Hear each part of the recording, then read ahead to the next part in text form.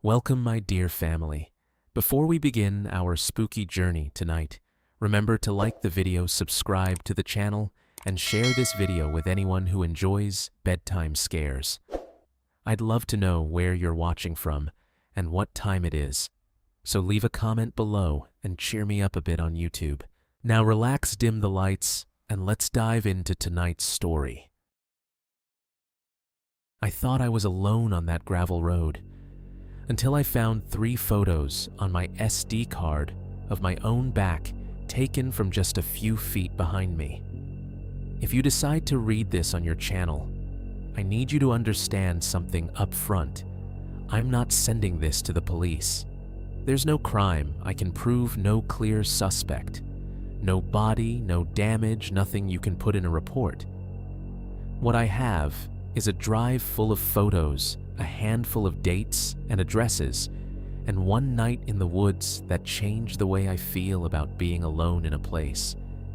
My name doesn't matter. I'm a 30-something IT support guy out of Knoxville, Tennessee.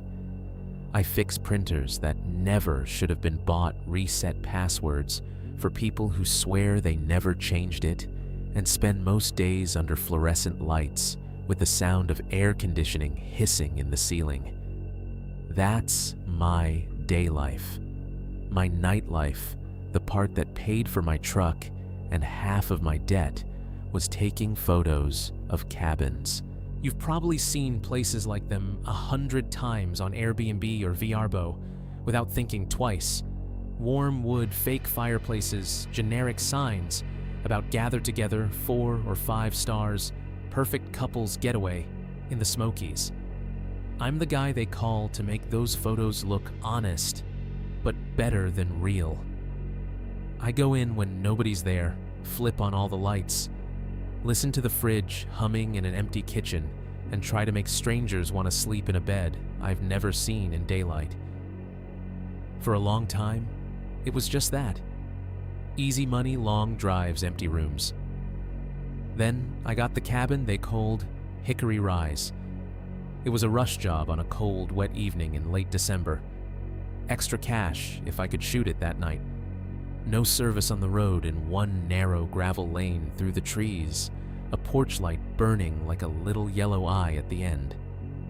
I told myself it was nothing I hadn't done before. Put the truck in park, grabbed my camera bag, listened to the engine tick as it cooled and the rain tapping on the hood, and walked toward that warm square of light. The whole time, I thought the worst thing that could happen was a dead battery or some drunk neighbor wandering over to ask what I was doing. I did not think about the walk back out. I did not think about the way gravel sounds when there is one pair of footsteps, and then there isn't. And I definitely did not think standing in that empty cabin with the fridge buzzing and the clock ticking too loud on the wall that someone else might be planning their own shots with my camera on their own time, with me as the subject. So when I tell you that I later sat in my apartment miles away and opened a folder called Hickory_Rise and found 3 photos of my own back taken from behind on that same gravel road, I thought I was walking alone. I need you to believe that I am not exaggerating this for views. What I'm about to tell you is everything that happened before those photos existed. I am not sending this to the police. I want that clear from the start. If you end up reading this on your channel, just know this is the only place I'm willing to put it. I don't have a case number. I don't have a suspect. I don't even have a clean timeline that makes sense outside of my own head. What I have is a handful of photos, some addresses, and a crawling feeling I can't shake when I walk down certain hallways or drive certain roads at night. My name doesn't matter. I'm 33, and I live in Knoxville, Tennessee. By day, I'm as boring as it gets, IT support for a regional logistics company. I sit in a low gray cubicle that smells like burnt coffee and Lysol wipes under fluorescent lights that hum just loud enough to make you tired, but not loud enough to complain about. The AC never shuts up. You can hear it breathing through the vents, a constant white noise that makes the whole building feel underwater. My day is tickets and passwords, printers that jam at exactly the worst time, users who swear they didn't change anything while staring at a keyboard covered in crumbs. Our ticketing system pings every few seconds with a little synthetic ding that I used to ignore and now kind of hate. Spinny office chairs squeak in unison when everyone shifts at the same time. The break room coffee tastes like someone boiled a shoe, but we all drink it anyway. The microwave beeps, the soda machine hums, the vending machine coughs out stale chips.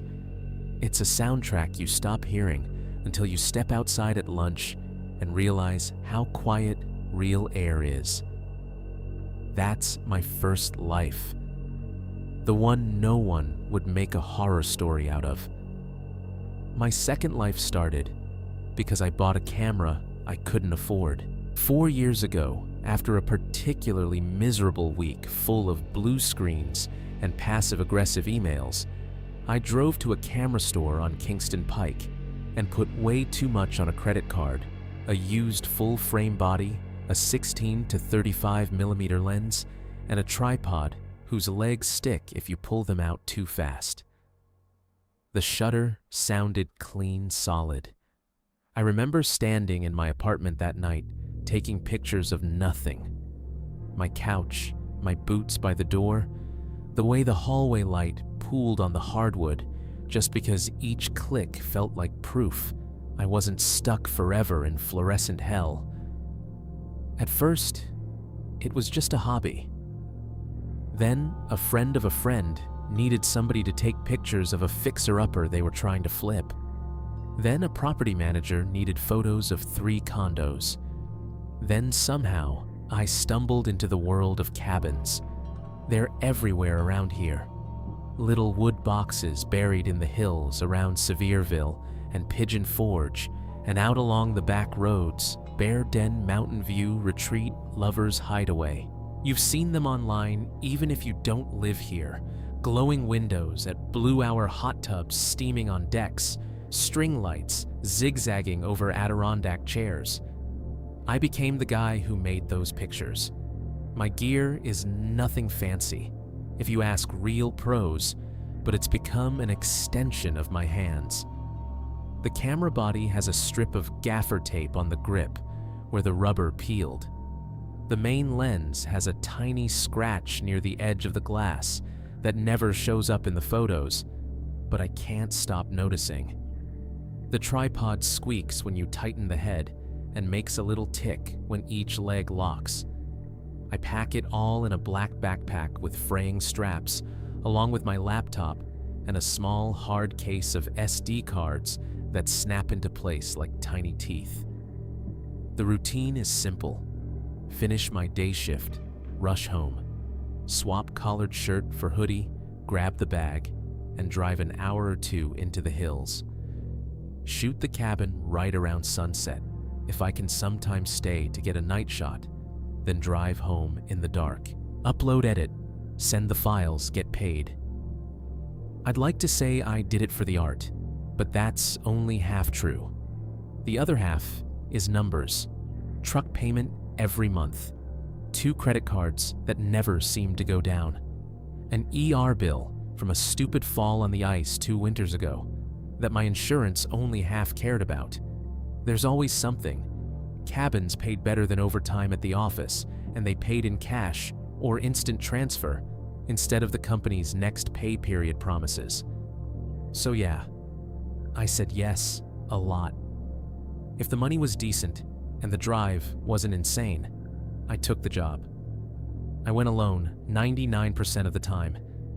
I brought a pocket knife I never used and a cheap flashlight that rattled when I shook it, and I told myself that was enough. For the most part, nothing happened. If I ended the story there, it would be an ad for side hustles not a horror story. But looking back now, Hickory Rise wasn't the first time something felt wrong. It was just the first time I let myself admit it. There were other cabins before that. Little things that didn't line up. At one place up on a ridge off Wares Valley Road, there was a motion sensor floodlight over the driveway.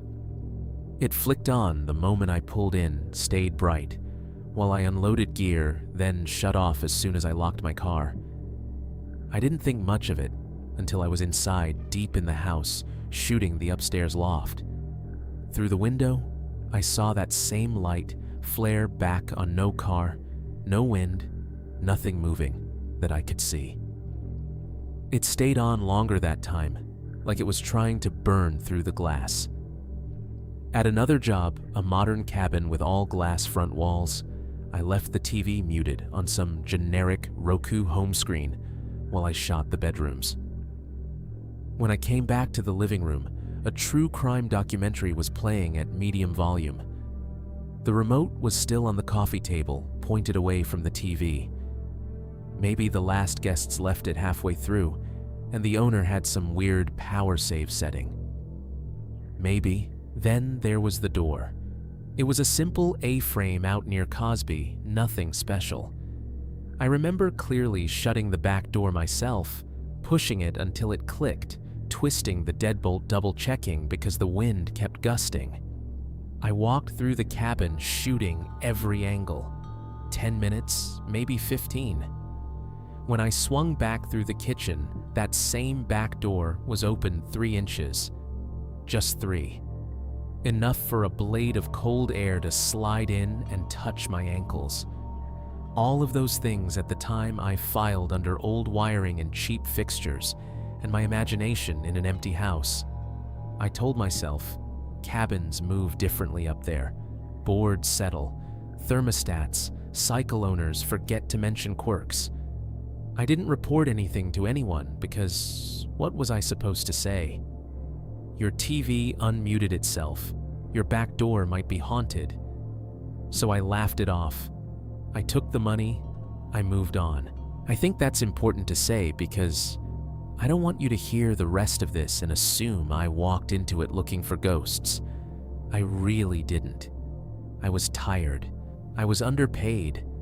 I was just a guy with a camera and bills. The night Hickory Rise came into my life, I was exactly where you'd expect me to be.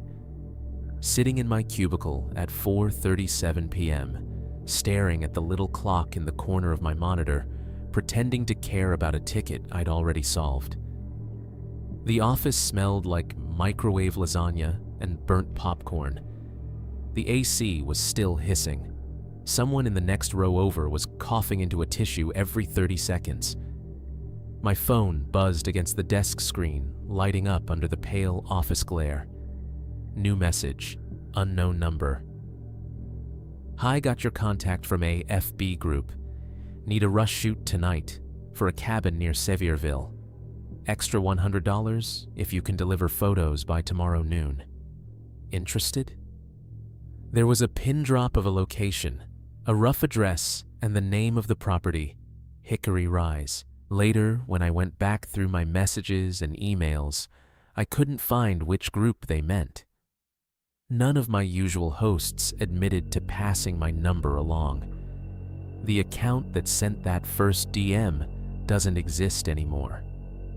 But sitting there in my squeaky office chair with the AC breathing down my neck and the ticket system pinging for the 10th time in an hour, none of that mattered. All I saw were 4 words glowing on the screen. Extra $100, if tonight. So I typed back, yes without thinking, shoved my phone in my pocket, and told myself it would be just another cabin. I clocked out at 5 on the dot. Nobody noticed me leaving. That's one weird comfort of office life. You can vanish at the end of the day, and the only thing that reacts is the time card system. I shut my monitor off, listened to the faint whine of the fluorescent lights.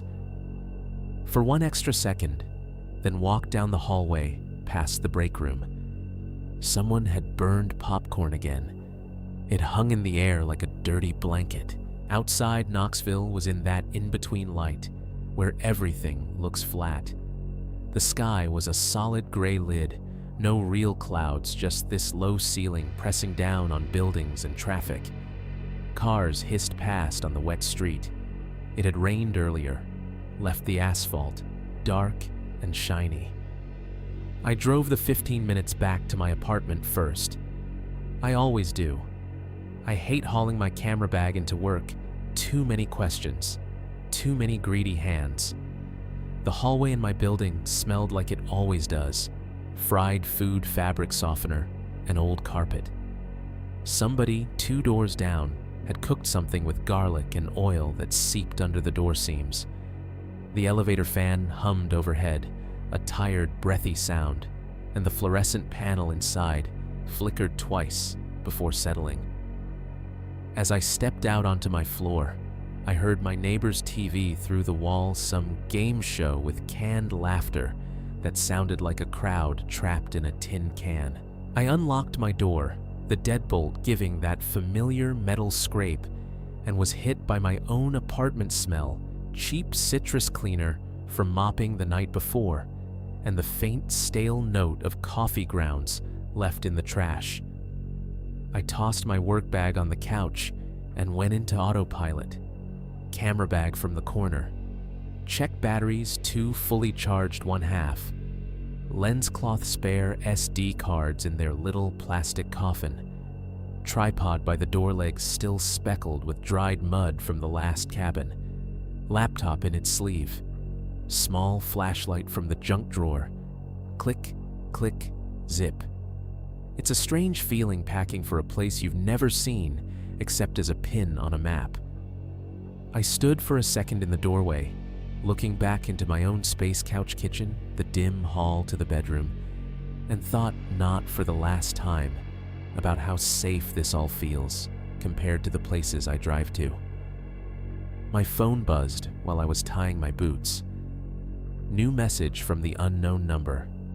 Leaving soon, no emoji, no name, just 2 words and a question mark. I typed back, heading out now. ETA around 6. They replied almost instantly. Okay, door unlocked. Lights should be on. Turn left at County Road 218, then follow sign for Hickory Rise. The way they typed bothered me a little, and I didn't know why at first. Then I realized the capitalization was weird. County Road in all caps. Hickory Rise in all caps. No contractions, no thanks, no friendly closer. Just instructions. It read less like a text and more like notes copied from somewhere else. I shrugged it off. Not everybody lives on their phone like me. Some hosts are older, some dictate texts with voice. I grabbed my jacket, killed the apartment lights, and headed downstairs. The air outside had cooled, that wet metallic smell before rain was back.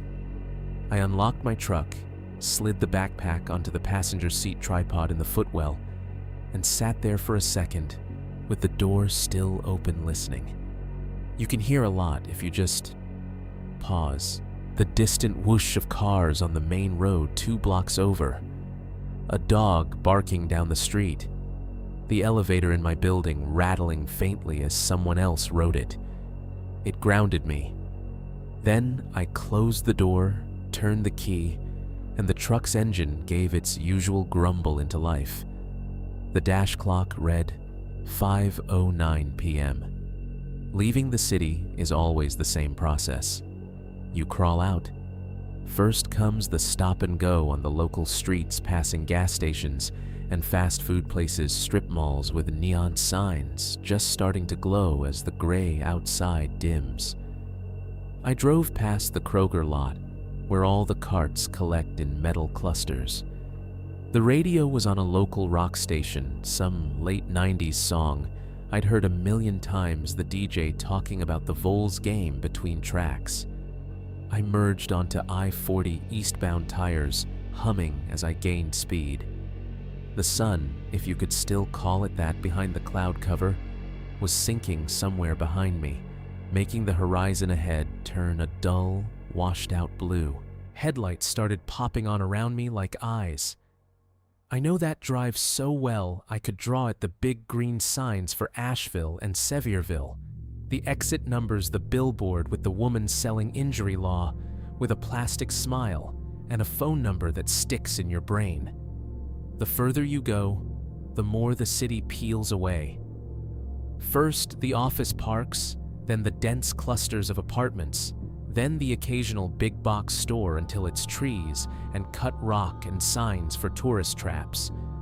Around 5:35, the rock station dissolved into static. The hills eat signal out there. I smacked the button twice more out of habit before giving up and switching to a downloaded playlist. The cab of the truck felt smaller, without the anchor of live radio, just me and songs I'd already chosen, bouncing around inside my own head. The rain started as a fine mist, then became proper drizzle. Wipers squeaked on that first pass, then fell into a steady swish-swish rhythm. Every few seconds, the glass fogged slightly at the edges from my breath, and the heater and I had to nudge the defrost settings. My phone, wedged in the little cradle by the vent, showed the blue route line climbing into the hills. Little bars of service at the top corner dropped from 4 to 3, then 2. I took the exit toward Sevierville, following the curve of the off-ramp, the tires buzzing over the ridged shoulder for a second when I drifted too close. The smell changed when I got off the interstate, less exhaust, more wet dirt and pine. I passed a BP station on the corner, its canopy lights harsh against the gray sky. For a second, I considered stopping top off the tank, maybe grab a better coffee than the office sludge still sitting in my stomach. But the clock on the dash said 5:47, and I pictured that extra $100 like a carrot just out in front of my hood. Cabin first, I told myself. Coffee later. I kept driving. The main drag through town was busy in that touristy way, mini golf places with fiberglass dinosaurs, pancake houses with signs promising all-you-can-eat souvenir shops with bears on everything. As I turned off onto a narrower road, those thinned. The buildings shrank, then vanished, replaced by trees and occasional old houses with sagging porches. My GPS voice told me to continue for 8.6 miles. The sky was darker now. Some lights were starting to come on in distant windows glowing warm behind bare branches. My speed dropped without me meaning it to. Country roads are like that. You start to feel the curves in your hands before you see them. I watched the service indicator on my phone like it was a heartbeat. 1 bar. Then, over a little rise, it blinked out completely. No service. The truck cab suddenly felt more cut off, like someone had shut a door between me and the world. The music kept playing, but it was just whatever I'd chosen days ago looping in my ears. No calls in, no texts out. I tried not to make a big deal out of it. I've lost signal out there 100 times. It comes back. It always comes back. But there was still that tiny tickle at the back of my neck as the sky dimmed another shade, the drizzle thickening against the windshield wipers, working a little harder. The directions on my phone updated to an offline version of the map. Ahead, a turn County Road 218. The text from the client echoed in my mind. Turn left at County Road 218. Then follow sign for Hickory Rise. The sign for the road itself was small and tired. A green rectangle with white letters leaned slightly to one side. I flicked on my blinker, even though there was no one behind me, and made the left. County Road 218 was narrower than I expected. 2 lanes technically, but no lines painted down the middle, just faded patches where tires had worn a path. Trees crowded up close to the shoulders. Here and there, a mailbox perched at the end of a gravel driveway, tilted like it was listening. Houses showed up less and less. A trailer with a half-collapsed porch, a brick ranch with 4 trucks in the yard, and a dog chained to a stake barking once as I passed. A 2-story farmhouse with a swing hanging from an oak, moving just slightly in the breeze. Then, even those fell away. It was mostly woods.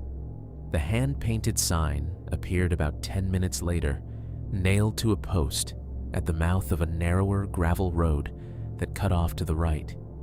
It was a plank of wood stained dark, with white letters someone had clearly brushed on themselves. Hickory Rise Arrow. The arrow pointed into the trees. The letters were neat, but old.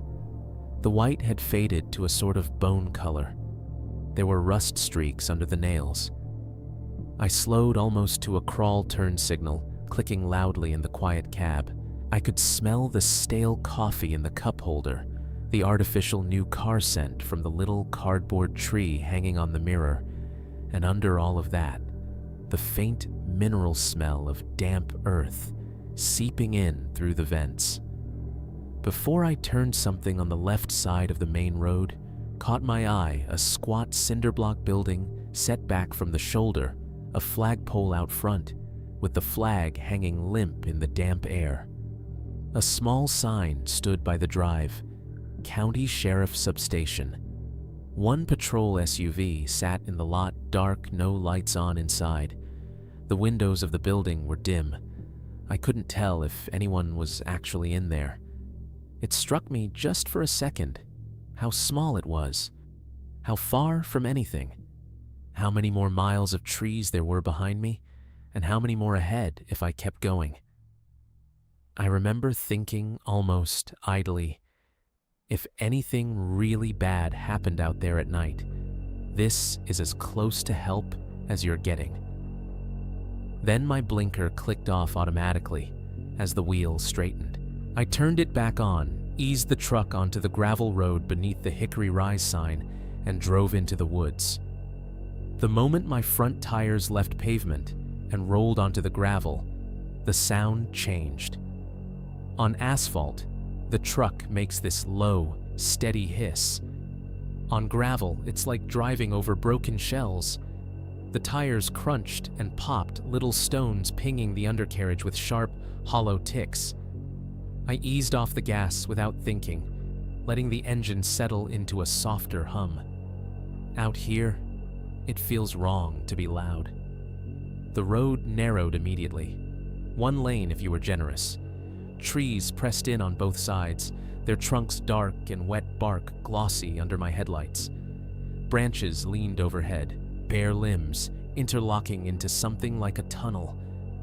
Every time the truck bounced in a rut, the beams jumped, throwing moving shadows across the trunks, like something slipping out of sight. Someone had nailed a short post to a tree on the right, with a cheap round reflector bolted into it. Ooh. When my lights hit it, it flashed back white and cold, a single, unblinking eye in the dark. The drizzle had turned into a steady light rain. It tapped on the hood and roof, occasionally running in thick rivulets across the windshield, when a gust shook the branches high above. The wipers worked in their slow, tired rhythm. Swish, swish, swish, squeaking a little at the end of each arc. I kept my hands light on the wheel, careful to stay in the packed down strip where other tires had gone. To the left, I could sense a drop off the land falling away into more trees. To the right, the woods climbed a bit. Every now and then, my headlights picked out the pale glint of a rock face or a cluster of wet ferns. The GPS had stopped trying to help. The screen showed my little truck icon crawling along a gray nothing. I don't know how long that road went on. Time stretches weird on those 1-lane cuts where you can't see more than 50 feet ahead. and there are no landmarks except trees that all look the same. A minute can feel like 5. It might have been half a mile, might have been a full mile. It felt longer. Then just when I started wondering if I'd somehow wandered onto the wrong driveway, the woods broke. The trees stepped back from the road like a curtain pulling open, and my headlights spilled into a small, roughly square clearing. Gravel fanned out into a crude parking pad, big enough for maybe 2-3 vehicles if you squeezed. Beyond that, perched slightly up on a low rise of packed dirt, was the cabin. Hickory rise. It was exactly the kind of place that photographs well. 1.5 stories warm, honey-colored wood, siding a steep roof, with dark shingles slicked shiny with rain. A porch stretched across the front, 3 wide steps leading up. At the far end of the porch, a wooden swing hung from chains swaying just a little in the damp breeze. The porch light was on. It glowed a warm, almost golden yellow, cutting a clean circle into the gray-blue gloom around it. That light hit the wet railings and turned the water drops into lines of tiny, trembling stars. Big picture windows faced the gravel pad. From where I sat, they were mostly dark, reflecting my headlights back at me in dull rectangles with a faint suggestion of interior shapes. I rolled to a stop in the center of the pad, shifted into park, and let my hand sit on the wheel for a second. The engine idled deep and steady. The rain pattered. Out here with no other engines, no traffic, no office vents hissing in the background, even my own heater fan sounded too loud. Old habit, I checked my phone before I did anything else. No service, no surprise, no comfort either. A little icon in the corner of a screen, but it might as well have been a closed door. I sat there, thumb resting on the dark glass, and told myself what I always tell myself when I'm out of signal range. You're in and out. You're not camping. You've done this 100 times. Cabin, photos, lockup. Back to town, where the worst thing you can run into at night is a drunk college kid weaving over the yellow line. I killed the engine. The world shrank even more. The hum under my feet vanished, leaving my ears chasing after smaller sounds. The tick-tick-tick of hot metal, cooling the rain working steadily at the windshield, the faint hiss of air moving through the vents as the fan wound down. Then even that faded. For a moment, I sat in the silent truck, just breathing. Then I opened the door. Cold air slid in like a hand damp and smelling of wet leaf litter and mud. There was that rich, dark, sweet forest smell under it, decomposing leaves and soaked bark. Somewhere farther off, I caught a thin thread of wood smoke. Somebody miles away had a fire going. I stepped down onto the gravel. The rocks shifted under my boots, letting out a softer version of the crunch they made under the tires. When I shut the door, the thunk echoed odd and dull in the trees, swallowed almost immediately by the rain. I pulled my backpack from the passenger side and slung it over one shoulder. The weight was familiar, a kind of anchor. The tripod I carried in my other hand, the rubber feet already beating with tiny drops of water. As I started toward the cabin, something else slid into my nose. Faint, just above the smell of wet wood and dirt, a sharp metallic tang. Like standing too close to a breaker box, or the air right after you plug in too many things at once. Not quite burning, not quite plastic. Ozone, maybe. Or damp wiring. It made the back of my throat itch. I paused in the middle of the gravel pad, frowned, and lifted my head to sniff again. It was there, then gone, like someone had cracked a door on an electrical room and shut it again. Bad insulation. I muttered more to myself than anything. Great. The porch steps were damp and darkened, each one, holding a small crescent of water near the front edge, where shoes had kicked it up before. I climbed them slowly, boot soles squeaking once on wet wood. The swing at the far end moved just enough to make one of its chains creak a small, tired sound in the stillness. The porch light hummed. It was a cheap fixture. You could tell by the way the bulb buzzed faintly in its housing, giving off not just light, but that little insect-like whine you only notice when everything else is quiet. Insects themselves were absent. Too cold. The only things moving in my peripheral vision were raindrops chasing each other down the railing. I pulled my phone out again, just in case. Still, no service. The lock screen reflected my own face back at me, pale and a little stretched by the glass. The last text from the client sat near the top of the screen. Gray bubble door is unlocked. Utilities on. Please lock up and text me when you're done. I could recite it in my sleep already. I flashed the screen off and slid the phone back into my jacket pocket. The cabin door stood to my right under the porch light, a solid-looking slab of stained wood with a black handle and a keypad lock that hadn't been installed yet, the numbers still covered by blue tape. I walked over to it, my boots hollow on the boards. As I passed the front window, I glanced in automatically. My reflection stared back, dark hoodie camera bag strap across my chest, tripod in hand. Inside, I could make out the ghostly outline of furniture, hazy shapes of a couch, and what might be a dining table. No movement. The closer I got to the door, the more aware I became of how quiet everything was. No road noise, no wind in the trees, just the tick of rain hitting leaves and the soft drip from the porch roof. No TV from inside the cabin, no muffled voices, no music. And under it, so faint, I almost missed it, a steady mechanical murmur, coming from somewhere beyond the wall.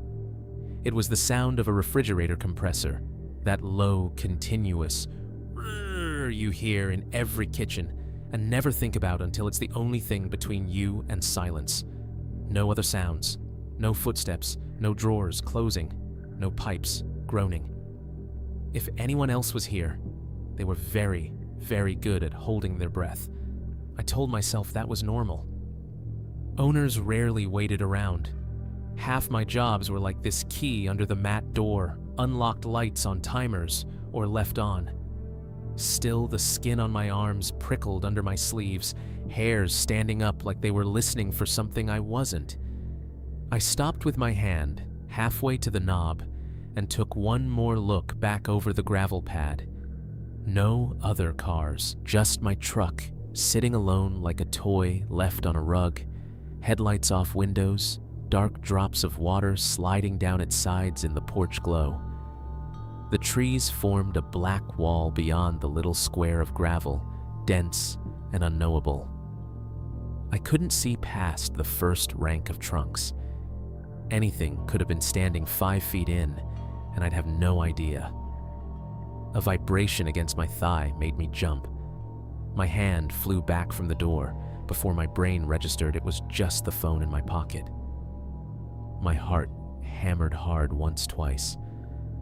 I fished the phone out with fingers that didn't feel entirely steady and lit the screen. New message, same unknown number. Be sure to get good shots of the backside too, especially the tree line. I stared at those 2 sentences for longer than I should have.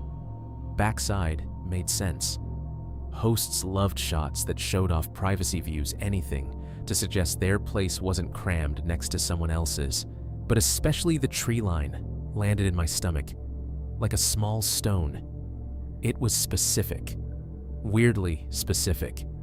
Not the view, not the deck, not the hot tub, the tree line. I thumbed a quick, got it back before I could think too much about it. Watched the little sending wheel spin despite the no service up top, and then shoved the phone away. The porch light hummed, The fridge buzzed on the other side of the wall. Somewhere out there in the dark beyond a line of trees I hadn't even seen yet, rain fell on ground that might or might not belong to the people who'd hired me. I put my hand on the door handle, took a breath that tasted like wet wood and faint electricity, and opened the door to Hickory Rise. The doorknob turned without resistance. No deadbolt, no chain, just the hollow sound of latch against strike plate. The door swung inward on smooth hinges, and a different kind of air slid over me, cool and dry with that unmistakable smell that every new cabin seems to share cut wood cleaning chemicals and paint that has barely finished curing. If you've never walked into a brand new rental cabin by yourself, it's hard to explain how staged it feels. Like stepping onto the set of a commercial where everyone went home and left the lights on. The first thing I noticed was the smell. Pine sol or something close to it, sharp and lemony, riding on the sweeter resinous scent of fresh boards and sawn beams. Under that fainter was the chalky tang of new drywall and the faint plasticky breath of packaging that had only recently been peeled off a TV or an appliance. It was colder inside than I expected. The HVAC was off. I could hear that because there was no steady whoosh from vents, no background sigh of air. Instead, the sound that claimed the empty space was the fridge. I couldn't see it yet, but I could hear it clearly, a low, continuous hum coming from somewhere to the right, punctuated every so often by a soft click as the compressor cycled. In a city apartment, you don't notice that sound unless it stops. In an empty cabin in the woods, it's all you hear. My boots squeaked as soon as I stepped off the threshold. The floor was spotless laminate or hardwood, hard to tell at a glance, wiped down until it gleamed in the porch light and the overhead fixtures. There was enough cleaning product on it that the rubber soles of my boots made this small, protesting noise each time I shifted my weight. I let the door fall shut behind me. It closed with a solid, insulated thud that seemed to snuff out what little noise was bleeding in from outside. The rain, the trees, even the faint hiss of my truck's cooling engine, all of it became a memory. Inside Hickory Rise, there was only refrigerator hum and the faint buzz of electricity. Living room first. It always is. A gray sectional couch sat facing a big flat-screen TV mounted over a fake fireplace. Someone had thrown on the couch in a way that was meant to look casual, but came off like a furniture store display. The pillows were too puffed, the throw too perfectly draped. Above the TV, one of those generic signs you see in every rental hung on the wall in black script, "Gather together," or something equally empty. I didn't walk close enough to read it. I didn't need to. I've seen 100 of its cousins, live, laugh, love. This is our happy place. Words mass printed for people having a weekend away from their actual lives. The fireplace was one of those electric units that imitates flame with orange lights and moving plastic. It was off-screen black, reflecting a warped slice of the room and the faint hint of my own shape when I shifted just right. A clock on the far wall ticked. Not a soft, modern tick you barely register, but a defined tock every second, like a metronome. White face, black hands. Cheap, but loud. It felt out of proportion for the space that insistent little sound. To the right, the kitchen opened up stainless steel appliances, a square of granite counter that looked almost too nice for a cabin, meant for bachelorette parties and family reunions. The fridge, a shiny silver monster, took up most of one wall. It hummed steadily, door sealed tight, ice dispenser dark. Brand stickers still clung to the corners of the dishwasher and oven. The microwave had that protective plastic half peeled on its display, a tab of blue film hanging down. Above the counter, a strip of LED under-cabinet lights cast a cool, flat white onto the backsplash. They also emitted a high-pitched whine, barely audible at first, that drilled itself into my head the longer I stood there, a tiny electronic mosquito in the background. No dishes in the sink, no crumbs on the counter. A dish towel folded with its edges exactly aligned. It was the kind of cleanliness that felt less like someone had just used the place, and more like no one ever had. Down the short hall were the bedrooms. The first door on the left opened to a queen bed with a navy comforter and 2 rows of pillows arranged by height, like somebody was preparing for a photograph, which, to be fair, I was. A pair of nightstands flanked the bed, each one holding a cheap lamp with a neutral fabric shade. The bulbs were bright white, not the warm kind, and when I clicked one on, it made everything look a little too harsh, too vivid. There was a window over the headboard. At this angle, all I saw in it was a black rectangle. The glass reflected the room back at me, faintly, bed lamp my own shoulders, and beyond that reflection, there was nothing. No shapes of trees, no hint of sky. Just a flat, depthless black, dark enough that my brain kept trying to fill it with something. The second bedroom was nearly identical. Different color scheme, a soft green instead of navy.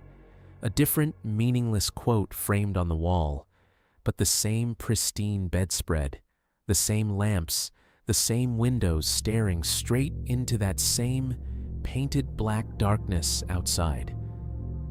Standing in those rooms, I became aware of another sound, the occasional abrupt clunk from the kitchen, when the ice maker in the fridge decided to dump a batch. It came at irregular intervals, loud enough to jumpstart my heart each time. The kind of sound that, if you were staying the night, you'd eventually learn to sleep through. I hoped I wouldn't be there that long. I went back to the main space and did what I always do when I want to stop thinking about how empty a place feels. I went into work mode. I set the tripod down and popped its legs out, each one snapping with that familiar tick as the locks clicked into place. Camera out of the bag lens cap off, quick wipe with the cloth to clear any smear. Battery and SD card clicked, home power on. The camera woke up with a muted beep and a flicker of the rear screen. I talked to myself more than I should have. Okay, wide shot from here first, then move to the corner. Watch that glare on the TV. My voice sounded wrong in there. Too soft, swallowed up by the emptiness, the words falling flat and hanging in the air just long enough for me to hear how alone I was.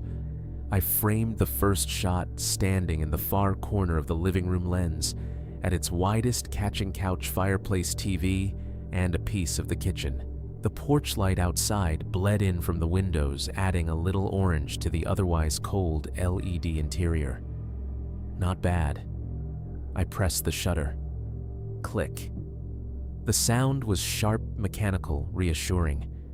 It echoed once off the wood and then disappeared into the fridge hum and clock talk. I stepped carefully, mindful not to scuff the floor, moving the tripod a few feet at a time. Each adjustment came with its own set of familiar noises, the soft scrape of rubber feet, the creak of the ball head, the tiny beep of focus confirmation when I half-pressed the shutter. My boots squeaked here and there on the still damp laminate, marking my path, even as I tried to walk lightly. As I worked, the cabin started to feel less like a stage and more like a project. Living room, then kitchen, then back again. I shot the counters, the sink, the stainless steel fridge with its perfect empty magnet surface, I took a dedicated shot of the stove with all the burners turned on so the blue flame would show hosts love that. The under-cabinet LEDs buzzed overhead, steady and pale. Every now and then, the ice maker would dump again with a hollow chunk that made my shoulders jump. Jesus, I muttered after the third time. Warn a guy. My voice didn't even reach the opposite wall. Once I had the basics, I turned my attention to details, a close-up of the throw blanket's texture, the fake fireplace with its artificial logs, the way the porch light outside painted streaks of gold on the window frame. I mentally checked boxes on an invisible list. Wide medium detail. Repeat for bedrooms. Repeat for bathrooms. Exterior at the end. It was somewhere in that rhythm that the unease started to creep back in. It happened first in the living room. I repositioned to shoot toward the front door, backing up until I was almost touching the wall. As I checked my framing on the rear screen, something in the black TV above the fireplace caught my eye. A shape. Vague pale. I looked up. The TV was off a smooth rectangle of glossy black. In it, faint and warped by the curve of the screen, was my own reflection hood-up camera to my face tripod in front of me. For half a heartbeat though, before my brain caught up, I saw it as another person in the room. Someone slightly too tall, too still. The jolt in my chest was disproportionate to reality. It was just me. It had always been just me. But the way the glass distorted my outline made me look unfamiliar, like a stranger had stepped into the scene without sound. I shook it off and moved on, but it kept happening. In the kitchen, when I bent to level the camera, the dark microwave door mirrored back, a slanted version of my head and shoulders. In the hallway, the small framed art over the console table hid a patch of glass so dark it showed me again, this time, elongated and gray. And in the bedrooms, those windows, those big, perfect, real estate-friendly windows with their perfectly ironed curtains, pulled back, showed me my own silhouette with the black outside swallowing everything else. A flat cutout of a man in a hoodie camera, lifted like a weapon, floating over emptiness. Every time my body reacted before my mind. A quick spike of adrenaline, a tightening in my throat, a tiny step back. Then, recognition, then a low-level embarrassment at being startled by my own ghost. I've got to stop doing that, I muttered once under my breath while shooting the second bedroom. The clock in the living room answered with a far-off talk. The fridge hummed. The ice maker clunked now and then. My shutter clicked, clicked, clicked, cataloging a perfect empty cabin. From the inside, at least nothing moved behind the glass. But me. The back of the cabin was where the money shots usually lived. People do not pay to stay in a box of wood. They pay to stay in a box of wood that looks like it is almost swallowed by nature, but not quite. Close enough to the trees to feel immersed, far enough to still get decent cell signal and not think about who else might be out there. From the living room, 2 big windows face the backside. Floor-to-ceiling glass framed in dark wood with simple gray curtains pushed to the sides. I turned toward them once I had the inside basics done. From a distance, they looked like rectangles of matte black mirrors that had forgotten how to reflect. As I walked closer, the room around me slid into them, slowly couch lamp, the faint glow of kitchen lights behind. At about 3 feet away, my own outline floated there too, layered over whatever was outside. I stepped right up to the glass and let my eyes adjust beyond my own ghost. The first thing that hit me was how close the tree line actually was. There wasn't much of a yard, no sweeping lawn, no fire pit circle, no long view. Just a narrow strip of ground, maybe 20-30 feet of patchy grass and mud, and then trees. Tall trunks, mostly bare this time of year, pressed together shoulder to shoulder. The kind of dense woods where branches knit into each other until you can't tell where one tree ends and another begins.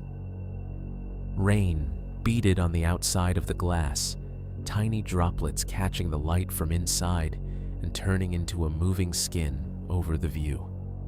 Beyond that liquid veil, the world was layered shades of dark charcoal, ground black-brown trunks, vague gray shapes of rocks or low bushes. It took me a second to realize what was wrong with the picture. At the exact point where the trees started right at that border, where the cabin's scraped leveled ground met the unbothered woods, there was a line.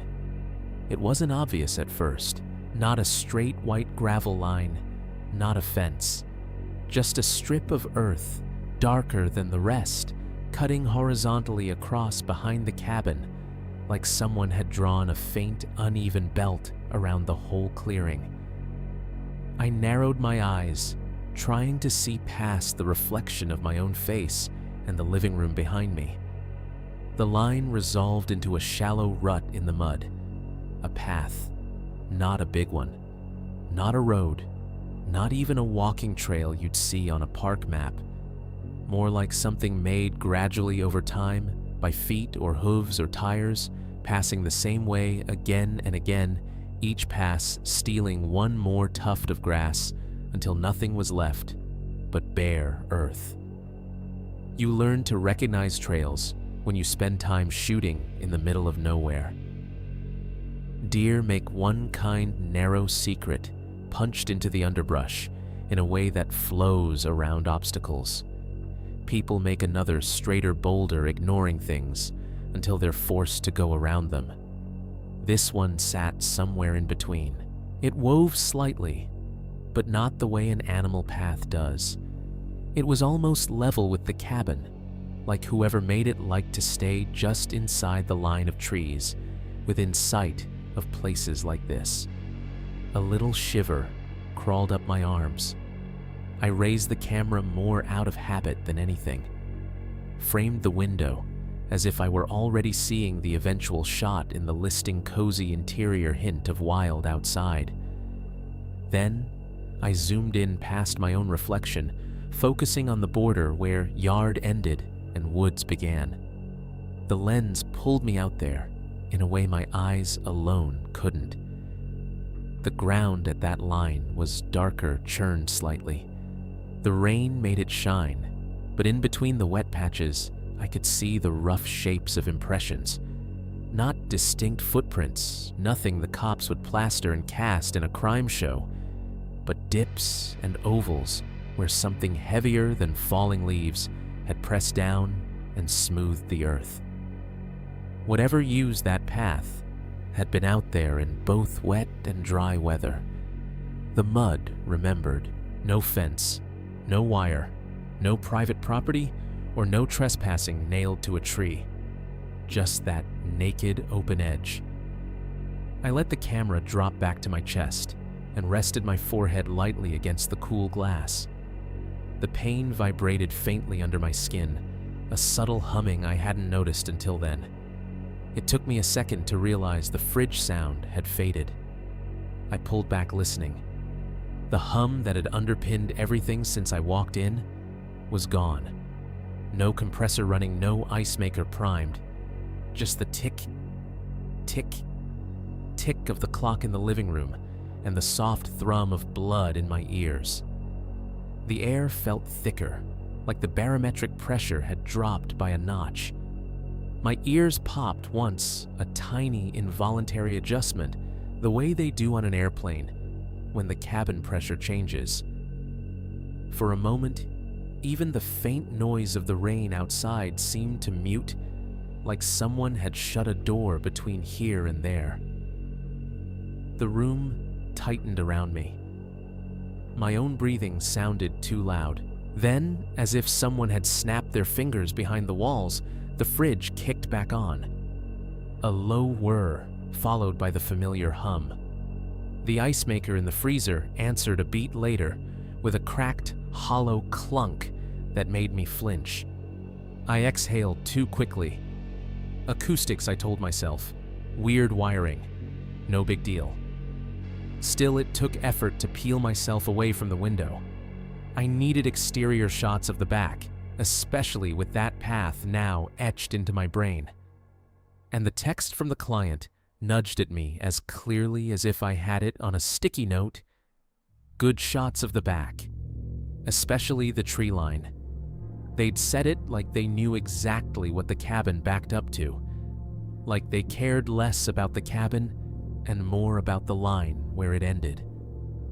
There was a door off the kitchen that led to a back deck. I'd clocked it earlier, a sliding glass door with a handle you had to lift and tug at the same time. The handle was colder than the air inside condensation beating along the metal when I unlocked it and pulled the seals let go with a wet, rubbery sigh. Outside the deck, boards were damp and slick. Someone had swept recently. There were no leaves, no dirt, just that sheen of rainwater on stained wood. As I stepped onto it, the board under my left foot gave a complaining creak, a drawn-out "ee" that sounded almost human in the quiet. The rain was steadier now, but still light, a constant tapping on the deck railings and the roof above. Beyond the small halo of light spilling from inside the woods hissed softly the sound of countless drops filtering through branches and leaves. Standing out there without the glass between me and the trees, I could smell them better. Wet bark soil churned up by water, something green and sharp from unseen plants. And there again, under it, all that faint electric tang like a transformer in the distance. I walked to the edge of the deck and looked out. From this angle, the cabin's advantage disappeared. It didn't feel like a cozy retreat with a view. It felt like a stage built 2 steps from a wall of bodies. The strip of ground between deck and tree line looked even narrower from here. The path at the edge of the woods was more obvious too, a darker welt along the base of the trees running left and right until the curve of the forest swallowed it, especially the tree line. I lifted the camera and got to work. First, a shot from the corner of the deck, catching a sliver of railing, a chunk of siding, and then the woods in the background. Click. The shutters sounded softer outside, the noise whisked away by the rain. Then I backed up against the cabin's rear wall to fit as much as I could into frame living room windows, deck, roofline, and the trees looming behind like an audience. The ground sloped slightly, just enough to make the cabin feel like it was leaning forward a fraction. As I adjusted the zoom, something changed at the far left edge of the viewfinder. It was subtle, a tiny shift, more suggestion than action. Like a piece of darkness pulling itself a little deeper into itself. My finger froze on the shutter. For a heartbeat, I thought I was finally seeing someone out there, a hunter maybe, or a neighbor who liked to walk at the edge of other people's property. But when I focused as tight as I could, the lens resolved only bark and shadow. A knot in a tree where I'd thought there was a shoulder. A vertical line that could have been a leg, but was just another trunk half hidden. I held the camera there anyway, breath shallow, waiting to see if the movement repeated. Nothing. Just rain, weaving its fine strands from branch to branch. I made myself take the shot. Click. The sound jolted me back into my own body. I took one more frame for safety, then lowered the camera and immediately thumbed the playback button, walking under the cover of the eave to keep drops off the screen. The image filled the LCD cabin on the right deck rail in the foreground trees, crowded in the back.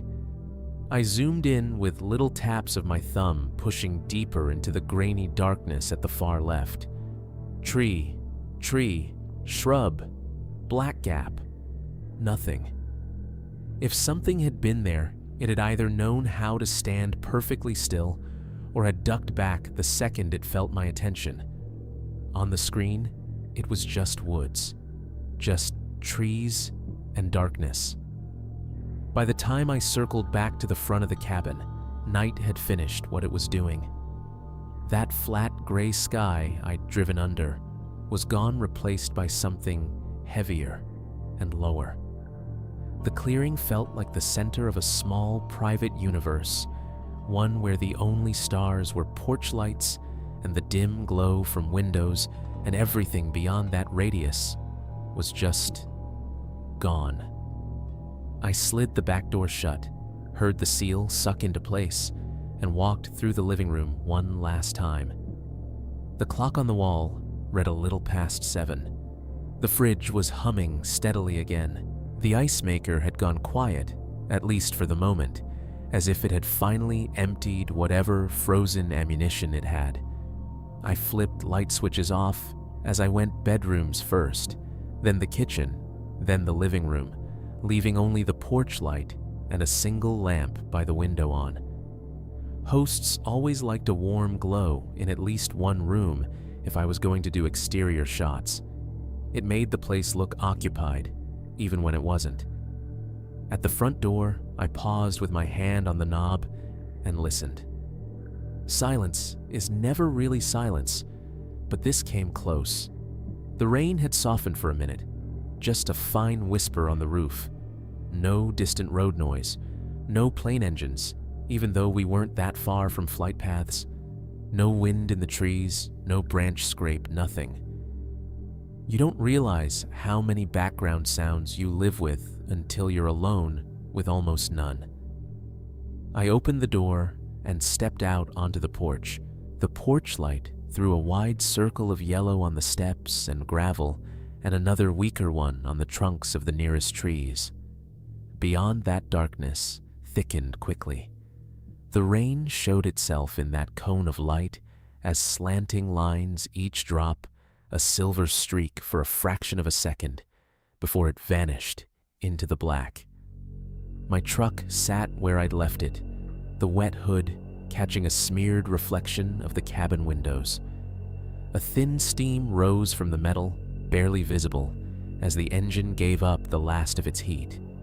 Every now and then, something in the undercarriage ticked little cooling clicks like metal talking in its sleep. No other vehicles, no new tire tracks, just the same mess of gravel and the soft puddles beginning to form in the low spots. I forced myself to get back to work. The faster I finished, the sooner I'd be out of there. I carried the tripod down the steps, boots slipping slightly on the wet wood. The swing at the end of the porch creaked once, a lazy back and forth motion stirred by some breath of air I couldn't feel on my skin. Halfway across the pad, I set the tripod down and extended the legs, each one snapping into place with a familiar series of clicks. The sound felt too loud in the open space. It didn't have anything to compete with. I framed the typical shots cabin head-on wide with the porch light bright and the window lamp glowing inside. The rectangle of the front door, the angled roof, the way the wet wood shone. Shutter. Click. The sound bounced off the cabin's face and came back a little softer. I stepped farther back nearer the edge of the gravel to catch more of the trees around the clearing. That's what sells isolation. The sense that this is your little pocket of the world, surrounded by nothing. When I turned to grab a lower angle, I realized just how much the soundscape had narrowed. No cars. I hadn't seen headlights pass on the main road since I arrived. No plane rumble overhead. Even the hum of my own truck was gone now. The engine cooled enough that it didn't add anything to the air. The rain had settled into a steady patter, but it was almost polite tapping on the hood on the cabin roof whispering in leaves. Every once in a while, a drop hit my jacket hood with a small, isolated plip. I finished the last planned shot and started breaking the tripod down. There's always this moment on jobs like this where your focus shifts from I'm working to I'm in the middle of nowhere, and I'm about to not have an excuse to still be here. My fingers moved automatically on the clamps and knobs, but my brain had already half moved to the idea of the drive back of merging onto the interstate of gas stations and lit signs and other people. That's when I heard the gravel. Just one sound at first. A small, deliberate crunch somewhere to my left. Not under my feet. Not under the tripod. Out beyond the edge of the light, near where the clearing faded back into trees. I froze. The tripod was halfway collapsed, 2 legs in one still stretched. I kept my hand on the cold metal and lifted my head slowly, turning in the direction the sound had come from. My first thought was deer. It always is out here. Or raccoon, or some kind of stray dog. Something 4-legged and nervous, watching the light and deciding whether I was a threat. I squinted into the darkness, letting my eyes try to adjust. The porch light behind me cast my own shadow, long and tall across the gravel, stretching toward the tree line, like a stretched-out stain. Beyond that, I could see the trunks of the first row of trees, their wet bark catching just enough light to gleam. For a second, there was nothing. Just shapes and absence. Then something moved.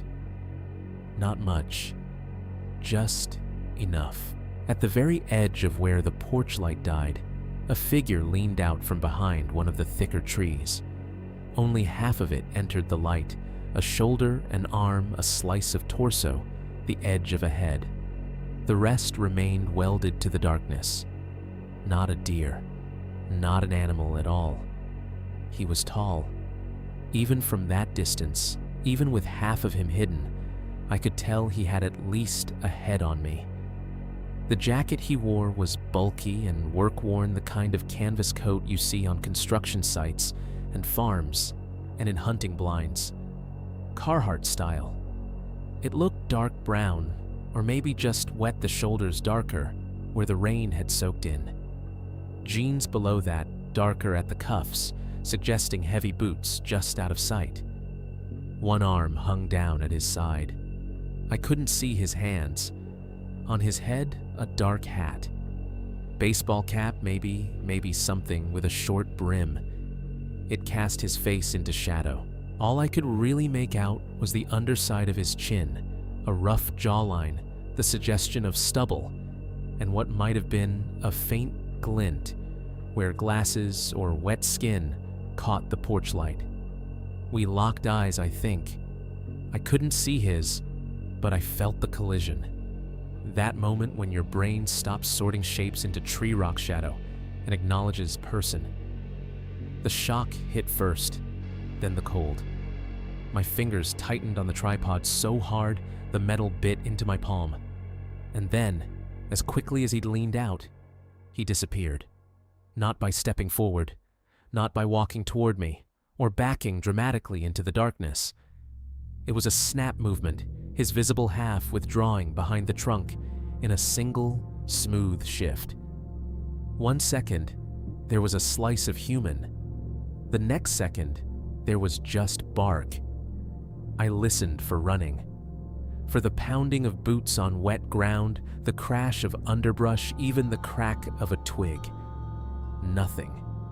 There was a subtle shuffling sound like a weight shifting once, and then stillness again. The rain didn't even seem to change tempo. I realized I'd stopped breathing. The air in my chest burned as I dragged in a slow, shallow lungful. "Hello," I called out. My voice sounded wrong. It didn't carry the way I expected. The trees swallowed it and handed back something smaller, like an echo that had been sanded down. No answer. "Hey," I tried again, forcing more volume. "You okay out there?" Nothing but rain and the faint, delayed drip of water from the cabin's gutters. A drop landed somewhere on the truck, pinging off metal, with a tiny, isolated note. I told myself, it's a neighbor. It's the owner. It's some guy checking on his property. He doesn't owe you conversation. Still, panic was very quietly threading itself through my ribs. I picked up the tripod, hugging it a little closer than necessary, and took a few slow steps toward the left, angling myself to get a better look around the tree he'd leaned from. From this new angle, the trunk came into clearer view, rough with wet bark slick strips of moss climbing the side. I squinted, trying to parse any shape beyond it. All I saw were more trees, more black between them. Layers and layers of vertical lines fading into nothing. The path at the edge of the woods was a darker seam near their bases stretching out of sight. No jacket, no hat, no tall man. If he'd stepped back any farther, the darkness had finished the job of erasing him. A small sound broke the quiet, but not from the woods. From my pocket. Ping. The notification tone was absurdly bright, in that setting a little digital chime that might as well have come from another planet. I flinched hard, almost dropping the tripod, and fumbled for my phone with fingers that suddenly felt clumsy. For one hopeful second, I thought it might be the owner checking in. Or an automated message from my carrier telling me service had come back. Or my ex, who had a knack for texting at exactly the wrong time and making me roll my eyes instead of think about whatever else was bothering me. The screen lit my hand and a patch of my jacket in cold white. One new message. Same unknown number. I tapped it open. "Do you see it yet?" That was all. 4 words, no name, no punctuation beyond the question mark. A drop of water slipped off my hair and hit the phone screen, distorting the text for a second into a watery blur. My thumb smeared the droplet away, leaving a streak. "Do you see it yet?" I read it again. I looked up from the phone and back to the tree line. The trunk was there. The path was there. The edge of light was there, a soft gradient dying out into black. Whatever he meant by it, whoever had sent that, there was nothing standing there now. Nothing that I could see. There's a point on every job where you stop thinking like a photographer and start thinking like a person who just wants to go home. For me, that point came standing in the wet gravel with my phone in my hand, staring at those 4 words. "Do you see it yet?" And knowing that wherever the sender was, they were asking about something I'd already seen. I didn't reply. My thumb hovered over the keyboard for a second, then I hit the side button and killed the screen. The porch light hummed behind me, painting my shadow long and warped across the pad, cutting off right at the line where the darkness started. Whatever had been behind that tree was gone, or it was better at hiding than my eyes were at finding. Either way, I was done. I picked up the tripod with a clumsy 2-handed grip and crossed the clearing in quick, uneven steps. The gravel slipped under my boots, a little stones, grinding tiny bits, pinging off the underside of the truck as I got closer. I yanked the back door open, and the familiar smell of my truck's interior rushed out at me. Stale coffee fast food salt, the artificial forest scent of the hanging air freshener old upholstery. For the first time since I'd started this side gig, the cab felt like a safe place. I tossed the tripod across the back seat, not caring this time if it scuffed anything. The camera bag went in after it, landing with a soft thud. I slammed the door harder than I needed to, liking the solid mechanical sound of it, shutting the way it echoed off the cabin siding and bounced into the trees. Then I climbed into the driver's seat. The instant the door closed, the world shrank. Rain became a muffled hiss on the roof rather than a cold sensation on my face. The porch light was just a yellow flare in the side mirror. The dark trees became a wallpaper of black beyond the fogged glass. My hands went automatically to the lock switch. Thunk. All 4 doors clicked down. I felt a little stupid for how much better that made me feel. I sat there for a second, just breathing. The steering wheel was cold under my fingers, the textured plastic familiar. The dash lights glowed gently speedometer needle at 0 fuel gauge, comfortably above half-engine temp, low check engine light, blessedly off. My reflection looked back at me in the darkened windshield, faint and ghostly. Just a neighbor, I said out loud to the empty passenger seat. Some guy out for a walk. Maybe he doesn't like strangers with cameras. That's all. Saying it made it sound less like the truth and more like a line I was trying out on myself. Either way, it didn't matter. Once the engine was running, I'd be backing out of this clearing, bumping down the gravel, and pointing my hood toward town.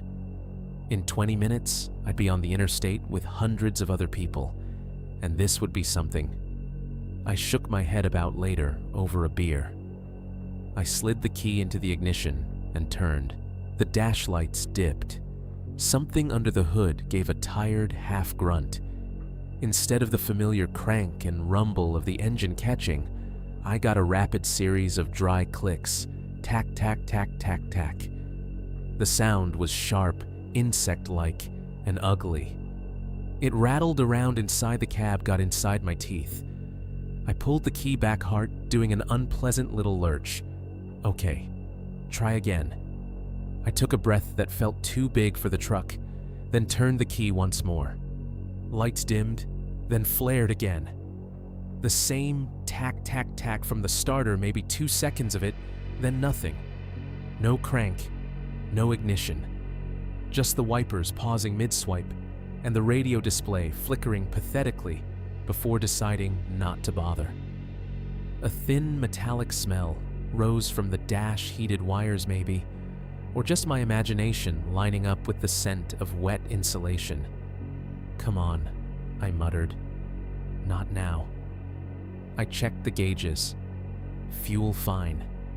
Oil pressure needle resting in its usual spot. No screaming red lights beyond the little battery icon that had flickered when I turned the key. It went out again with the rest of the provisional Christmas tree when I let go. For a second, I sat completely still, staring at the steering wheel, listening. The only sounds were my own breathing, too loud in the small space, and the patter of rain on the roof. Somewhere in the chassis, a bit of hot metal ticked as it cooled from the earlier drive. The porch light hummed through the closed door, a faint electrical buzz just at the edge of hearing. I turned the key a third time. Tack, tack, tack, tack, tack. No catch. Just that helpless clicking like a grasshopper trapped under the hood.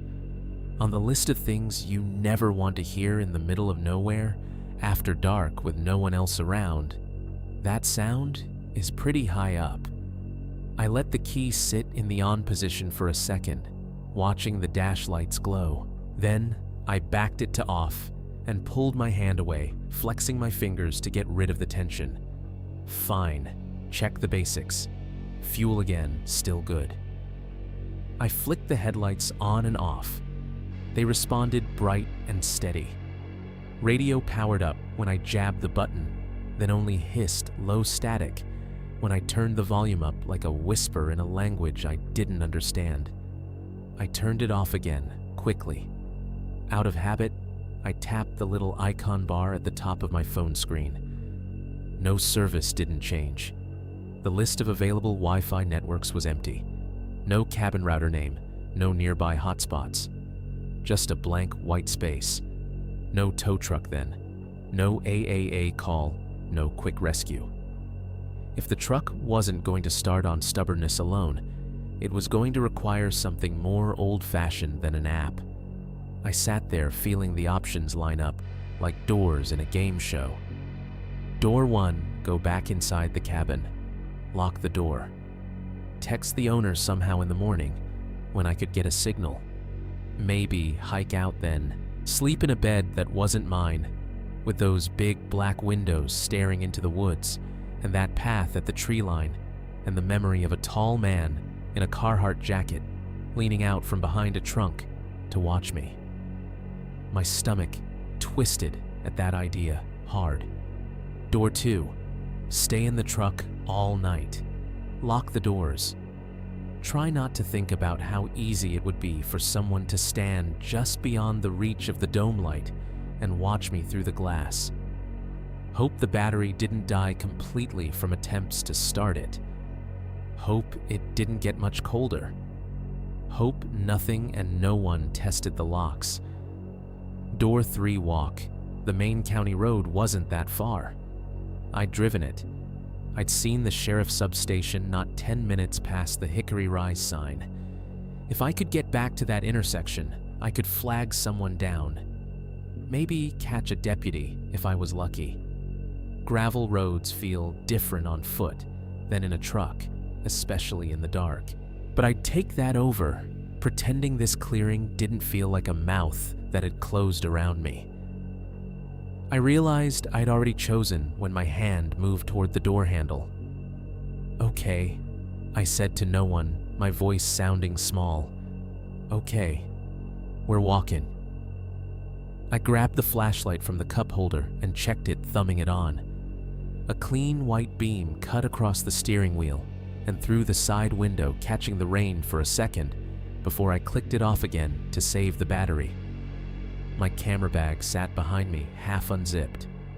For a moment, I thought about taking the camera out, holding it in my hands, instead of leaving it back here.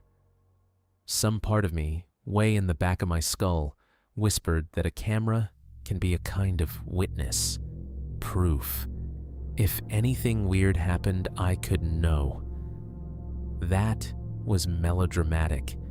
I was not going to be the idiot who stopped to take art shots in the middle of a problem.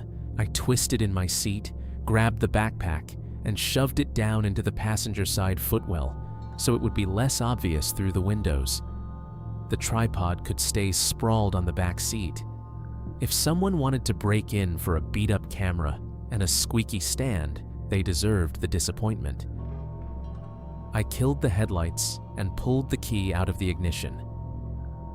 The cab went darker, lit only by the soft residual glow from the porch light through the windshield. My reflection in the glass was suddenly sharper eyes too wide. I unlocked the door, hesitated, then hit the lock button again just to listen to it. Thunk. 4 satisfying clicks. I opened the door a crack. The rain's voice surged back in louder, cooler. The smell of wet trees and gravel and that faint electric tang wrapped around me. I slid out, keeping the flashlight in my pocket for now. No reason to draw more attention to myself than the porch light already did. When I shut the truck door, it felt more final than it should have. I walked around to the cabin front to make sure I'd actually locked it, boots crunching in the gravel. As I climbed the porch steps, the light above my head flickered. Just once. A quick, almost imperceptible dimming, like the bulb was taking a breath.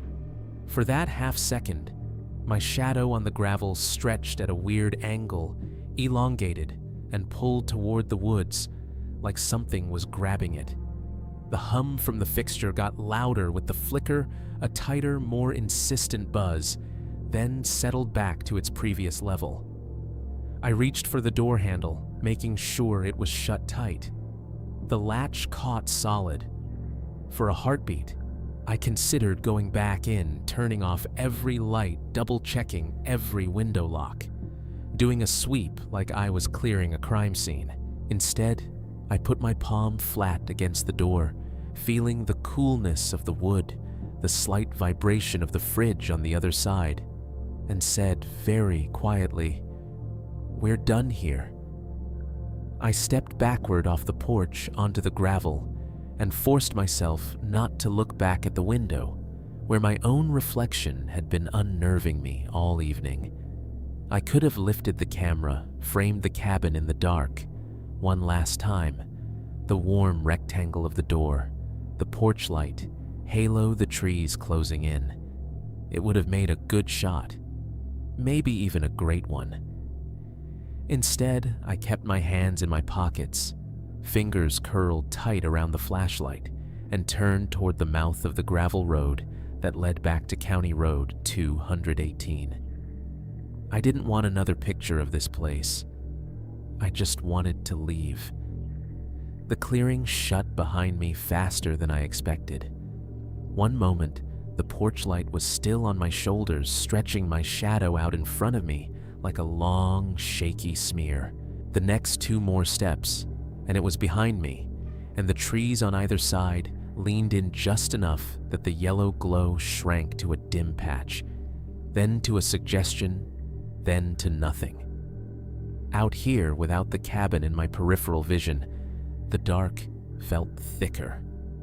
My eyes tried to drink in whatever they could: ghostly outlines of trunks, the lighter ribbon of the gravel road under my boots, but it was the flashlight doing the real work. I thumbed it on, and a white cone cut forward, catching the drizzle in its beam. Each drop turned into a brief streak of silver, 100 tiny meteors falling past my face and chest, before vanishing into the ground. The gravel glowed pale in the light, the stones wet and uneven, a rough guide threading its way between the trees. The soundscape simplified to a handful of elements: my boots grinding into the gravel with each step, a crunching, shifting noise that changed slightly depending on where I landed. Sometimes a sharper crack under my heel when a bigger stone broke. Sometimes a softer grind when the rocks were finer. The rain hissing through branches on both sides of the road, a constant soft static. Every now and then, a larger drop dislodged from a branch overhead and fell with more force, hitting my jacket hood or the brim of my hat with a tiny, isolated plip that felt louder than it was. The straps of my backpack creaked quietly when I moved my shoulders, leather and nylon rubbing a familiar little complaint with each longer stride. My breath puffed out in short, visible bursts when the beam of the flashlight caught it at the right angle. Ghosts of warmth that disappeared almost as soon as I noticed them. I hadn't gone far, maybe 100 yards, maybe less, when I realized I could no longer see the cabin light behind me. I turned once briefly, and all I got was black. The road curved just enough, or the trees were dense enough that whatever little pocket of man-made brightness I'd left might as well have been miles away. Good, I told myself. Distance. That's all I needed. I faced forward again and kept walking. Time on that gravel road stopped behaving like real time. Without landmarks, without houses or mailboxes, or even proper driveways, the only way to measure distance was by sound and by breath. Step after step, crunch after crunch. The beam of the flashlight created its own world about 20 feet deep, and then that world kept moving with me, revealing new slices of the same scene: trees, rocks, ruts, more trees. A few minutes in, whatever that meant down there, I started to notice something that didn't fit. At first, I thought it was just echo. Sound can do strange things between wet trunks and uneven ground. My own footsteps would bounce off a rock face and come back a half-second later. I've heard that before on narrow roads. You clap or shout and get something back that's almost yours, but not quite. But this wasn't like that. I became aware of it gradually, the way you notice a smell has been in the room the whole time. My boots hit the gravel in a steady rhythm. 1, 2, 1, 2, left, right, left, right. Under that, a half beat behind, there was another crunch. Not every step. Not a perfect mirror. Just often enough to be wrong. I tried to ignore it. Focused on the flashlight beam on the small pool of gravel in front of me, on the faintly visible ruts where vehicles had passed.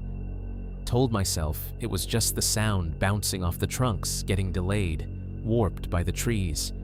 It persisted. Step crunch, step crunch, step crunch. The timing stayed off. My foot would be lifting when the other sound landed, like someone walking behind me trying to match my pace, but never completely in sync. My chest tightened. The air felt thinner despite the humidity. The first test wasn't conscious. My body decided before my brain did. I stopped. It was an abrupt, full halt. 1 second, my boots were chewing up gravel. The next, my heels dug in and my knees locked. Half a second later, from behind, came a single, extra crunch. It wasn't particularly loud. No twig snapped dramatically. It was just that unmistakable sound of weight pressing rock into rock, then settling. The exact same tone my own steps made, but delayed and not attached to any movement I was making. Every muscle in my back went rigid. I spun around, raising the flashlight with more violence than necessary, its beam careening across the trees and the road like a panicked searchlight. The gravel behind me stretched back in an uneven wet strip, shining where the rain had pooled. My own footprints, such as they were just darker patches where the stones had shifted. The trees on either side were tall and straight, their bark slick and dark. Nothing moved. Nothing stepped back. Nothing ducked behind anything. I panned the light, slowly aiming it into the woods off the side of the road. The beam cut through wet branches, revealing layers of trunks and undergrowth. Drops of water flashed and disappeared. Background became foreground, became a wall of vertical lines. Hello. The word came out of me without permission. It sounded thin and stupid and instantly swallowed by the damp air. No answer. I held the beam still for a few seconds, pointed at a random patch of trees. If something was out there, it would have had to breathe, to flinch, to do something. I watched the edges of the trunks, waiting for a shape to detach itself. Nothing did. I turned the flashlight back down the road toward the direction I was supposed to be going. The circle of light found the center again, obedient and blind. My heart was beating too hard. I could feel it in my throat, chewing up the quiet. Echo, I muttered. Just echo. Rocks shifting, deer running. I threw the excuses out like breadcrumbs, hoping one would be heavy enough to sink into belief. I started walking again. This time, I counted. 1.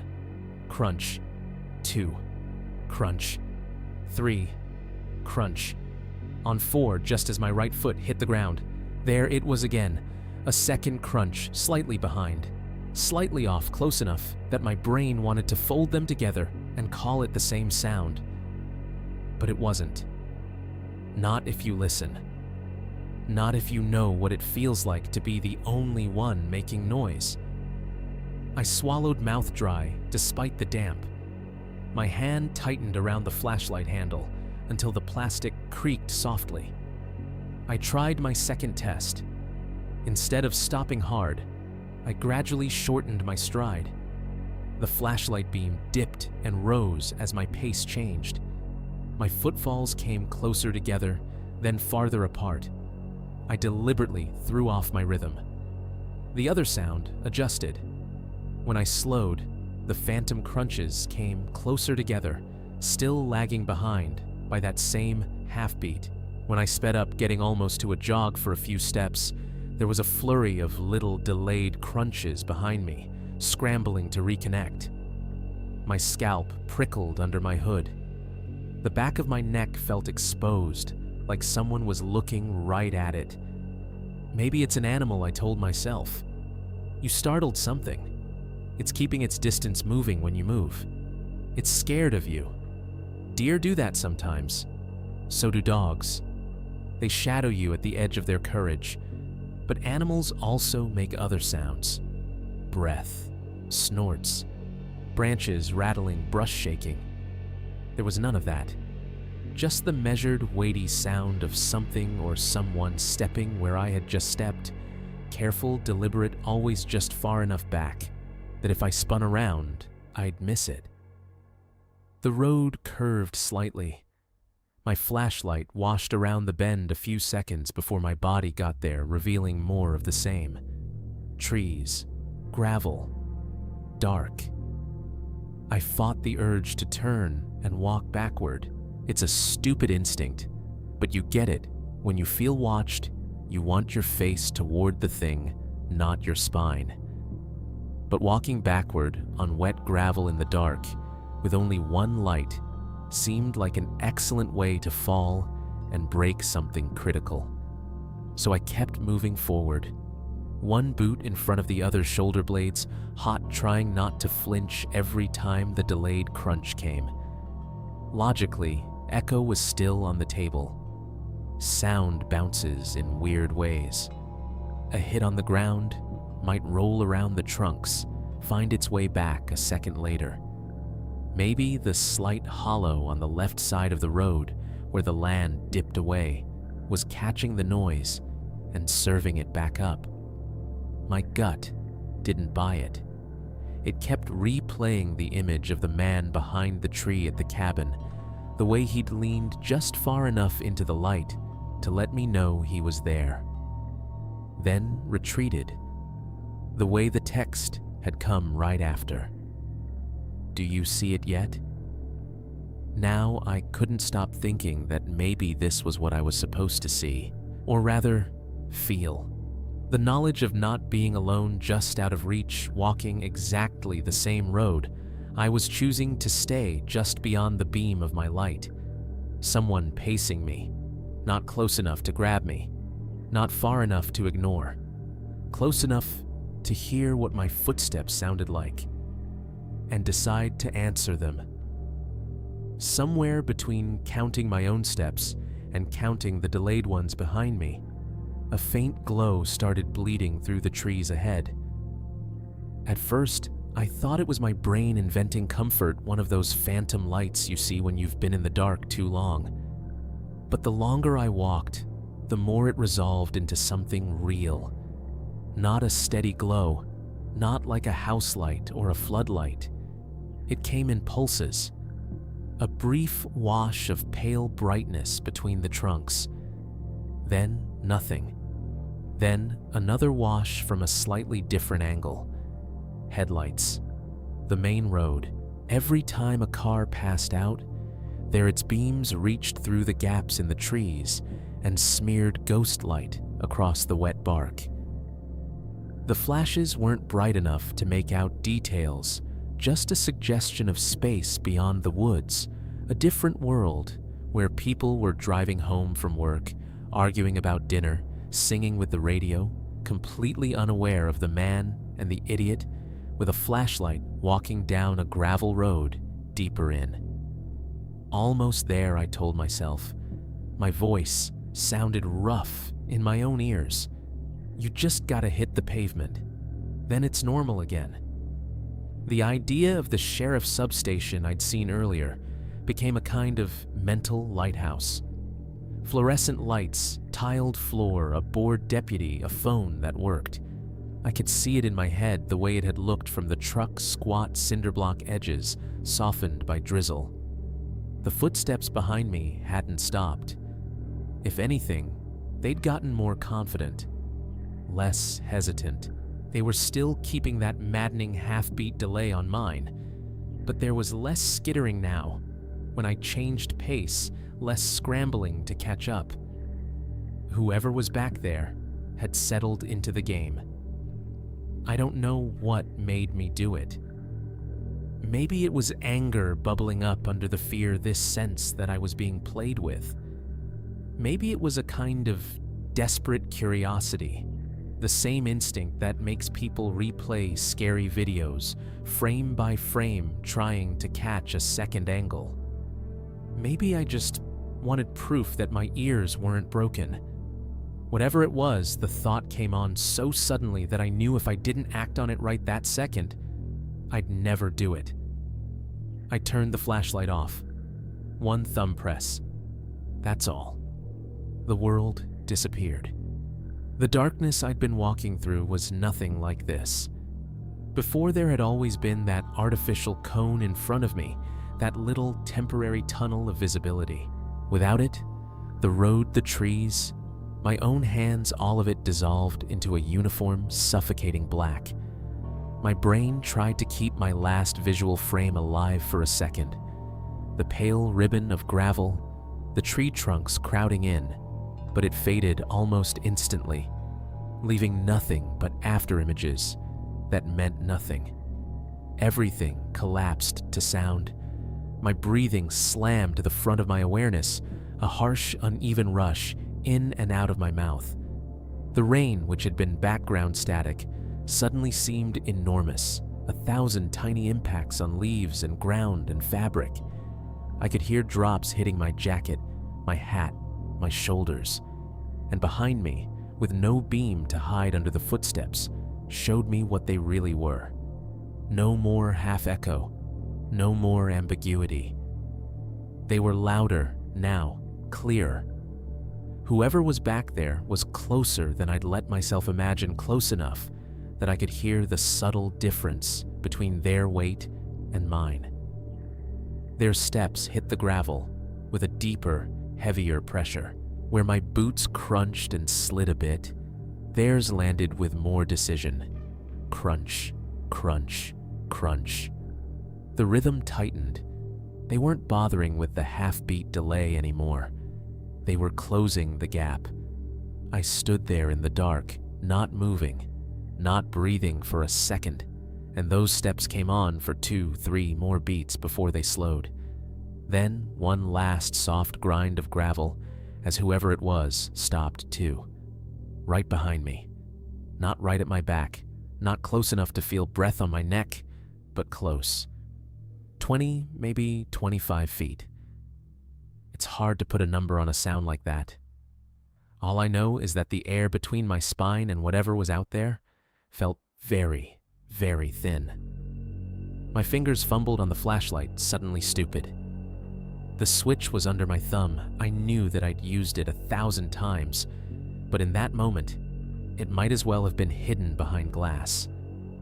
My hand shook just enough that I slid past the button twice before finding it. The light snapped back on with a harsh white burst. I spun arm coming up the beam, cutting a wild arc over the trees before I wrestled it down to the road. He was standing there. No leaning this time.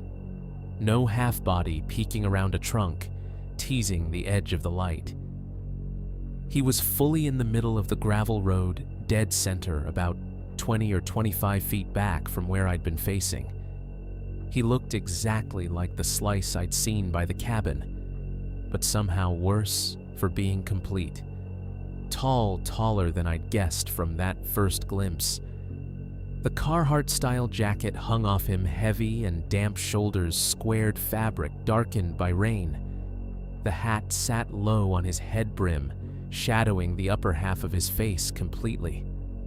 The lower half, a strong jawline, hints of stubble. Maybe a thin mouth was all I could make out, and even that was hard to trust. My light hit him at mid-chest level, so his face was in the no man's land, between the bright circle and the darkness above.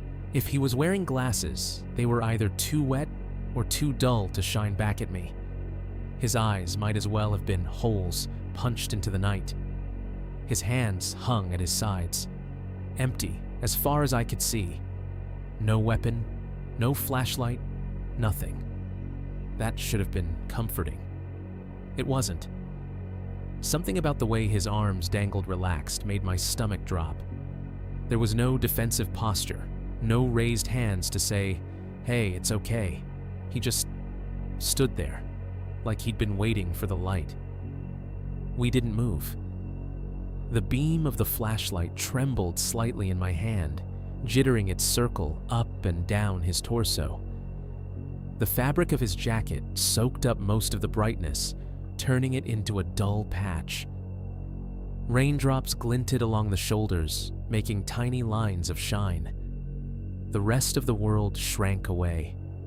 The trees, the rain, the distant flashes of car headlights through the branches, they were all still there, but they felt like a backdrop. The only real things were me, the man, and that thin white line between us. My brain scrambled to find words. "Are you the owner? Do you live out here? Were you following me?" Why, what came out of my mouth was nothing. My throat closed on all of it. We stood in that electric stillness for what felt like a full minute, but was probably closer to 5 seconds. Then he moved. Not a step, not a lunge, just his head. He tilted it slightly to one side just a few degrees, and that small, unnatural angle made my skin crawl. It was the kind of motion you see when a dog hears a noise it doesn't understand. Curious, not cautious. When he spoke, his voice was nothing like what I'd built for him in my head. I'd expected a backwoods snarl or a drunk slur or even a terse, angry shout about trespassing. Something rough, something jagged. Instead, it was calm, low, almost amused. "Keep going." 2 words, the edges soft, as if he wasn't putting any effort into them at all. No regional drawl I could pin down, no obvious accent. The sound sat right in the middle, neutral, but with this faint undertone that said he knew exactly how much control he had over the situation. It wasn't a threat, not on the surface. It was an instruction, a suggestion. The same way you'd tell someone in a grocery aisle to keep moving so you could get past. I didn't move. My body locked up every muscle waiting for something. Another word, a step toward me, a hint about whether I was supposed to run past him or back away.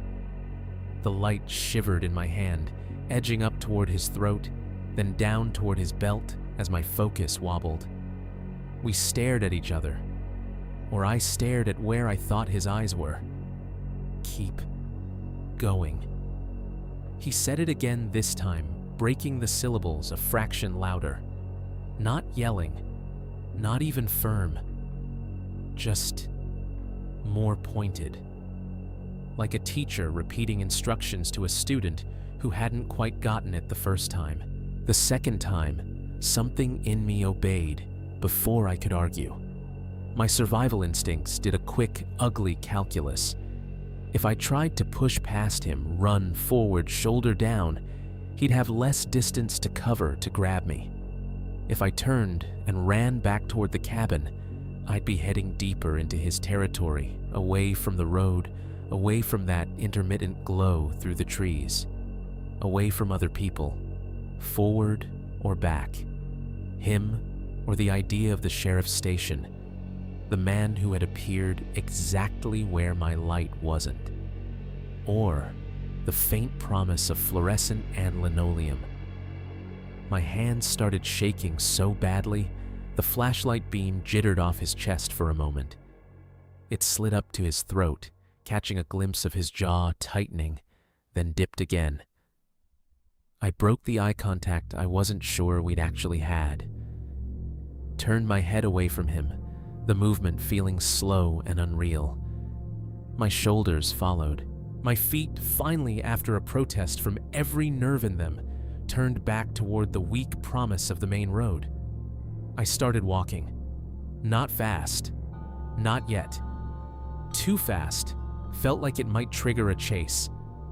I took measured steps, forcing myself not to break into a run, the flashlight beam shaking on the gravel in front of me. Behind me, after a heartbeat's pause, I heard him move. His footsteps slipped into my rhythm, like they'd been waiting for the cue. Not on top of mine this time, not half a beat behind. Somewhere in between, just enough that I couldn't pretend they were anything but separate. The spacing suggested he was closer now, maybe 15 feet instead of 20, maybe less. He didn't say anything else. He didn't whistle. He didn't laugh. He just walked. An escort. That's what it felt like. Not predator and prey sprinting through the woods, no branches snapping, no shouted threats. Just two people walking the same narrow road, one in front, one behind at a comfortable distance. Every time I thought about speeding up his "keep going," replayed in my head exactly as he'd said it.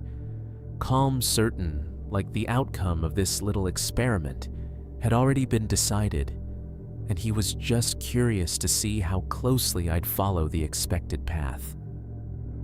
The glow ahead through the trees brightened, then dimmed, then brightened again as more cars passed on the main road.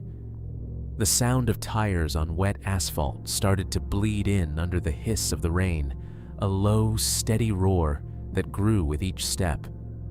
The crunch of gravel under my boots changed quality as the road started to flatten and widen. I recognized the subtle shift before I saw the actual opening. My heart sped up this time with something like hope twisted into the fear. And then, suddenly, I was there. The trees on either side fell away, and the gravel road spat me out onto the shoulder of County Road 218.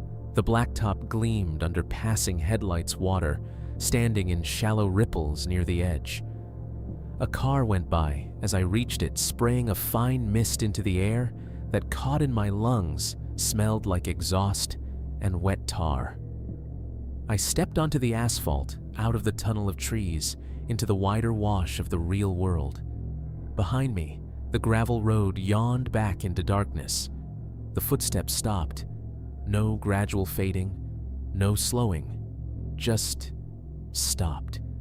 One last crunch at the transition from gravel to whatever lay just inside the tree line, and then nothing. I turned, swinging the flashlight around, aiming it back down the road I'd just walked. The beam hit the first few feet of gravel, then the trunks on either side, then nothing. The tunnel of trees swallowed the light the same way it had swallowed the cabin's glow earlier. No tall figure in a jacket, no hat, no hint of motion, just the mouth of the road. Open. Empty. That was all I had time to process before my body jerked on its own. A horn blared shockingly close, and twin beams of white slammed into my peripheral vision. I flinched hard, throwing an arm up to shield my eyes, as a pickup truck barreled toward me and then braked tires hissing on the wet asphalt. The truck came to a stop a few yards away. The engine idled, heavy, a comforting diesel growl. I lowered my arms slowly, squinting into the glare. After a moment, the headlights dipped as the driver threw it into park and reached to flip the high beams off. The driver's side window rolled down with an electric whine. A man in his 50s baseball cap and flannel, leaned-out eyes narrowed. "You all right, man?" he called over the sound of the engine. "You about walked right out in front of me." "Yeah," I managed my voice thin. "Yeah, I'm sorry." My truck died back at a cabin. Hickory Rise. I was just walking out. He glanced past me toward the mouth of the gravel road. The flashlight beam still pointed weakly that way, trembling a little in my hand. The driver's gaze tracked it, lingered on the dark opening between the trees for a second, then came back to me. "You out there by yourself?" he asked. I hesitated, looked back one more time into the empty tunnel of trees, listening for any sound besides the rain and the truck's idle. "Yeah," I said. "Just me." He nodded slowly, like that was the only answer he'd expected. "Hop in. he said, jerking his chin toward the passenger side. "Ain't safe walking those roads at night." I did not disagree. Later, when I asked him, trying to be casual, trying not to sound insane, if he'd seen anyone else on that gravel road as he came around the bend, anyone tall in a work jacket, maybe walking behind me, he frowned and shook his head without hesitation. "Didn't see a soul out there," he said. "Just you." The moment I climbed into the passenger seat of that pickup, it felt like I'd stepped back into a world that made sense. Heat hit me first. The blower was going full blast, hot air pouring from the vents with a dry, dusty smell. Under it, I caught layers old cigarette smoke soaked into the upholstery, cheap pine scent air freshener from a plastic tree swinging on the rear view, a faint hint of gasoline clinging to the driver's clothes. The dash glowed in that particular way. Older trucks do soft amber gauges, a faintly flickering radio display tuned low to a country station. Someone was singing about losing a house and a dog in the same week.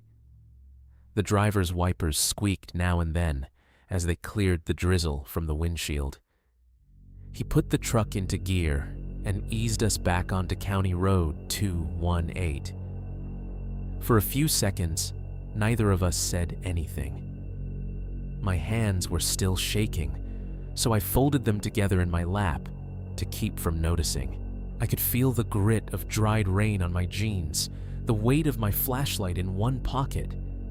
The words, "keep going," were still echoing somewhere between my ears. "You said your rig died," the driver asked, eyes on the road. His voice had that relaxed local East Tennessee tone, worn smooth from years of small talk in gas stations and hardware stores. "Yeah," I said, grateful my voice didn't crack. "Truck wouldn't start up at the cabin. Think it's the battery." He nodded, as if that explanation fit neatly into a slot he'd already prepared. "Yeah, that cold'll kill one if it's already halfway gone." "Y'all out there staying or just work?" I cut in a bit too fast. "I'm a photographer. They had me shooting the place." Hickory Rise. He frowned slightly, thinking, "That the one off 218 up past the substation? With the dumb little handmade sign, that's the one." He snorted. "Thought they'd never finish that place. Been seeing trucks go in and out of there for years." "You from around here, Knoxville?" I said. "West Side. I do cabins like that on the side." He nodded again. Wipers squeaked. The heater roared. The radio murmured something about a river and a memory. I could feel him weighing whether to ask the obvious question. "What were you doing walking out alone on that road at night?"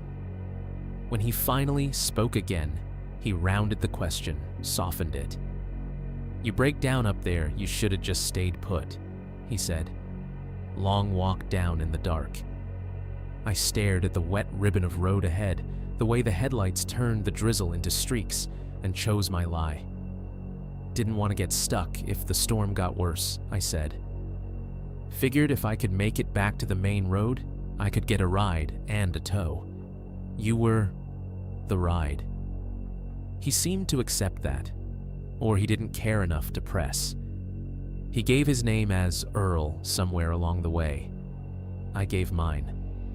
We talked about the weather, about how the cold had come in too fast this year. Safe topics that fit well in the warm bubble of his cab, the wipers ticking time.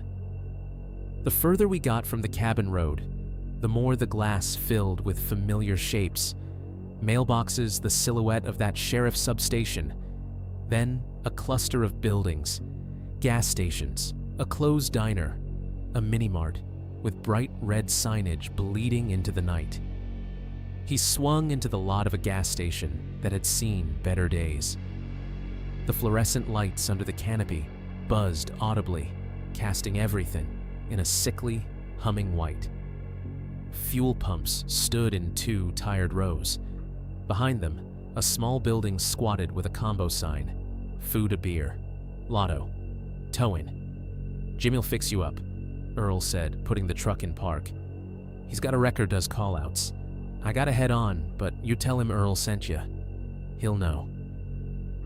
I thanked him more times than was polite, grabbed my bag, and stepped out into the cold, wet light. Inside the gas station felt like a different planet from the cabin. Tile floor, slightly sticky in spots. The air smelled like old coffee fryer oil and artificial cinnamon from one of those seasonal displays near the counter. Refrigerated soda coolers lined the back wall, their compressors humming in overlapping drones. A TV mounted in the corner played some muted sports recap.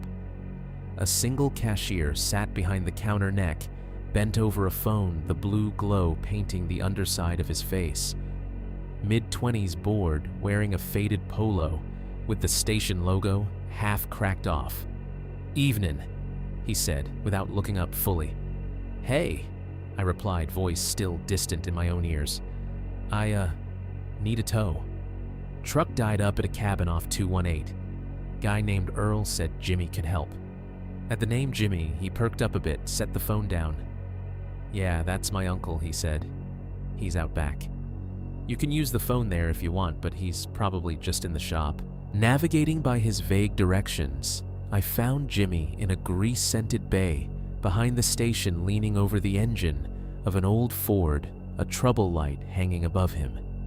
He was in his 60s, coveralls stained a dozen different shades of black and brown, a gray beard trimmed close.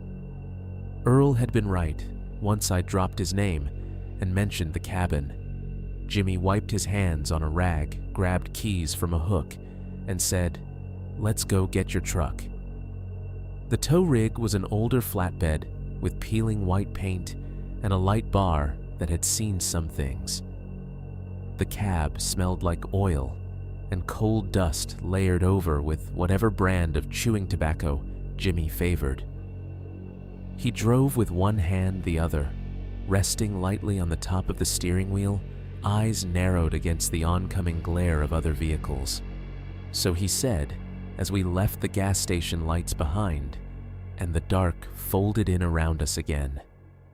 "Battery just quit on ya. Wouldn't turn over," I said.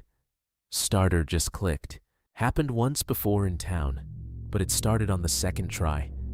Tonight, it just didn't." He nodded, rumbling a low "muh" in his throat. "These new batteries will leave you flat when they feel like it," he said. "Cold don't help. Sometimes they'll give you that clicky-click for months, sometimes they just decide they're done." He drove in silence for a minute, wipers slapping slower than Earl's had, more methodical. "You up in those rental cabins a lot?" he asked eventually. "Fair bit," I said. "I shoot for a couple of property managers." Another low rumble. "Seen some weird stuff up there." He didn't elaborate right away. I didn't ask. The tow truck's diesel engine hummed under our feet, a deeper note than my pickups vibrating through the seat and into my bones. Chains on the bed clinked softly every time we hit a bump. A ratchet strap handle tapped against the metal with a light, irregular tick. "Kids," he said finally. "Parties. Folks rent 'em for the weekend, act like the law can't find 'em up there. Cops get called for noise fights, all that." I nodded. I'd seen beer cans in bushes behind cabins more than once. Cigarette butts smudged into decks. Messages scratched into paint in places owners forgot to inspect. Sometimes, Jimmy added, you get folks who ain't just kids. Meth heads, thieves. They'll watch these places figure out when they're empty. Go in, strip the copper steel TVs. That slowed some since owners started putting in cameras, but, you know, Hill's got eyes same as anywhere else. The phrase landed heavier than I liked. He glanced over at me just long enough to register my tension, then turned his attention back to the road. Probably just your battery, he said. But you're smart not to sit up there by yourself when things get weird. We turned onto County Road 218, then onto the gravel cut marked by the hand-painted Hickory Rise sign. The truck's heavier weight made the rocks crunch louder, the cab rocking more than my pickup had, and headlights speared into the tunnel of trees, painting bark and branches in harsh white. When the clearing opened, it was like stepping back into a snapshot. The cabin looked exactly as I'd left it. Porch light still burning a warm yellow lozenge in the night. No extra vehicles.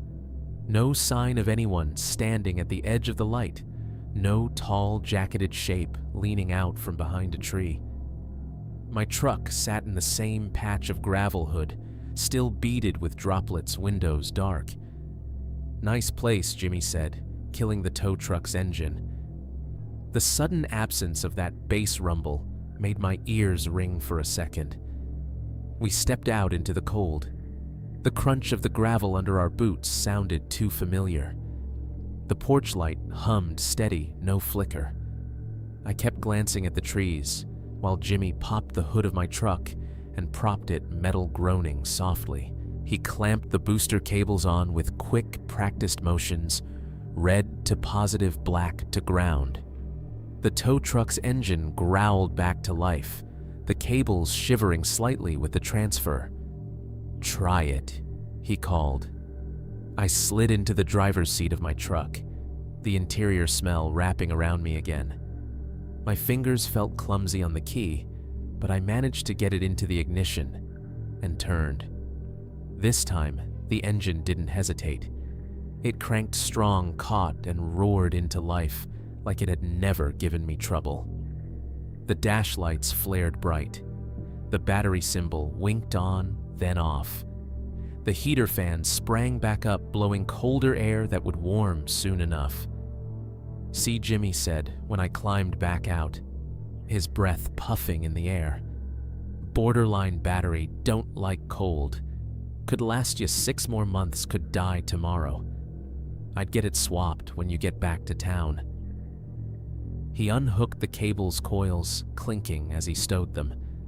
The whole operation had taken less than 5 minutes. I paid him in the wash of the tow truck's headlights bills, fluttering once in the breeze before he caught them. He nodded, stuffed the cash into a pocket, and gave my shoulder a brief, solid clap. "Don't break down on me twice in one night," he said with a faint smile. "I go to bed early."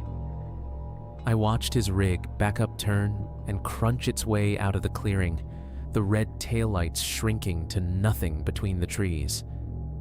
When the sound of his diesel finally faded, the clearing went back to being itself porch light, hum fridge buzz faintly through the wall rain, and the knowledge that the man in the Carhartt jacket had been here and might still be watching from some angle I couldn't see. I didn't go back inside the cabin. I didn't take any more photos.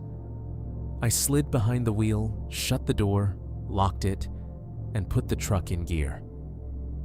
The drive back to Knoxville was a blur of dark highway and intrusive memory. On the interstate, my tires hummed on asphalt, the sound rising and falling as I passed over expansion joints. Thump, thump, thump, thump.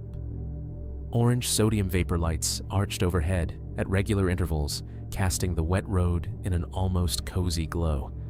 Other cars flowed around me, red taillights and white headlights, weaving ordinary and oblivious. Wipers beat time on the windshield. The heater droned. The radio played something I didn't really hear. In the side mirror, the strip of blacktop behind me stretched into infinity.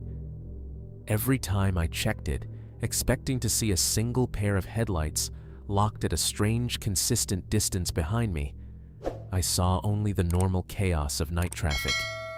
Safe, my rational mind said. Normal. You're fine. But underneath that, a different reel kept playing the feeling of someone's footsteps falling almost exactly where mine had been, The way they'd grown louder in the dark. The way that man had stood in the center of the road, like he'd just been waiting for me to turn around and see him. And under all of it, like a low frequency buzzing in my skull, his voice, "Keep going." By the time I pulled into my apartment lot, the storm had mostly passed the city by.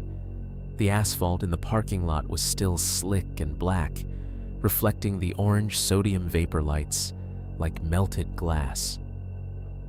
My tires crackled through a shallow sheet of water as I eased into my usual spot 3 down from the flickering lamppost, across from the dumpster that always smelled faintly of stale beer and cardboard. I killed the engine. The sudden absence of the motor's hum made the creak of the cooling metal louder, tiny tick-tick-tick sounds rising up from somewhere under the hood. For a second, sitting there in the dark cab with my hand still on the wheel, I felt like I hadn't moved at all, that I was still in the clearing, still about to turn the key and hear nothing but tack, tack, tack. The glow from the building stairwell broke that. It spilled yellow onto the pavement, catching the damp spots and oil stains, reminding me there were walls and neighbors and Wi-Fi inside. I grabbed my camera bag from the passenger seat, slung it over my shoulder, and stepped out. The air smelled different here. Less trees, more asphalt and laundry detergent, the faint ghost of somebody's dinner-fried chicken maybe clinging to the breeze. Inside the stairwell, lights buzzed faintly. My boots thudded dully on the concrete steps, echoing off cinder-block walls, painted a color that had once been white and was now something else. On the second-floor landing, I heard a door shut somewhere above me, a muffled whoomp, and a deadbolt sliding home. The hallway outside my door smelled like it always did, a mix of fabric softener from someone's dryer, faint mildew from old carpet, and tonight, a thread of cigarette smoke curling under the door at the far end. A TV murmured through the wall to my right, some reality show, judging by the spikes of canned audience noise. My own door was an ordinary slab of fake wood, scuffed near the bottom, where I'd kicked it more than once, juggling groceries. The lock turned easily. When I stepped inside, the familiar smell of my place wrapped around me, coffee grounds in the trash can, lemon cleaner from the last half-hearted wipe down of the counters, the faint, dusty synthetic smell of the couch. The fridge hummed from the kitchen, steady and low. Somewhere in the building, a neighbor coughed deep and chesty, the same guy who chain-smoked on the balcony when it wasn't raining. Beyond the walls, the distant rush of the highway was a constant soft roar, cars flowing past in a river of sound. Home. I towed my boots off by the door, leaving them in their usual collapsed heap. My socks stuck briefly to the entryway tile, where I'd stepped in a tiny puddle. The couch sagged with a little sigh when I dropped my jacket on the back of it, dark fabric landing on dark fabric. An old lint roller sat on the coffee table, its sheets pocked with gray and white hairs from a cat I didn't have anymore. I picked it up without thinking, spun the roll once, then set it back down. The apartment felt both too empty and exactly the same. The laptop waited on the small dining table by the kitchen, its charger snaking down to a wall outlet LED dot glowing orange. I dropped the camera bag into the empty chair, the weight making the wooden legs scrape softly on the laminate. The rituals after a shoot are always the same. They're the part I rely on the most when the day has been weird, something familiar to grab onto. I flipped the laptop open. The hinge creaked softly. The screen woke up in a dim wash of blue, asking for a password. The keys clacked quietly under my fingers as I typed soft, plasticky sounds that felt almost polite in the late-night quiet. The desktop came up with a small chime. The external card reader sat in the middle of the table, a little rectangular parasite, waiting for a host. I flipped open the camera bag, unzipped the padded compartment, and pulled the camera out. The body was still cool to the touch. From the drive home, a little damp around the rubber grip where my hands had sweated. I popped the SD card door open. With my thumb, felt it click and slid the card out. It was a tiny thing to have caused so much trouble in my head, a little sliver of plastic and metal, holding the whole evening in silent rows of data. The card slid into the reader with a faint, satisfying snick. A second later, the computer gave a soft system chime, recognizing new hardware. The fridge hummed behind me. The laptop's fan spooled up a gentle whir, rising in pitch as the system woke all the way. Somewhere above, pipes in the wall rattled as someone flushed. I opened my photo software. Little windows and panels appeared familiar layout slotting into place like pieces of a puzzle. I created a new folder, fingers tapping lightly on the keys as I named it out of habit, Hickory_Rise. There was something almost obscene about giving the place a neat all-caps label, like I was pinning an insect that had already stung me to a board and putting it in a drawer. The import dialogue showed the thumbnails in a long, scrollable strip. Tiny rectangles of light and dark, the living room, the kitchen, the bedrooms, the back windows, the deck. A few exterior shots. The images from earlier in the night, before the walk, before the man in the road. I hit import. The progress bar crawled from left to right, blue line eating gray. Each time a new batch of files finished, the thumbnails snapped into sharper focus. The card reader made a faint, repetitive ticking sound, with each access a tiny mechanical cricket buried in plastic. While it worked, I listened to the apartment. The fridge cycled off, leaving a brief void that my ears filled with other noises. The highway's low howl, the faint whir of the laptop fan, the occasional thump from above when someone crossed their living room. A car's tires hissed on wet pavement outside, then faded. For a second, it felt like any other night after a shoot. Just me, my machine, and the quiet little world of pixels. The bar finished. The software chimed softly. The Hickory_Rise folder sat there neat and ready. Okay, I said under my breath, more to anchor myself than anything. Let's see what we got. I clicked the first thumbnail. The living room filled the screen. Wide shot from the corner. I always pick gray sectional fake fireplace TV, dark and huge above it. Clock on the wall, a slice of the kitchen in the background. The exposure looked good. Histogram centered no blown highlights from the porch light shadows, deep but not crushed. The wood floor reflected a dull glaze of light.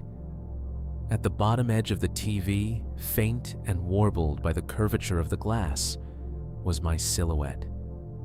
Tiny black arms bent in front of me where I held the camera. If I hadn't known to look for myself, I might have missed it. As it was, my brain flinched for a second before recognizing the shape. Fine, I muttered. Ghost number 1. I tabbed to the next shot, closer on the couch. Pillows fluffed the same way I'd left them.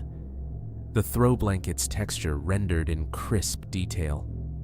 The fake fireplace below the TV, with its orange plastic logs, gave off a glow that lit the underside of the mantel. My reflection in the TV was smaller here, just a smudge. Another. Kitchen this time. Stainless steel appliances gleamed LED under cabinet lights, throwing cool white onto the counters. You could almost hear the hum they made if you stared long enough. The granite looked expensive, a river of gray and black with little sparkles that caught the light. A folded dish towel hung from the oven handle, its edges perfectly aligned. I checked focus on a couple shots zooming in. Knobs sharp, counter corners sharp, no motion blur. My hands had known what to do even when my head was half somewhere else. Back window shot. I clicked it and sat up a little straighter without meaning to. From the inside, the glass was like a mirror. The room reflected clearly, lamp couch, arm the ghost of my own shoulder. But beyond that, in the darker layer, the outside world was still there if you went looking for it. I zoomed, dragging a selection box over the lower third of the frame. The tree line appeared in more detail. Trunks, dark and wet. The narrow strip of ground between cabin and woods slick with rain. And there at the very edge, running horizontally along the base of the trees, was that darker seam, the path. Even through the distortion of the glass and the noise of the low-light image, you could see the subtle smoothness of it. The way the mud and grass gave way to bare soil. It looked like a scar, a line where the forest had been rubbed raw. I stared at it for a few long seconds, screen glow bright on my face in the dim apartment. On its own, in a photograph, it was nothing. A hunter's trail, maybe. A game path. No footsteps visible. No tall man in a work jacket, standing with one shoulder out, watching the cabin. Just the suggestion that people or animals had been there before and would be there again. The laptop fan spun up another notch, whirring softly. The sound grounded me. I backed out of the zoom, moved to another image. Deck shot taken from the corner railings, slick with rain trees crowding close, no movement. Another of the deck from below cabin looming above, with warm light in one window. Pictures perfect for a listing. Pictures that would make someone click book now and imagine peaceful mornings with coffee and birdsong instead of what it had actually felt like to stand there. The more I clicked through, the easier it became to believe I'd overreacted. Alone. No cell signal. Weird battery issue. A stranger in the woods who didn't like being watched. The human brain is great at building monsters out of shadows, especially when you give it a little time and not enough oxygen. In here, under my own ceiling, with the fridge humming again and someone's TV laugh track bleeding faintly through the wall, the night started to feel smaller, contained. Just lines of pixels on a screen. Just a job. I nudged the trackpad fingers, making soft, repetitive taps. Another image. Another angle. The shutter had done its work. Everything was where it should be. I almost convinced myself that was all Hickory Rise was going to be: another folder, another invoice, another set of images that would slowly sink into the backlog of my hard drive. It wasn't until I scrolled to the very end of the thumbnails, past the living room, past the kitchen, past the windows and the deck and the front exteriors, that I saw the first file I didn't recognize taking. But at that moment, before I clicked it open, the apartment still sounded normal. The laptop fan was still just a fan. The night was still just a night. I'd brought home in neat, organized rows of photographs. The thumbnails marched neatly across the bottom of the screen. Little postage stamps of the cabin, warm rectangles of light, clean counters, bedspreads, smoothed within an inch of their life. I scrolled through them with the trackpad, the cursor gliding left to right, each tiny image blooming larger in the preview window as I hovered. DSC0101, DSC0102, DSC0103. The numbering was automatic, a counter that had been ticking up for years across jobs. I barely noticed it most days, but tonight, something about the pattern snagged my attention. DSC underscore 0110, back deck trees close. DSC underscore 0111, the cabin from the side. DSC underscore 0112, the front shot with the porch light. Then at the very end of the strip, 3 more files I didn't remember making. DSC underscore 0156 DSC underscore 0157 DSC underscore 0158. No DSC underscore 0113 through 0155. Just a clean skip like a piece of tape that had been fast forwarded. I frowned and slid the cursor over the first of the odd trio. The thumbnail was tiny, dark, more shadow than anything. It looked like an underexposed mess. I clicked anyway. The image blew up to fill the center of the screen. For a second, my brain refused to process it as anything but road. Gravel, trees, the weak oval of a flashlight beam pooling on wet stones. Then the rest of it clicked into place. I was looking at my own back. Centered in the frame, or almost centered slightly to the right, was a man in a navy hoodie hood, up shoulders hunched against the drizzle. Dark jeans damp from mid-calf down. Boots I recognized immediately, the same scuffed brown pair I'd left by my door 10 minutes earlier. Straps of a black backpack crossing between the shoulder blades, one twisted slightly, where I'd yanked it on in a hurry. The flashlight beam cut out from his right hand in a shaky cone hitting the road, just ahead of his feet, the brightness blown a little by the exposure. The edges of the beam lit the sides of the gravel path, turning the wet rocks into tiny mirrors. Mist hung in the air, caught as faint streaks. There was no question about who it was. The slope of the shoulders, the set of the head, the way my right foot turned out a little when I walked.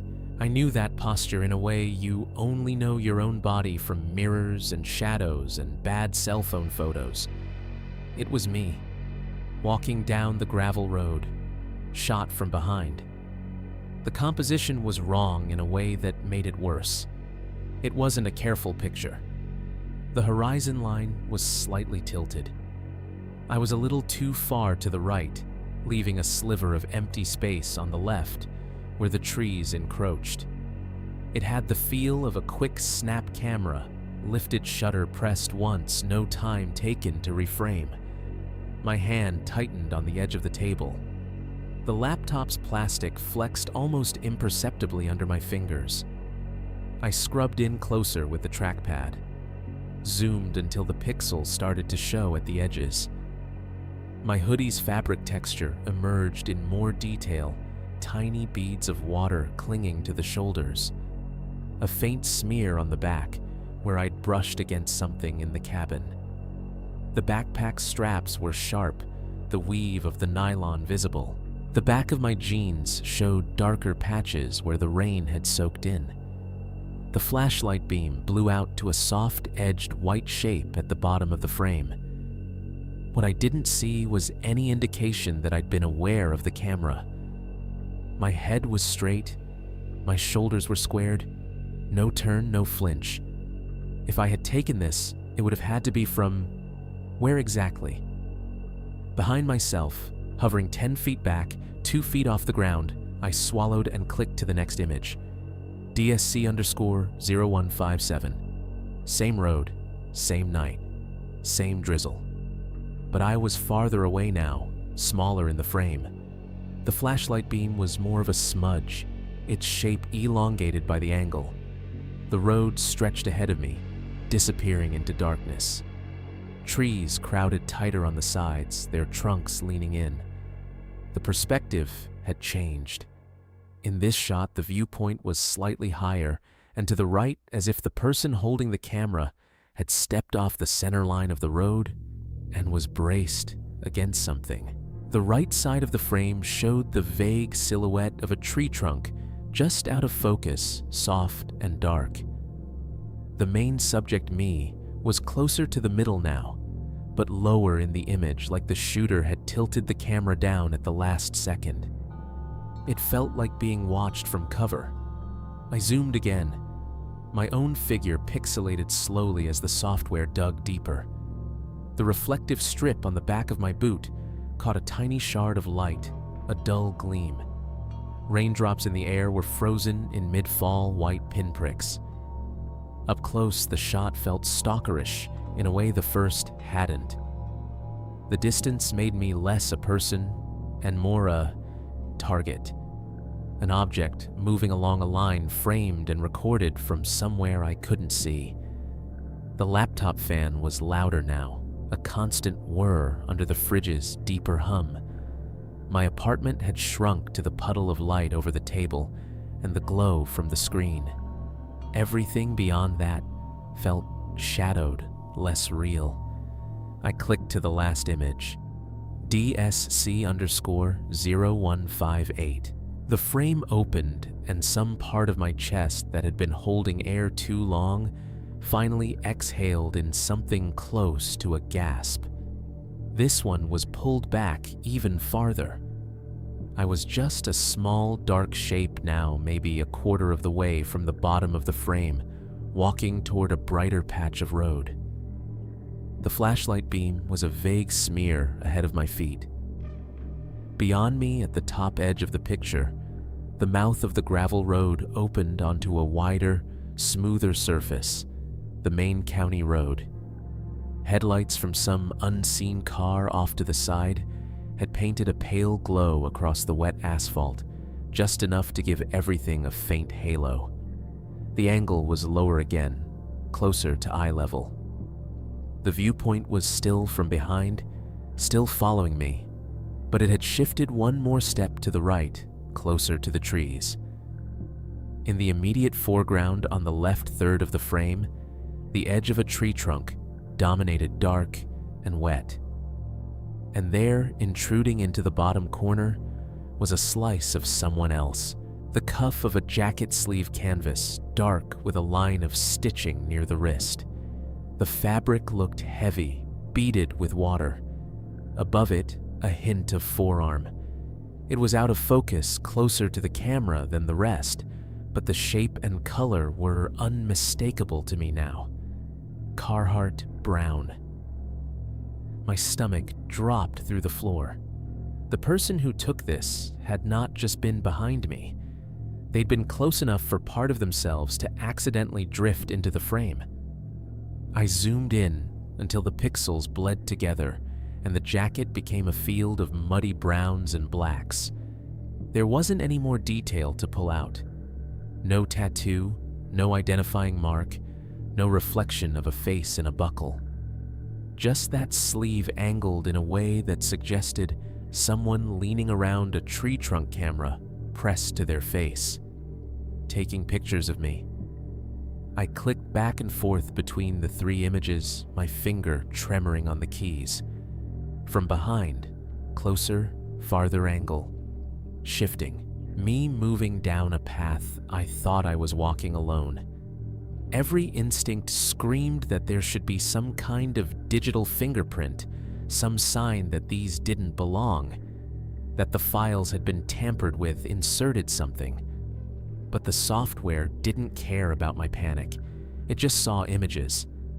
I right-clicked on the first one, pulled up the EXIF data, model, my camera, lens, my lens, shutter speed, aperture, ISO, all in ranges I used all the time. Date tonight, timestamp 7:42 p.m.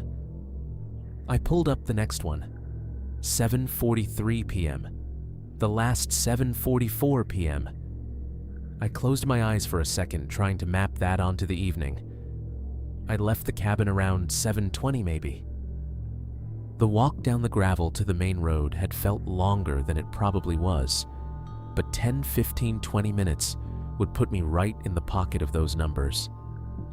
The tow, the ride, the drive home, those had taken the rest of the time. It matched too well for comfort. I checked one of the interior shots, living room wide, the one I definitely remembered taking. Timestamp 6:58 p.m., Another of the kitchen, 7:05 p.m. No gaps, no overlaps. Just a neat line of my work marching up in minutes, and then these 3 strangers at the end, planted like landmines. Same camera, same lens, same night. "So when did you do it?" I whispered, not sure if I was talking to myself or the man with the jacket sleeve in the photo. I rewound the night in my head, replayed it frame by frame. From the moment I'd stepped out of the cabin to the moment I killed the truck's failing engine, the camera had been in one of 2 places in my hand, slung at my side by its strap, or zipped in the backpack. I hadn't slung it once I decided I was done. I remembered tossing the bag in the truck, the tripod, the sound of the door closing. When I'd left on foot, I'd grabbed the backpack, tightened the straps, pulled the zipper all the way across the top. The camera had been inside, wrapped in its padded compartment. On the road, my hands had been busy. Flashlight in the right, phone in the left for part of it. When I checked the time, the dead no service indicator. I'd stuffed it back in my pocket when the footsteps started to sync with mine. I pictured myself from behind, like in the photos, hoodie backpack, hood up beam of light ahead. Zipper just behind my neck, pull tab resting against the fabric. If someone had been close enough to match their steps to mine, close enough to walk in that thin envelope of darkness just outside my flashlight's reach, they could have done a lot of things. They could have lifted the zipper an inch at a time, letting the teeth part as our feet hit the gravel together. They could have slipped a hand and fingers brushing the back of my head through the fabric and wrapped them around the camera body. They could have drawn it out, lifted it, pressed the shutter 3 times as I walked, each click swallowed by the rain and my own crunching boots and the roar of blood in my ears. And then this part made me feel oddly sicker than the rest. They could have put it back. Carefully. Like a borrowed pen slid quietly into its cup. Zipper pulled closed. All while, I kept my eyes front, utterly convinced I was alone. My finger hovered over the trackpad for a long moment. Then I flicked back to the last of the 3 images and stared at that half-visible sleeve in the foreground. What nagged at me most wasn't just that he'd been there. It was that he'd bothered to document it, to arrange this little proof, this sequence of frames that could only have one conclusion. This wasn't a security camera catching something by accident. This was someone making art out of the fact that I didn't know they were there. I let the XCF window fall away.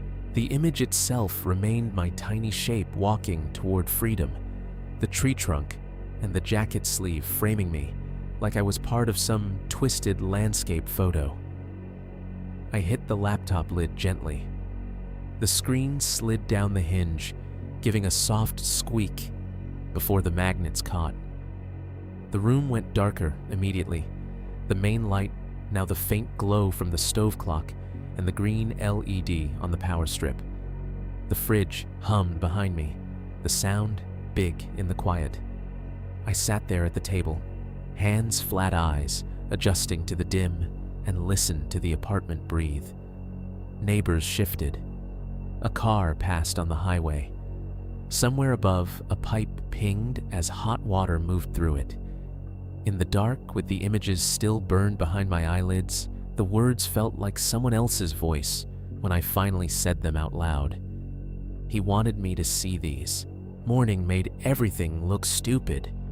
Sunlight came through the blinds in pale stripes, cutting bright bars across the floor and the side of the couch. The city sounded like itself again, a delivery truck beeping faintly as it backed up somewhere down the block, a motorcycle revving too loud on the main road, birds arguing in the scraggly tree outside my window. The fridge hummed at a comfortable volume. The neighbor's TV was tuned to some morning show, cheery voices rising and falling just at the edge of intelligible. My coffee maker gurgled on the counter, steam fogging a little patch of cabinet door above it. It was so aggressively normal that for a few seconds, I let myself pretend the night before had been one long dream, a weird, rain-soaked anxiety episode that had bled into my sleep and evaporated with the dark. Then I looked at the laptop on the table. The lid was still closed, the charging cord a small umbilical running to the wall. The SD card reader sat beside it like a sleeping insect. My camera bag slumped in the chair, straps twisted, zipper tabs glinting in the morning light. I poured coffee into a chipped mug, the ceramic warm against my fingers, and walked over. Okay, I told myself. You're going to open it up, you're going to look at them, and they're going to be something else. Glitches, corrupted files, not what you think. The words sounded thin, even in my own head, but I clung to them anyway. The laptop lid opened with its usual soft resistance. The screen woke in a washed-out blue, then snapped into focus. The desktop, the icons, the open photo software right where I'd left it. Hickory_Rise folder selected. I clicked it. The grid of thumbnails appeared. Living room, kitchen deck trees. Scroll. At the far end, like 3 teeth out of line in an otherwise straight jaw, sat the last trio. DSC_0156. DSC_0157. DSC_0158. I could have left it at that. Just seeing the numbers should have been enough to answer the question. But I went ahead and clicked anyway, like pressing on a bruise to make sure it still hurt. There I was again from behind, walking down the gravel road. Navy hoodie, backpack strap twisted, flashlight beam at my feet, a shaky oval of light on wet rock, tilted horizon, trees crowding in. Next. Farther away, smaller, the perspective from the side from behind a trunk, the suggestion of a watcher. Next. The mouth of the road. My own figure tiny and dark, moving toward the faint glow of the main street. Foreground tree, jacket sleeve intruding. The coffee cooled in my hand as I stared. It tasted burnt when I finally remembered to drink it. So, not a dream. Not my imagination smearing other images together. Not some weird cached version of a YouTube video that had slipped into my folders. My camera, my lens, my walk. I backed out of the viewer and let the thumbnails slide away to the bottom of the screen. The Hickory_Rise folder sat calmly in my file browser, as if it weren't a crime scene. Rational, I said. If I said the word enough times, maybe something in my brain would click into the gear it belonged in. Rational step 1. Look at everything that actually happened. Not the story version I'd already started telling myself. There'd been a job, a text, directions, a cabin I could physically point to on a map if I needed to, a battery that refused to start my truck and then suddenly decided under a tow driver's coaxing that it would. A stranger in a Carhartt-style jacket, half hidden behind a tree, then fully visible in the road. A voice telling me to keep going. Footsteps that matched mine, then dropped away at the main road, like someone honoring a boundary I hadn't known was there. And 3 photos. Those I could actually interrogate. I set the coffee down on a coaster already ringed from mornings, just like this one, and minimized the photo app. If I went at this like a real problem, maybe it would shrink down into one. Phone first. I grabbed it from where it lay on the table, plugged in overnight. The lock screen showed the usual clutter notifications from apps, missed emails, the time. When I unlocked it and opened messages, the thread with the client was still right there near the top. Unknown number. No name, no profile picture.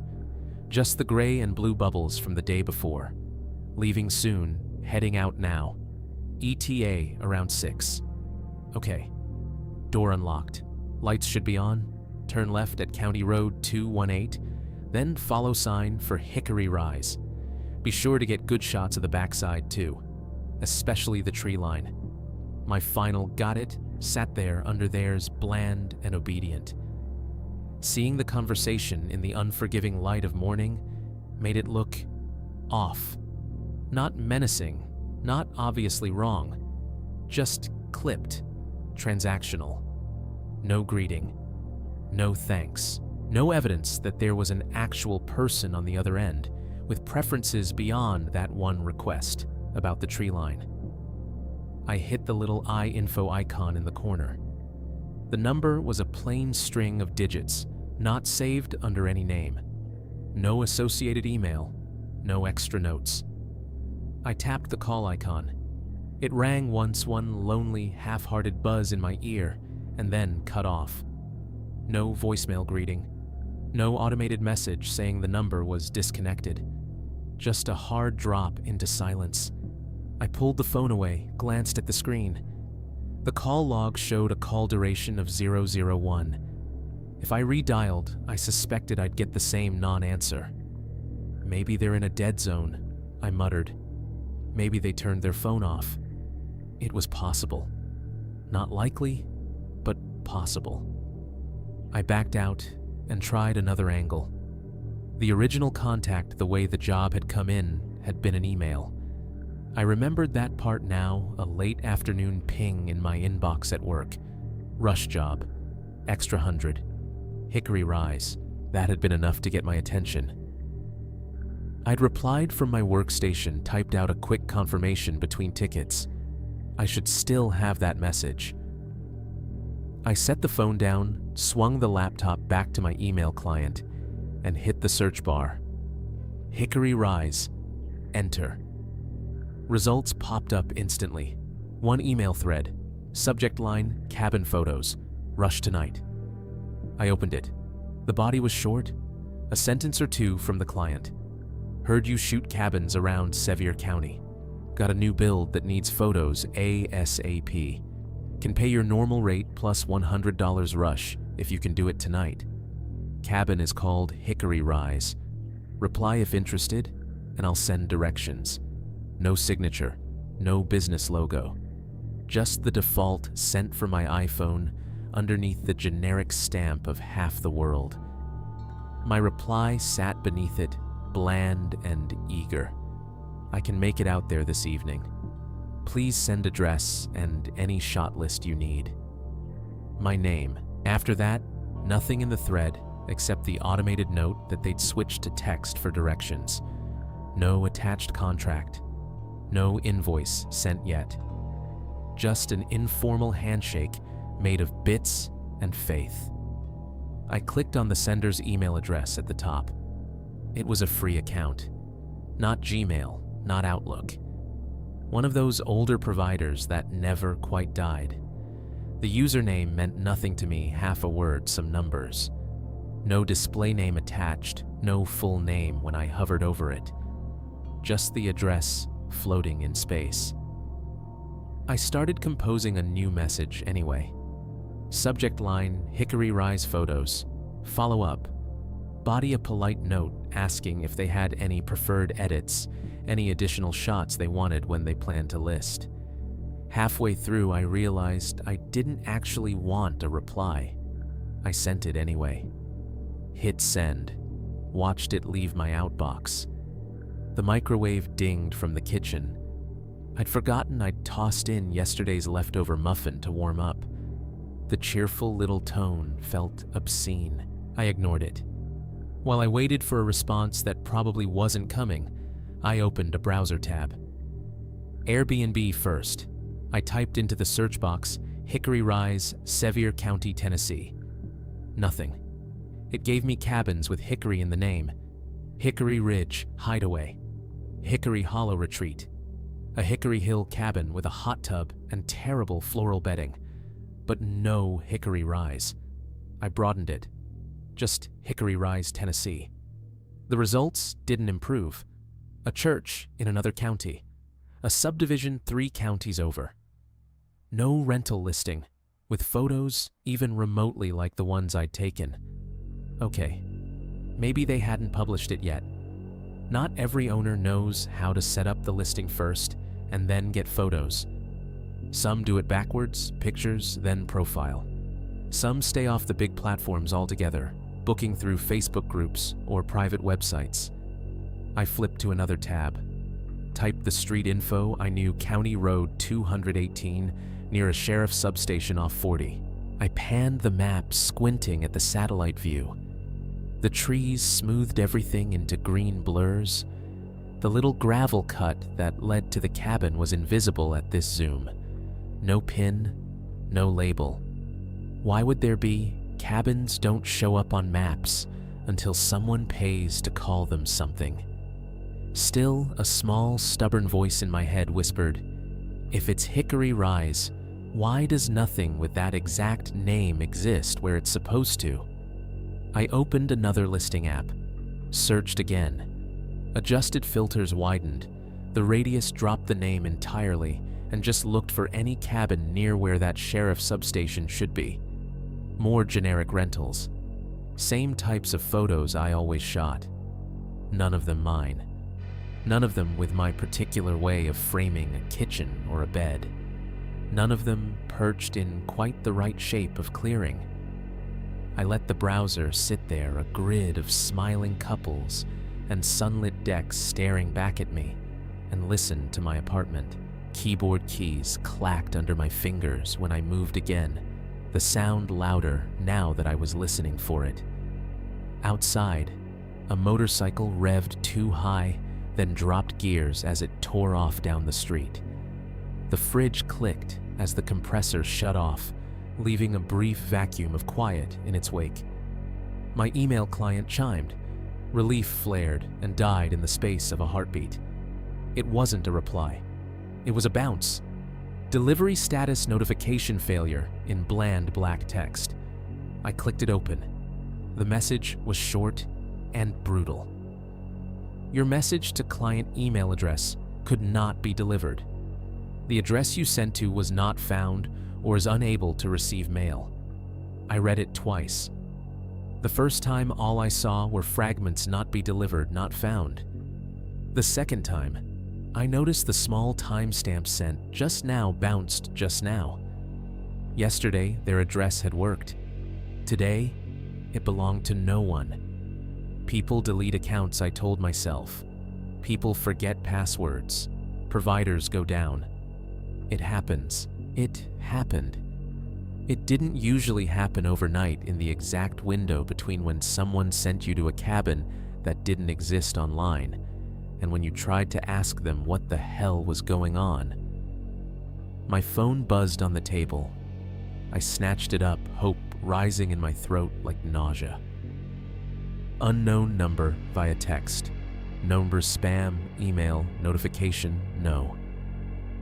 It was nothing, just a calendar reminder I'd set weeks ago for a different job. I silenced it with more force than necessary. I sat back in the chair, the wood creaking under my weight, and stared at the open tabs, the email failure notice, the folder name, glowing calmly in my file explorer. Be rational. Rationally, cabins get built before they get listed. Owners can set up disposable emails.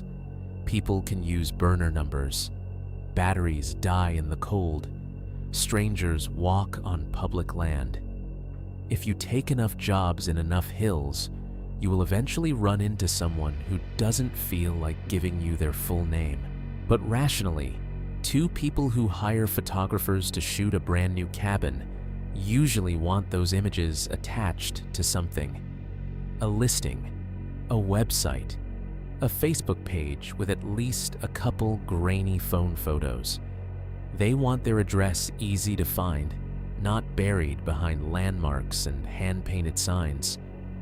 Rationally, if the job came through a contact friend of a friend, a referral, another host, I should have been able to scroll back a couple messages and figure out how they'd gotten my number in the first place. I opened my message. History scrolled up past the thread with the unknown client, trying to trace where the conversation had begun. There was no earlier handoff. No. Hey, this is so-and-so. My buddy needs photos. Here's his number. The first appearance of the client's number in my phone was simply there. An incoming message, free-floating, as if it had been dropped into my inbox by someone who already knew I'd say yes. Outside, a car honked sharp and impatient. The microwave, long forgotten, beeped again, as if to remind me the muffin was stone cold now. The world kept doing normal world things. On my screen, Hickory_Rise sat in its neat little folder, and the number that had sent me up there had just proved it had nowhere else to go. On my next day off, I did the thing I told myself only crazy people in horror stories do. I went back. Not to the cabin itself, not yet. I told myself that was the line. This wasn't about confronting anything in the woods or trying to catch the tall guy in the Carhartt jacket on camera. This was about paperwork, billing, liability. That is the story I sold myself. Anyway, if I'm going to invoice somebody for this, I should know who somebody is.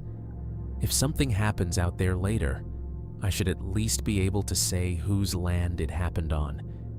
It sounded responsible enough to be almost true.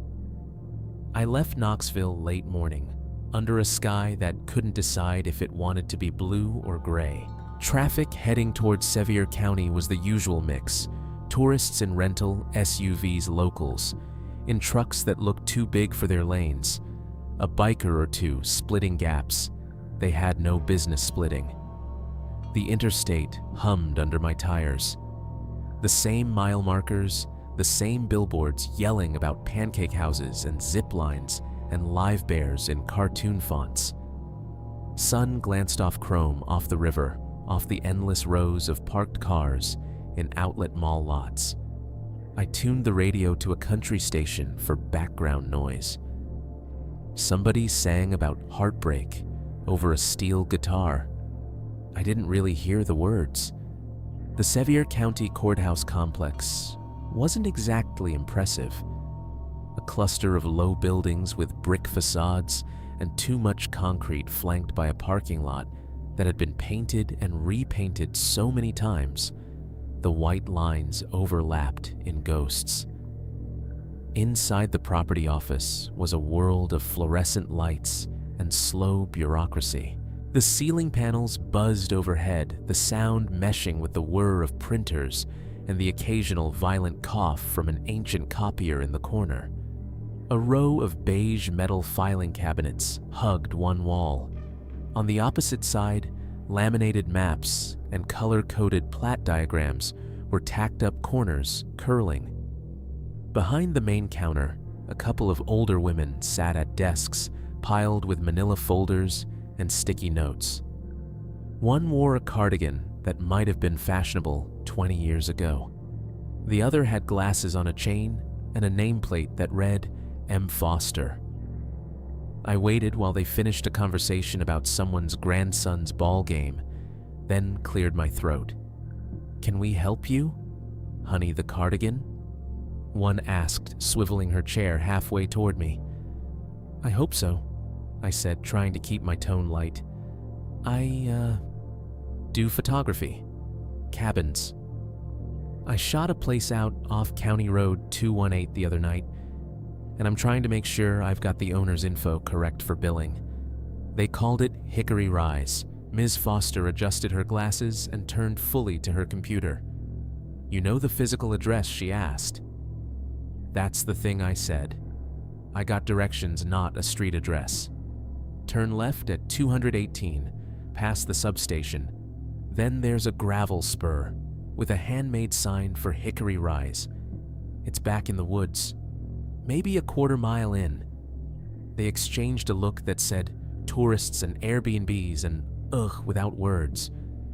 Miss Foster rolled her chair closer to the screen, fingers clacking softly on the keyboard. "We can try," she said. "Sometimes y'all are out there taking pictures before the ink dries on the permits." She pulled up a map interface older than Google, but obviously wired into county records. I leaned in slightly as she typed County Road 218 into the search bar and hit enter. The map zoomed to a familiar curve. "All right," she muttered. "Here's 218. "You said, a substation?" I pointed. "Yeah, right about there. Little sheriff outpost." She clicked the mouse, making tiny, deliberate taps on the desk. The map shifted labels, popping up in that faint, pixelated font. We zoomed in until the road squiggle filled the screen. Lines branched off at irregular intervals, driveways, gravel tracks, fire roads. None of them were labeled Hickory Rise. "That little spur," I said, tracing the air over a likely candidate. "I think that might be it." "Could be," she said. "We don't always have the little names folks paint on boards. That there's a parcel line C." She pointed to a faint rectangle in the trees, bisected by the spur. She clicked into it. A box popped up with text parcel ID, acreage owner's name, mailing address. The listed owner was a limited liability company with a name that sounded like it belonged to a Florida beachfront condo. The mailing address was out of state. "Use it for a rental," probably Cardigan Lady said. "Half the hills are owned by LLCs now." "What's the land use?" "Say Mary Ms." Foster squinted at the screen. "Vacant woodland," she read, then frowned and clicked again. "No dwelling listed. No improvement value." She pursed her lips. "That ain't right if they've put a cabin on it." "Could the system just not be updated yet?" I asked. "They might have finished building recently." "Could be," she said, shrugging one shoulder. "Depends when they pulled permits. We don't always get updated right away when folks take liberties." She emphasized liberties in a way that suggested she'd seen more than a few creative interpretations of the rules. Cardigan Lady swiveled her chair toward us. Sometimes she said they call it one thing on their Facebook or Voarbo or whatever, and the county's got it as something else. I seen Bear Cove listed as Lot 17 Phase 3 on a plat. Y'all come up with all kinds of cute names. "So Hickory Rise might not be in there as Hickory Rise," I said. "But the land's there." "Oh, the land's there," Ms. Foster said. "Lines on paper and all. Just don't show no structure yet." "It's got a cabin," I said. "And a sign." I hesitated. Tree line real close behind it. Path along the edge. Cardigan Lady hummed under her breath. "Not quite a song, not quite agreement. We got folks building all kinds of little hideouts up there," she said. "Sometimes they bring it by the book. Sometimes they don't. They'll get caught up sooner or later. Taxman always finds them." Her casual tone was almost reassuring. This was just another mildly shady rental, another line item in an overworked office. Not a ghost story. "What's the reason you're asking exactly?" Miss Foster said, glancing at me over the top of her glasses. I shifted my weight. "Just billing," I said. "I don't want to send an invoice to the wrong place. And, liability. If something happens out there, I'd like to know whose name is on it."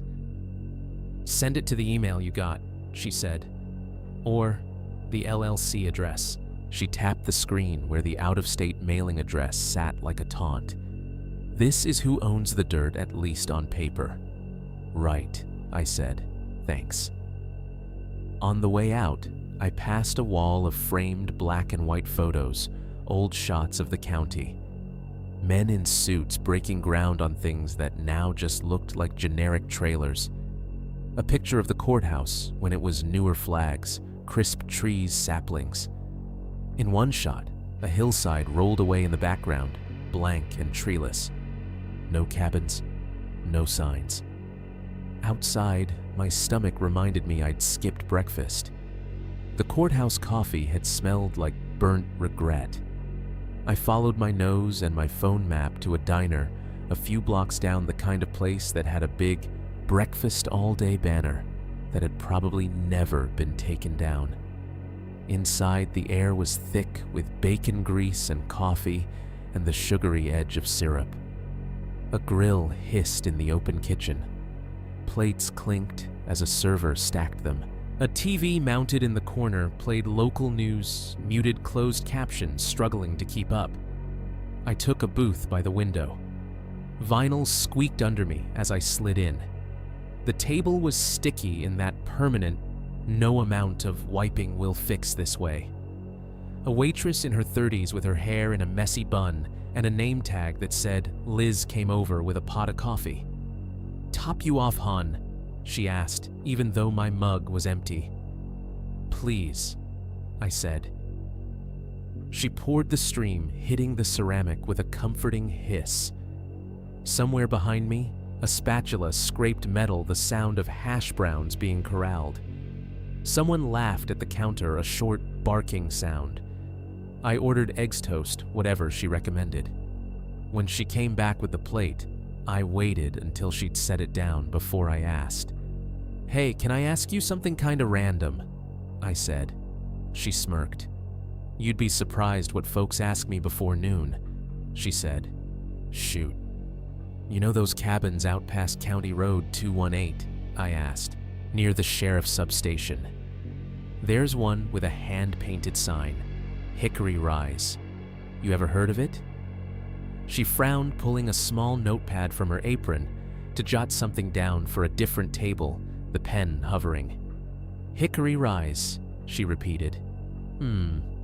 I know Hickory Hollow. That's a whole development. Hickory Ridge is out toward Pittman. But Rise..." She shook her head. "Doesn't ring a bell." Her lack of recognition didn't surprise me by itself. There were hundreds of rentals out here, half of them built in the last 5 years. "But there's cabins up that way," she added. "Folks build all kinds of little hideouts back there. Some of them legit, some of them less so." She made a so-so gesture with her free hand. "You ever go up there?" I asked. She snorted softly. "Past the old fire tower road." She shook her head again. "Nah, not unless I have to. Roads get slick and people drive like idiots. Plus, that's where the crazies like to park. Hunters, partiers, whatever. I stick to town." Beside her at the counter, a man in a worn ball cap nursed a coffee. He had that look of a regular body parked in the same spot so often it had worn a groove into the stool. He was half watching the TV, half stirring his cup with a slow, absent-minded swirl. When I said yeah, this one had the tree line real close behind it, like barely any yard, just a strip of dirt, then woods. His eyes flicked over. It was quick. A sideways glance just long enough to register my face. I toned the words. Something shifted in his expression, like a muscle twitch beneath the skin, before he turned back to the screen.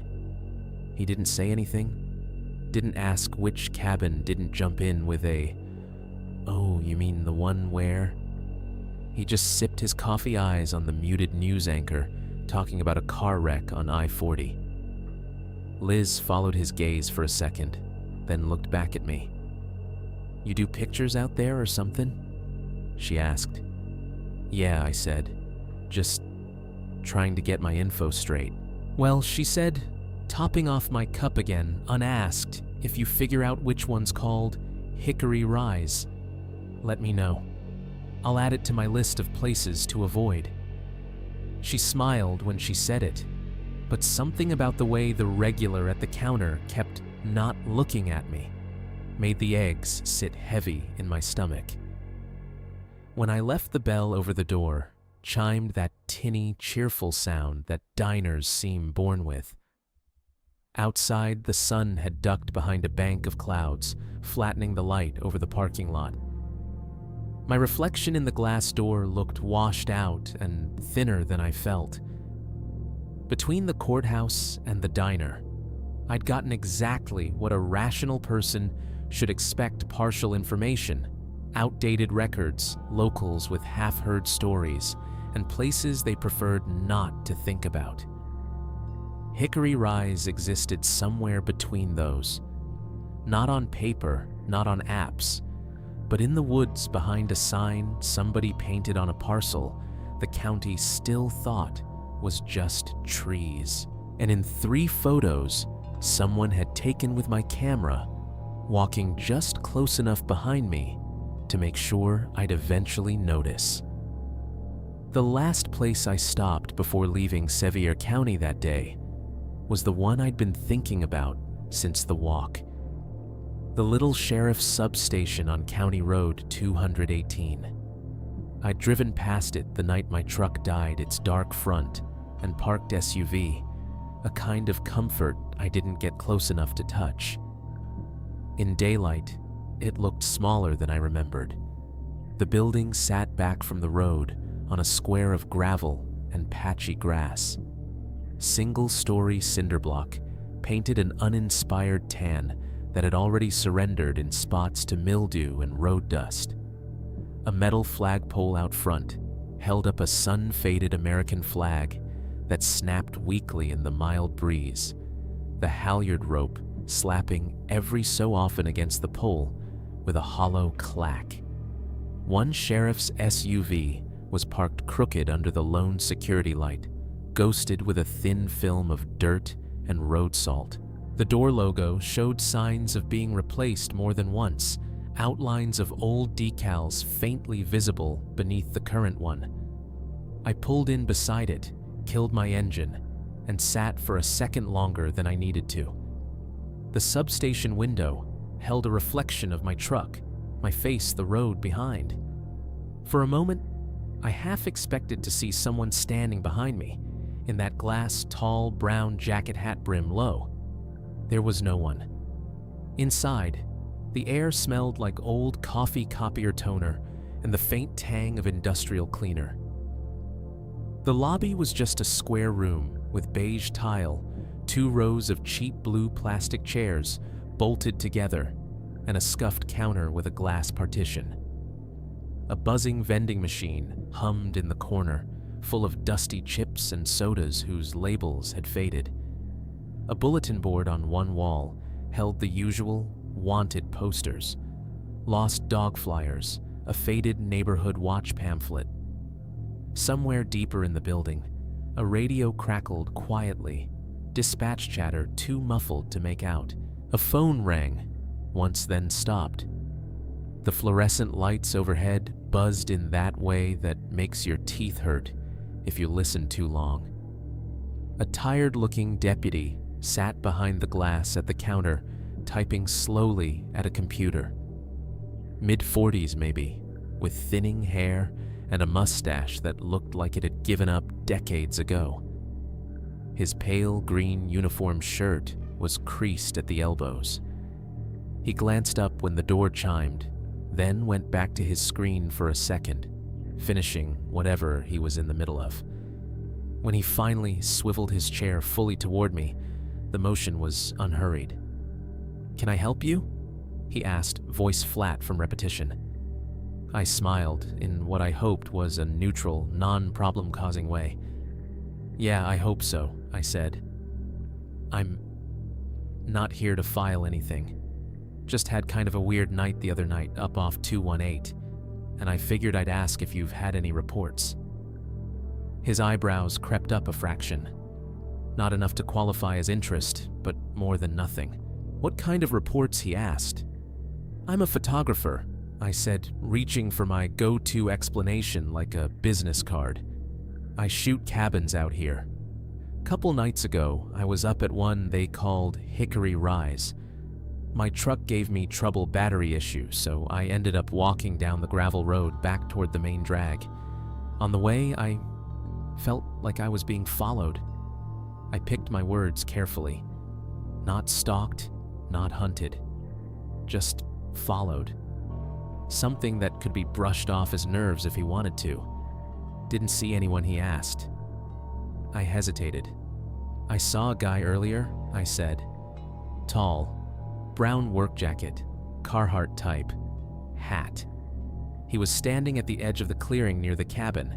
Then he ducked back into the trees. Later on the road, I heard footsteps behind me.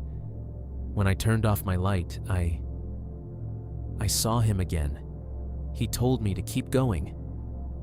The deputy gave me the kind of look you reserve for people who might be wasting your time, but haven't proven it yet. You call us that night? He asked. No, I said. My phone was dead for service, and by the time I hit the main road, a guy in a pickup picked me up and took me to a station. Then a tow. I don't know.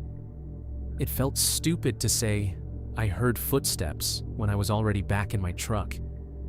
But now that I'm thinking about it, I figured if there's someone out there messing with people. He sighed, leaned back in his chair, and steepled his fingers for a second. We get a lot of calls about someone in the trees, he said.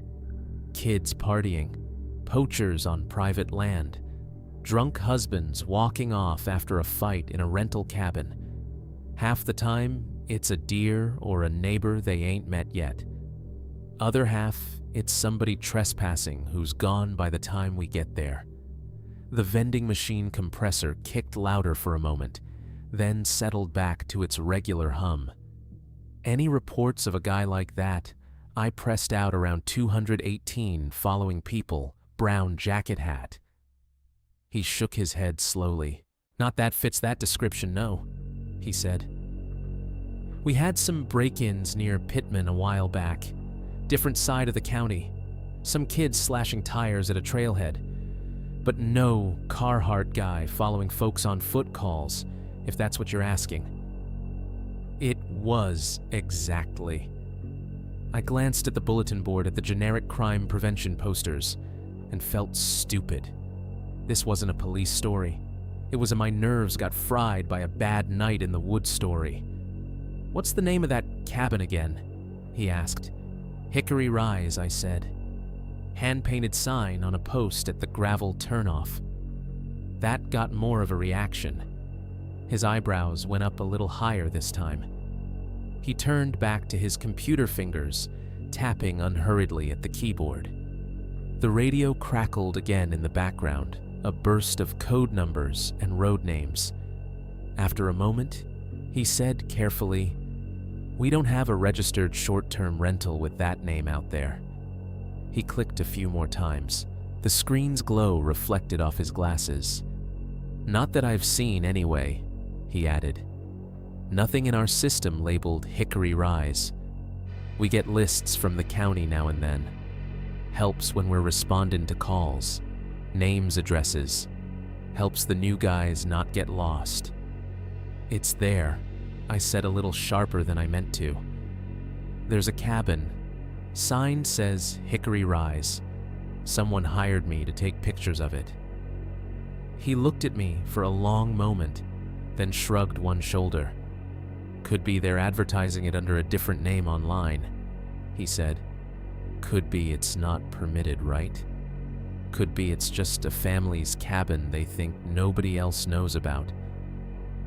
His tone made it clear what he thought of that last option. "Right," I said. "I just wanted to know if someone's been harassing people up there. If I should warn, I stopped myself. Warn who exactly?" He seemed content to let the sentence die. "If you felt unsafe, you did the right thing getting out of there," he said finally. "If you have any more trouble, or if you're out there again and see the same guy, call us as soon as you can. Best we can do is send a unit to check it out." He had the patient, worn-out tone of a man who has given the same advice 100 times and seen maybe 3 people follow it. I nodded, stepped back from the counter a little. It was clear I'd squeezed about as much from him as I was going to. I was halfway to the door when it opened inward, and another deputy came in the cold air riding in on his shoulders. This one was younger, late 20s, early 30s, tops with close-cropped hair and a sharper uniform. He carried a fast food drink in one hand, a crumpled bag in the other. His cheeks were a little pink from the chill. He glanced at me as we did the awkward doorway shuffle. "Excuse me," he said, then called over my shoulder. "Hey Dale, I brought you one of those sausage biscuits you like." "About time," the older deputy Dale grunted behind the glass. I stepped aside, giving the younger guy space to cross to the counter. As he did, Dale said, "Fella here was just asking about some cabin. Hickory." He frowned slightly. "What did you call it? Hickory Rise?" I said, turning back toward them. The younger deputy paused mid-step. The paper bag crackled in his hand. "That's not what they called it last time," he muttered almost under his breath. It sounded like he was talking to himself more than anyone else. Every hair on my arms lifted. I latched onto the phrase like a lifeline. Last time would I ask the words out before I could soften them. He seemed to realize all at once that he'd spoken out loud. His posture shifted the loose off-duty slouch, tightening into something more formal. Nothing, he said quickly, mixing it up with somewhere else. He shot a brief look at Dale, something sharp and warning in it, then took a sip from his drink. For a moment, the only sounds in the room were the fizz of soda in the cup, the ever-present buzz of the lights, and the vending machine compressor wheezing to life again. I looked between them. Dale's expression had gone closed opaque in that practiced law enforcement way. The younger deputy took a loud bite of his biscuit, chewing, as if that gave him something else to do besides talk. "If that's all," Sir Dale said, shifting his attention back to his monitor, "you have a good day now. Like I said, you see anything else, give us a call." On the drive back to Knoxville, the afternoon, light turned weak and silvery clouds thickening over the hills. The radio played something upbeat that I didn't register. Tire noise and wind filled the gaps. My mind drifted away from the actual road in front of me and back to the substation fluorescent hum bulletin board vending machine and the tiny hitch when the younger deputy had heard the words, "Hickory Rise." That's not what they called it last time. Not if there was a last time. Not if someone had reported something. Just last time. The phrase lodged in my head like a splinter and stayed there, catching on every other thought. Last time who, last time where, last time what? By the time I got back to my apartment that evening, the day outside had turned the color of dishwater. Clouds sat low over Knoxville, flattening the light, so everything in the parking lot looked washed out. Cars dulled to the same shade. Asphalt, a uniform, dark smear. My reflection in the glass of the entry door looked tired and slightly distorted, as if the building itself were trying to forget me as I walked in. Upstairs, the hallway smelled like someone's reheated spaghetti and the ever-present detergent haze from the laundry room down the way. A kid's laughter carried faintly through a half-open door. Somewhere, a baby cried for 10 seconds, then went quiet. Inside my apartment, the sounds were exactly the same as they had been that morning, and the night before, and 100 nights before that. The fridge hummed in its familiar key. The neighbor 2 units over had their TV turned up just a little too loud. I could hear the rise and fall of canned laughter and a laugh track that didn't quite sync with the action. Pipes ticked occasionally in the walls when someone upstairs turned hot water on or off. The distant highway laid a soft, constant rush under everything like the world's biggest white noise machine.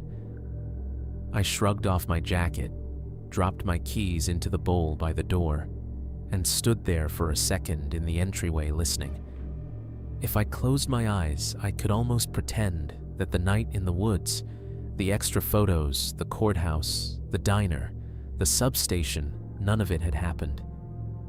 That I'd done a shoot, come home, and was now just tired in a normal way. But my laptop sat on the table where I'd left it, charger plugged in, lid closed like a sealed box I already knew contained something I didn't want. The SD card reader lay beside it, its cable coiled, the camera bag slumped in the chair like someone trying to disappear. I told myself, driving back from the sheriff's substation, that I was done. I'd gone farther than any reasonable person would go: county records, locals, law enforcement. I'd asked questions, gotten half answers, and hit the wall of what people would say out loud.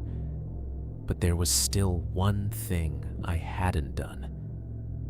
The thing I'd been circling since I saw those 3 shots of myself on the gravel road.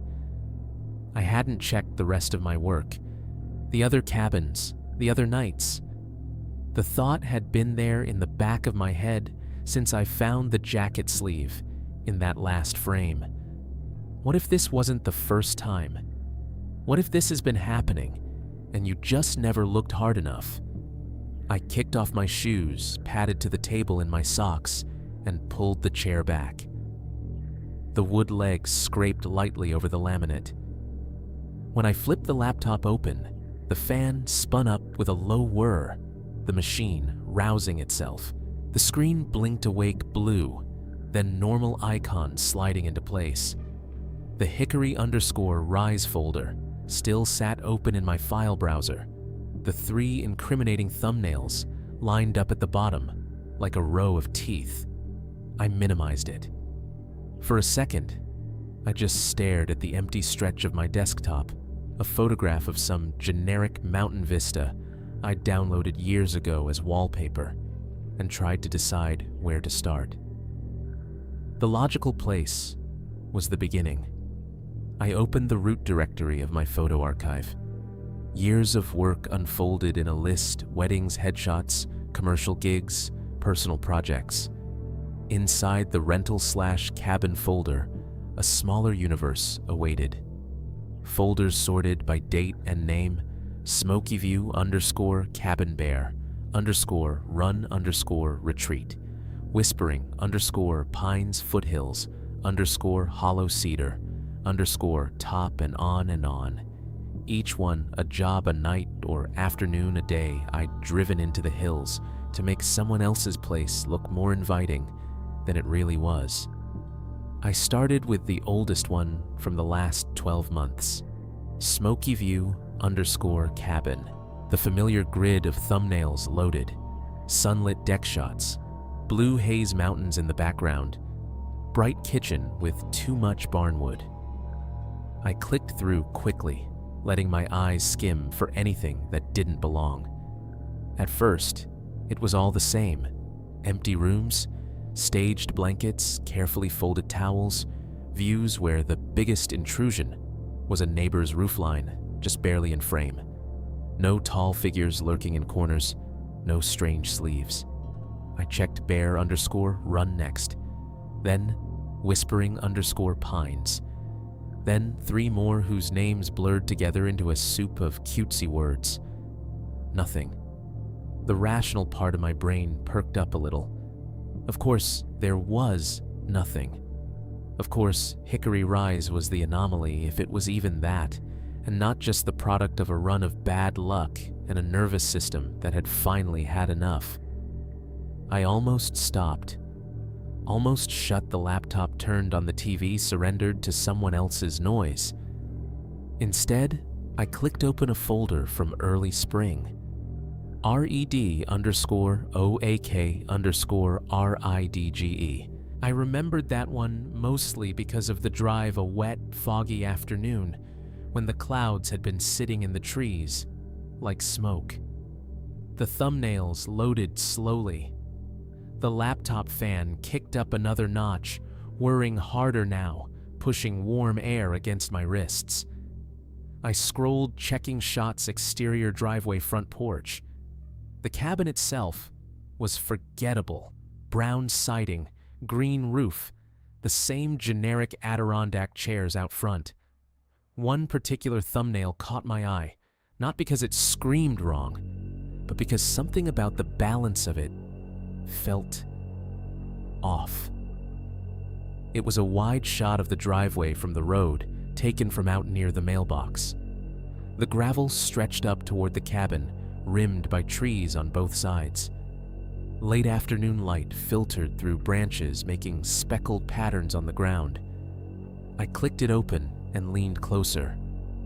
In the full-size view, the driveway dominated the frame like a pale tongue. On the right side, a wooden post stood at the edge of the tree line, a faded private property sign nailed to it at a crooked angle. Nothing unusual. Then, at the very edge of that post, where shadow met trunk, I saw something that wasn't just tree. A darker patch. The outline of a curve that didn't match the straight lines of the wood. I zoomed. The pixels broke apart slowly as I dragged a box over the shadow. The grain of the photograph resolved into noise. But underneath the grain shapes, differentiated. The post's edge was still there, sharp vertical. Behind it, half in shadow, was a mass of darker tone that curved where the tree behind it didn't. At the top of that mass, a small protrusion, just a few pixels wide, jutted out, then flattened. If I unfocused my eyes, it was nothing. Just shadow and compression artifacts. If I stared, if I let my brain start connecting dots, it became something else. A shoulder hidden behind the post. A sleeve, the brim of a hat poking out just enough to catch a smear of light. My breath got louder in the small room without me realizing it. The sound of it ghosted the laptop fan, the two noises combining into a kind of mechanical panting. I zoomed back out, then in again from a different spot, as if the shape might kindly rearrange itself into something more innocent. Every time it stayed right there, just at the edge, just out of compositional importance, little enough to miss, just big enough to find if you were looking. Coincidence, I whispered, though my mouth had gone dry. I closed red_oak_ridge and opened foothills_hollow. Late fall. I remembered this one for the leaves the owner had made a big deal about wanting them in the photos before they all turned to mush. The deck had been draped with yellow and red. I clicked a back deck shot. Sliding glass doors, railing trees beyond. In the reflection on the glass, I could see the deck, the railing, the hint of the yard, my own shape, a vague smudge where I'd been standing when I took it, black blob of hoodie and jeans. But behind that, further back in the reflection, right, where the yard met the tree line, there was a vertical smear that didn't quite register as tree. I zoomed. Up close, it was all glare and shapes. The sliding glass had doubled things. Trees overlapped with their mirrored versions, the railing cut across the scene twice. But in that intersection, there was a form taller than the others, thicker in the shoulders.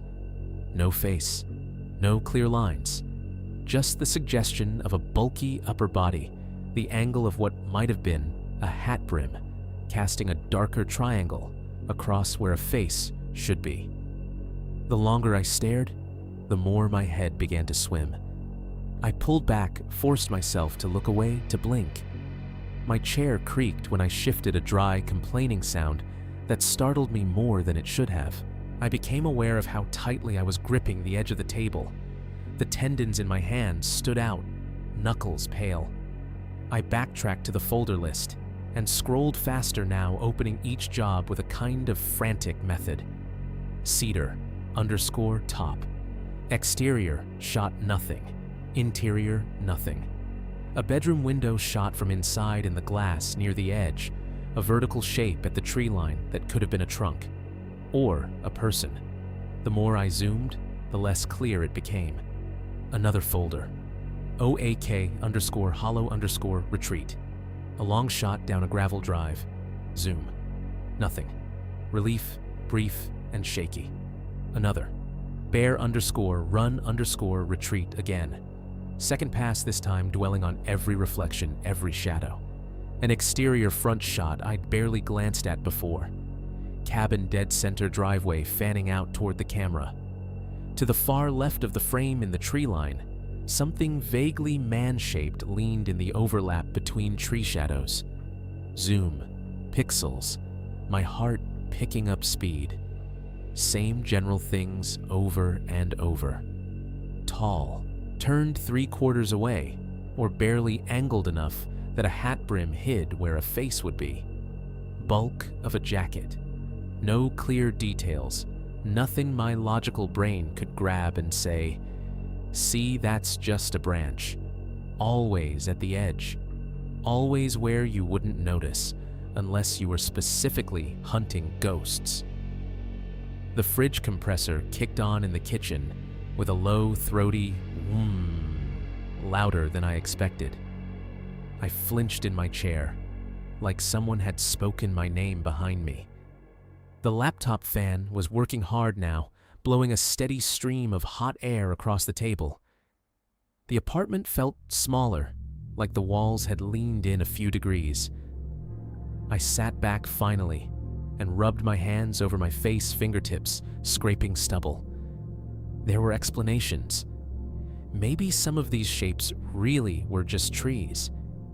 Maybe I was retrofitting the jacket man into old work, seeing him in every dark patch, because my brain had decided to tune for him.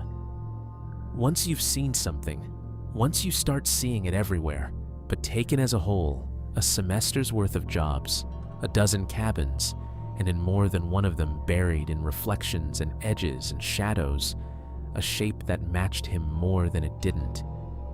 It started to feel less like coincidence and more like a pattern I'd been too lazy to see. I scrolled back up to the root of the cabin folder, all the job names lined up like street signs. Smoky View, Bear Run, Whispering Pines, Red Oak Ridge, Foothills Hollow, Hickory Rise. The names blurred together as my eyes traced them, my own little trail through the hills. A route someone else could have followed if they'd had my schedule. If they'd known where I'd be on which nights, what roads I'd be walking, what driveways I'd be standing in with a camera in my hand and my back turned. The laptop fan droned steadily.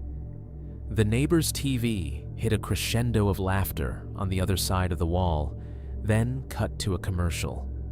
Pipes ticked somewhere above as someone took a late shower.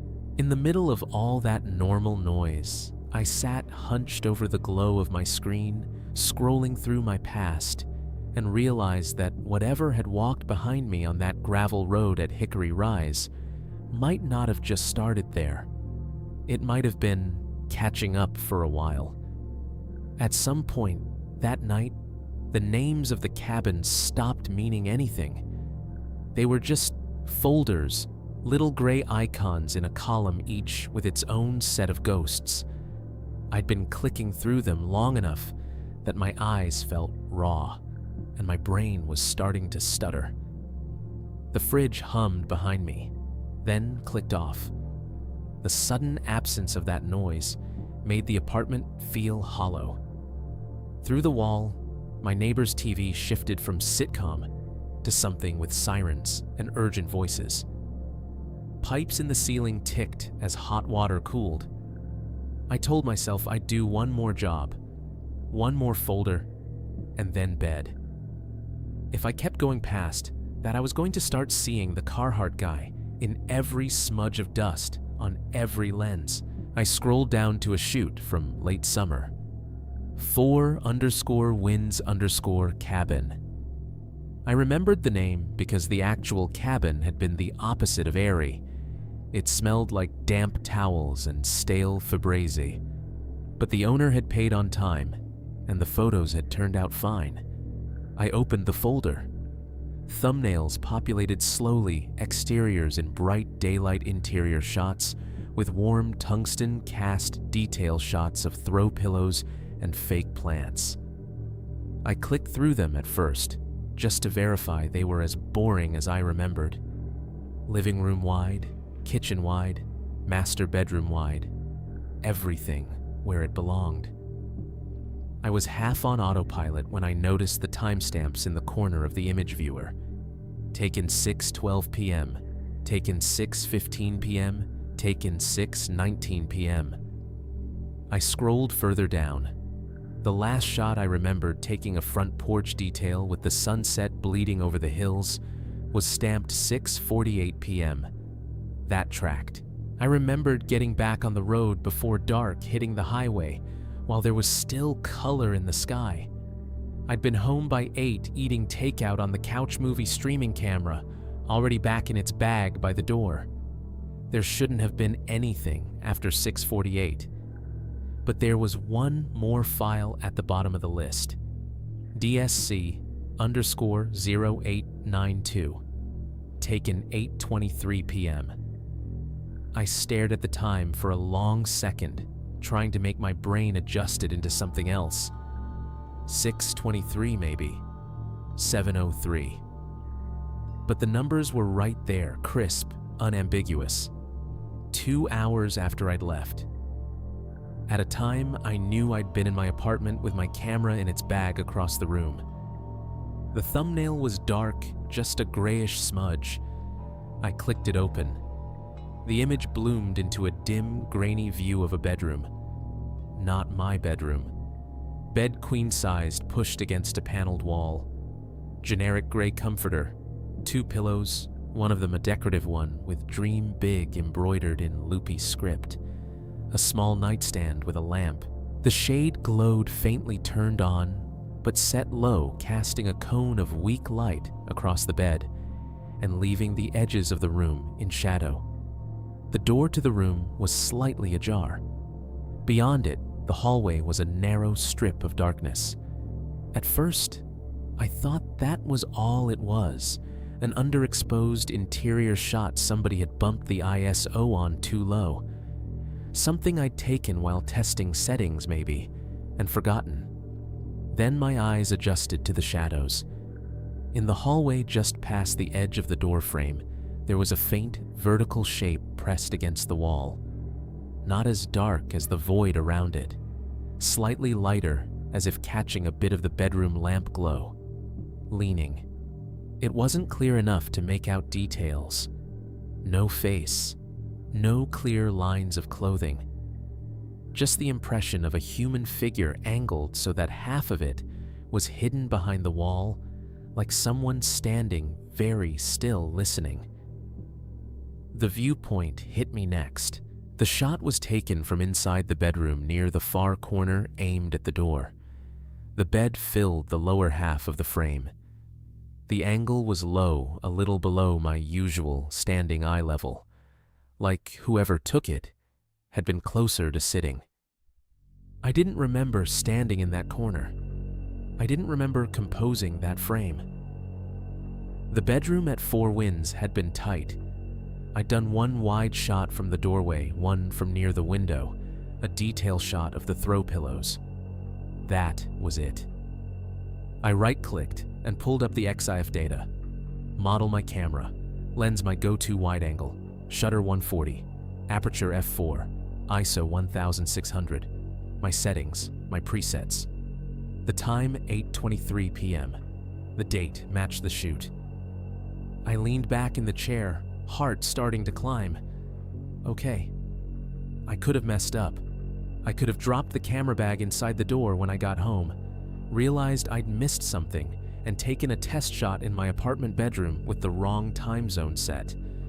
Except the bed wasn't mine. The walls weren't mine. The layout was wrong. It was the cabin, which meant one of two things. Either someone had access to my gear after I left and had used it to take a single shot in that room, or something else had. I laughed once, a dry, humorless little bark that sounded ugly in the empty apartment. Something else, I muttered. Sure. The air felt thicker. The fan on the laptop sounded louder than it should have. The fridge kicked back on the compressor, rumbling the vibration, carrying faintly through the floor into the legs of my chair. Then, under all that, I heard another sound. Soft. Close. The faint, unmistakable tick-tick of zipper teeth touching like fabric, shifting just enough to pull against them. It came from my left. I froze, every muscle in my back going wire tight, and turned my head slowly. The camera bag sat where I dropped it earlier on the floor beside the couch. The top flap was closed, buckles latched zippers pulled all the way to one side. It had been there long enough for me to forget it. Just as I looked at it, the bag moved. Not a big movement, just a slight sag forward, like somebody had nudged it with a toe from behind. The strap slid a fraction of an inch. The zippers gave another tiny metallic tick as their teeth rubbed. I stared at it, not breathing, and listened. Silence again. Fridge hum. Highway. TV murmur. I told myself it was settling. Gravity and bad packing. Nothing more. My legs didn't quite believe me as I stood up. The floor felt colder under my socks as I crossed to the living room. The bag looked harmless up close. Scuffed black nylon, a bit of mud on one corner from the night at Hickory Rise. My fingers fumbled a little on the buckles as I popped them. The plastic clicked open. I took hold of the dual zipper tabs, metal cool against my skin, and pulled them apart. The sound of the zipper opening was louder than it needed to be in the quiet apartment. A rasp teeth separating fabric parting. Inside, the padded compartments were as I'd left them.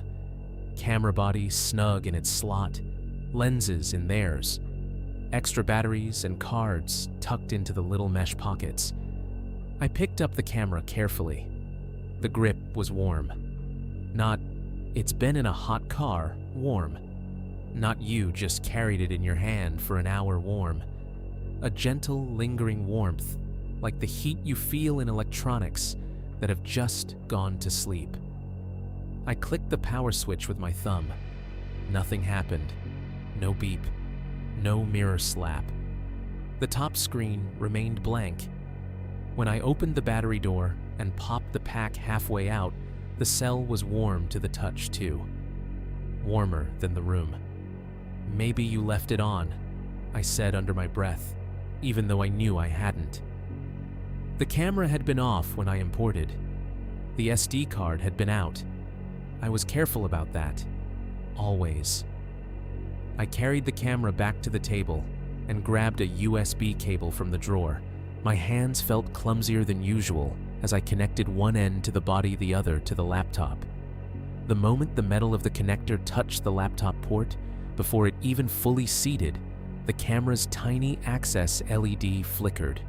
Just once. A brief, sharp pulse of red, like an eye opening and closing. I paused, cable half pushed in, and stared at it. Glitch, I told myself. Static discharge. Whatever. I pushed the connector home. The laptop chimed its new device sound. The camera's screen stayed off. The LED did not blink again. I bypassed the SD card reader this time and opened the import utility directly from the camera storage. A new set of thumbnails populated, some gray, some familiar. The Hickory_Rise folder showed up as a device directory. I clicked it. Inside were all the images I'd already imported: the living room, the kitchen, the back windows, the shots of the tree line, the exteriors, and at the very bottom, separated by a tiny gap in numbering, were two more files. DSC DSC_0162, DSC_0163. They hadn't come over with the SD card. They didn't appear in the file browser, only in this direct view. Hidden somehow like they'd been written into a part of the card, the usual import skipped. Or like they hadn't been there yet earlier. My throat went dry. I selected them and hit import. The bar shot across faster with just 2 files. They landed in the Hickory_rise folder on my hard drive, little icons blinking into existence. I opened the first, DSC_0162. For a heartbeat, I thought I'd accidentally turned my webcam on and taken a shot mid-zoom. The scene was that familiar. It was my living room. The angle was all wrong, though. The photo had been taken from the corner of the room behind the couch, the one corner I never stood in, because a cheap floor lamp and a stack of boxes lived there. From that vantage point, you could see almost everything. The back of the couch, the TV mounted on the opposite wall, the hallway leading toward the bedroom and bathroom, the open kitchen entry to the right. My coffee table sat in the middle, cluttered with a couple of coasters, an empty mug, and a lint roller. The TV was on frozen mid-scene, some movie paused. The light from it cast a bluish rectangle across the floor. The lamp in the corner where the photo had been taken was off. The only illumination came from the screen and a small ceiling fixture over the kitchen. The shot was slightly tilted, like whoever held the camera had lifted it just high enough to clear the top of the couch, and fired without thinking about straight lines. I stared at the details, searching for anything that would prove this was older than it looked. Different rug, different art, but it was recent. The movie on the screen was one I'd watched last week. The empty takeout box on the table was from a place that had only opened a month ago. The timestamp in the XF confirmed it when I checked 3 nights before Hickory Rise. 10:41 p.m.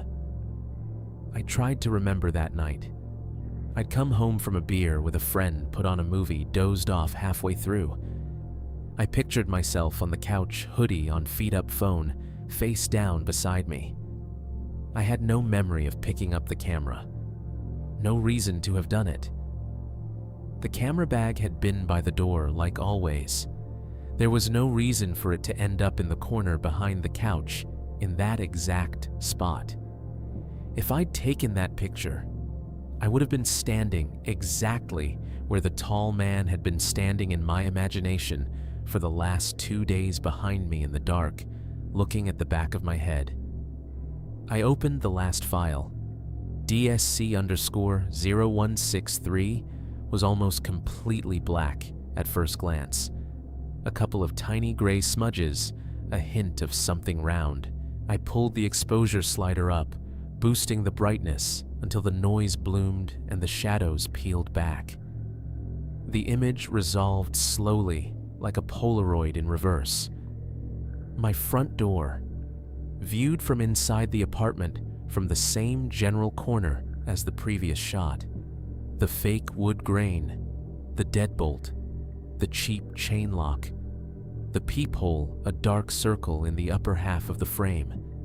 Ambient light from the hallway outside leaked in under the door, creating a thin line of glow along the floor. In the bottom right corner of the frame, blurred and out of focus, the edge of a jacket sleeve intruded. Thick canvas, dark, the seam line running near the wrist. The kind of sleeve you'd see on a work jacket. A Carhartt-style coat. The angle told me everything I didn't want to know. This photo had been taken from inside my apartment with the lens pointed at my door as if documenting it. As if watching me as I stood there looking out. I could picture the scene as if I'd been in it twice, me standing at the door, hand on the knob, maybe checking the peephole, because I'd heard something in the hallway. and someone else behind me in the room, raising my camera, framing both of us, me and the exit, in one frame, catching their own sleeve by accident as they did it. The timestamp said last night, 11:58 p.m. I hadn't looked out the peephole at 11:58 p.m. last night. I'd been sitting at this table, writing the first part of what I'm telling you now, listening to the fridge and the highway and the neighbor's TV. Somewhere in the apartment, a pipe pinged again. The fridge compressor cycled off. For half a second, the apartment dropped into a deeper, truer silence. In that silence, with the laptop screen throwing my door's image back at me from a different angle, it hit me in a way it hadn't before Hickory Rise might have been where I finally saw him in the open, but he'd been getting comfortable enough to use my own eyes for a while. That night, my apartment didn't feel like mine. It felt like a set someone had built around me while I wasn't paying attention. Same walls, same couch, same table, but the angles were wrong, too sharp, too aware of themselves. Even the air felt different, like it had been stirred and then left to settle in a new pattern. By 10, I'd shut the laptop not because I was tired, but because I couldn't take one more image. Every folder I opened felt like a door I couldn't close again. The apartment sounds, the ones I usually liked, the ones I told myself proved I wasn't alone in the world, had turned on me. The fridge kicked on with a low rumble, a compressor wheeze that vibrated through the floorboards and into my chair. When it cycled off the silence, it left behind stretched too long, like the punchline of a joke that never landed. Upstairs, somebody walked from one side of their place to the other, slow, measured steps across old hardwood. I'd heard those footsteps 1,000 times. Tonight, every creak sounded like weight testing a board in my own hallway. The building's heater came alive somewhere in the guts of the place. A deep, hollow clunk as the boiler kicked, followed by the distant rush of water through pipes. The radiators in the walls ticked, expanding the metal, complaining softly. I left the living room lights on, the overhead in the kitchen too, even the little lamp by the couch. Pools of warm light spilled across the floor, overlapping in patches, leaving only the ceiling corners and the hallway truly dim. The hallway, it's barely 10 feet long, just a narrow stretch with the bathroom on the left, the bedroom at the far end, a closet door on the right. I've walked it half asleep in the dark, drunk in a towel, arms full of laundry. It's never been anything but a way to get from A to B. Tonight, it looked like the gravel road all over again, longer than it should be. Two narrow shadows crowding in on both sides. The bathroom doorway on the left felt like a curve I couldn't see around. The bedroom door standing open was just a darker rectangle at the end. I stood at the mouth of it for a while, one hand on the wall listening. The hum of my computer tower in the living room, a low, steady vibration. You only notice when you're trying to fall asleep on the couch, suddenly sounded menacing. The phone charger in the outlet by the couch gave off that faint, high electronic whine I'd never heard before, like a mosquito at the edge of hearing. Then, all at once, both stopped. The computer fan spun down with a long exhale. The phone vibrated once as it hit full charge, and the whine disappeared. For a second, everything mechanical in the apartment seemed to pause, as if holding its breath. I forced my legs to move, socks whispering on the floor. I walked the hallway like I was back on the gravel counting steps, without meaning to aware of how long each one took to land. My bedroom looked ordinary. Bed unmade. Pile of clothes in the corner. A cheap wooden nightstand with a water glass ring etched permanently into the surface.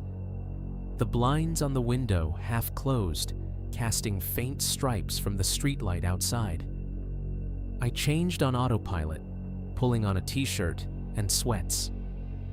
The act of turning my back to the doorway to do it made the skin between my shoulder blades itch, like I'd suddenly grown a new sense there. When I turned the ceiling light off, leaving only the bedside lamp on the hallway beyond the door, sank back into its own private dusk. I sat on the edge of the bed, heart still beating too fast for the amount of actual movement I'd done, and replayed the apartment photos in my head. The one from behind the couch, my living room framed by my own camera from a corner I never stood in. The television glow, the couch back, the line of the hallway leading toward where I was now, the one of the door, my fake wood front door, the peephole, the hairline of light underneath. And in the lower right corner, blurred but unmistakable, the edge of a dark canvas sleeve. The angle proved it. Whoever, whatever had taken those photos had been inside. Not at the window, not in the hallway outside. In the room with me standing in spots I didn't use, documenting the way out. I reached under the bed and pulled the camera bag out again, the nylon rasping over the floor. I don't know what I thought I was going to do with it. You can't photograph something that has already proven it can use your eyes better than you can. But the idea of leaving the camera in the living room felt worse, like letting someone keep a spare key on the table. I unzipped the bag, the teeth clicking softly, and pulled the camera body out. I didn't bother with a strap. I left the wide-angle lens on. It felt wrong to swap it now, like messing with the equipment might invite another kind of attention. I set the camera on the nightstand, angled so the lens pointed directly at the bedroom door. It sat there like a small black animal, one eye dark staring. "If you want to see something," I muttered, "you can watch the same way I do." It was a stupid gesture, a talisman made out of habit and glass. I turned the bedside lamp off. Darkness settled slow as my eyes adjusted. The glow from the streetlight outside the blinds painted faint bands across the wall. The open bedroom door was a deeper void, a rectangular cutout. I could just make out the pale rectangle of the door frame around it, like a picture hung too low. I lay back on the pillow, one arm across my chest, listening. The building was never truly quiet. Somewhere above, someone dropped something small, a thud, then a roll. A car passed on the street below, tires hissing. The neighbor's bathroom fan hummed to life, a low insect drone. Time stretched. My thoughts circled the same 3 points over and over. Hickory rise the tree line. The jacket sleeve, at my door. Every time I tried to push the images away, they resurfaced. I must have drifted because the next thing I remember clearly is the pseudo jump scare. I was hovering in that half place between awake and asleep, where sounds seep into dreams and back out again. My brain had just started to let go when I heard it. 2 soft creaks in the hallway. Not above me, not overhead, not the neighbor. These were closer with the particular tone of my own floorboards, a lower, more intimate groan. Creak, creak, a 2-step. The exact pattern you'd make shifting your weight from one foot to the other, just outside a door, testing the spot. My eyes snapped open. The room was a shade lighter than pitch, the kind of darkness where you can just distinguish shapes if you don't blink. The bedroom door was still open, a blacker rectangle against the less black hallway. I held my breath so hard my ribs hurt and listened. The upstairs neighbor's bathroom fan kicked on with a grumbling whir, cutting across the hallway's silence. A toilet flushed. Pipes rattled. "It's the building," I whispered to myself. "Old wood, shared joists. Sound travels weird, that's all." I stayed staring at the doorway long enough that my eyes started to water. At some point, my body decided it was done with the adrenaline dump. The edges of my thoughts blurred. The dark softened. The doorway stopped pulsing like an open wound and became just an absence again. I wasn't fully asleep when it happened. It felt more like being underwater, aware of my own breathing, heavy and slow, aware of the weight of the blanket over my legs, aware in the back of my mind that the camera was on the nightstand lens, pointed at the door like a glass sentinel. That's why the sound cut so cleanly through whatever I was drifting in. An impossibly faint mechanical check, half click, half thunk. Quiet, but so specific, it might as well have been whispered into my ear. I know that sound better than I know my own voice. It was the sound my camera makes when the shutter fires. For a second, I tried to fold it into the dream I'd been having. Something about walking down a hallway that wouldn't end the floor under my feet, turning from carpet to gravel without me noticing. But the sound didn't belong there. It belonged on my nightstand, in my room, in the dark, 3 feet from my head. My eyes opened again, slowly, the way you do when you're afraid something will be inches from your face. The bedroom was the same as before. Dim. Doorway a deeper cut. Streetlight stripes barely visible on the wall. The camera sat where I'd left it, a black shape against the lighter rectangle of the nightstand. Its LCD was dark.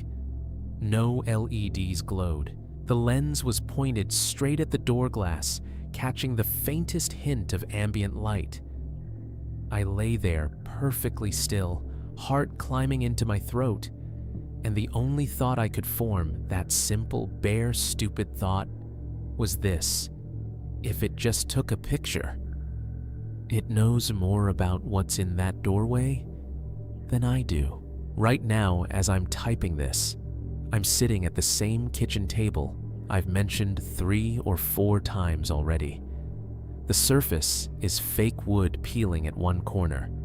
There's a coffee ring near my left hand that has outlived at least 3 mugs. My laptop is dead center screen, brightness turned down lower than usual because the rest of the apartment is dim, and I do not particularly want to see my own reflection in the black parts of the display. Behind me, the fridge hums its familiar low-note drone. I can feel it through the chair legs, a faint vibration in the laminate floor, like the building's heartbeat. From the ceiling vent above the stove, the AC pushes a steady, lukewarm stream of air that rustles the edge of the takeout menu pinned to the wall. Somewhere upstairs, a TV is playing. The sound is muffled through 2 layers of drywall and cheap insulation, but I can pick out the rhythms: dialogue pause, canned laughter commercial. Every 30 minutes or so, the building's elevator dings at the far end of the hallway, that soft electronic tone followed by the low grind of the doors. Out on the highway, cars hiss past in an endless line. Every now and then, a motorcycle tears by its engine, tearing a brief hole in the white noise. A dog 2 floors down barks once, just once, and then stops, like someone put a hand gently over its muzzle. That's the soundtrack while I write this. Not the cabin, not the forest, not the gravel road. Just an old apartment in Knoxville, Tennessee, doing what old apartments do. You should know I'm not writing this for the police. I never have. I never filed a report about Hickory Rise, or about the pictures, or about the man on the road, or in the trees, or in the glass. Part of that is pride, I guess. I don't want to walk into a station, sit down across from some bored officer and say, "I think there's a guy following me around the hills taking artsy photos with my camera, and maybe he's getting into my apartment at night." I don't want to watch the look in his eyes shift from annoyed to this guy needs a different kind of help. Mostly, though, it's because I don't know what the crime is. Trespassing on paper, maybe. Stalking. If I could prove he was the same person every time, I guess. But what am I going to hand them? A wide shot of a driveway, where if you squint, you can convince yourself there's a shoulder behind a post. A reflection in glass that might be a tree or might be a tall guy in a jacket if you're in the mood. 3 photos of my own back walking away. 2 shots taken inside my apartment at times I don't remember touching the camera. And then, the part where I tell them I'm pretty sure my camera fired by itself in the dark while I lay there pretending not to breathe. I'm not crazy enough to believe that would go well. So, I haven't told them. I'm telling you instead. You meaning whoever runs this channel. And whoever's listening to my voice right now, maybe in a car on the highway, or in bed with the lights off, or at work with one earbud, in pretending to answer emails.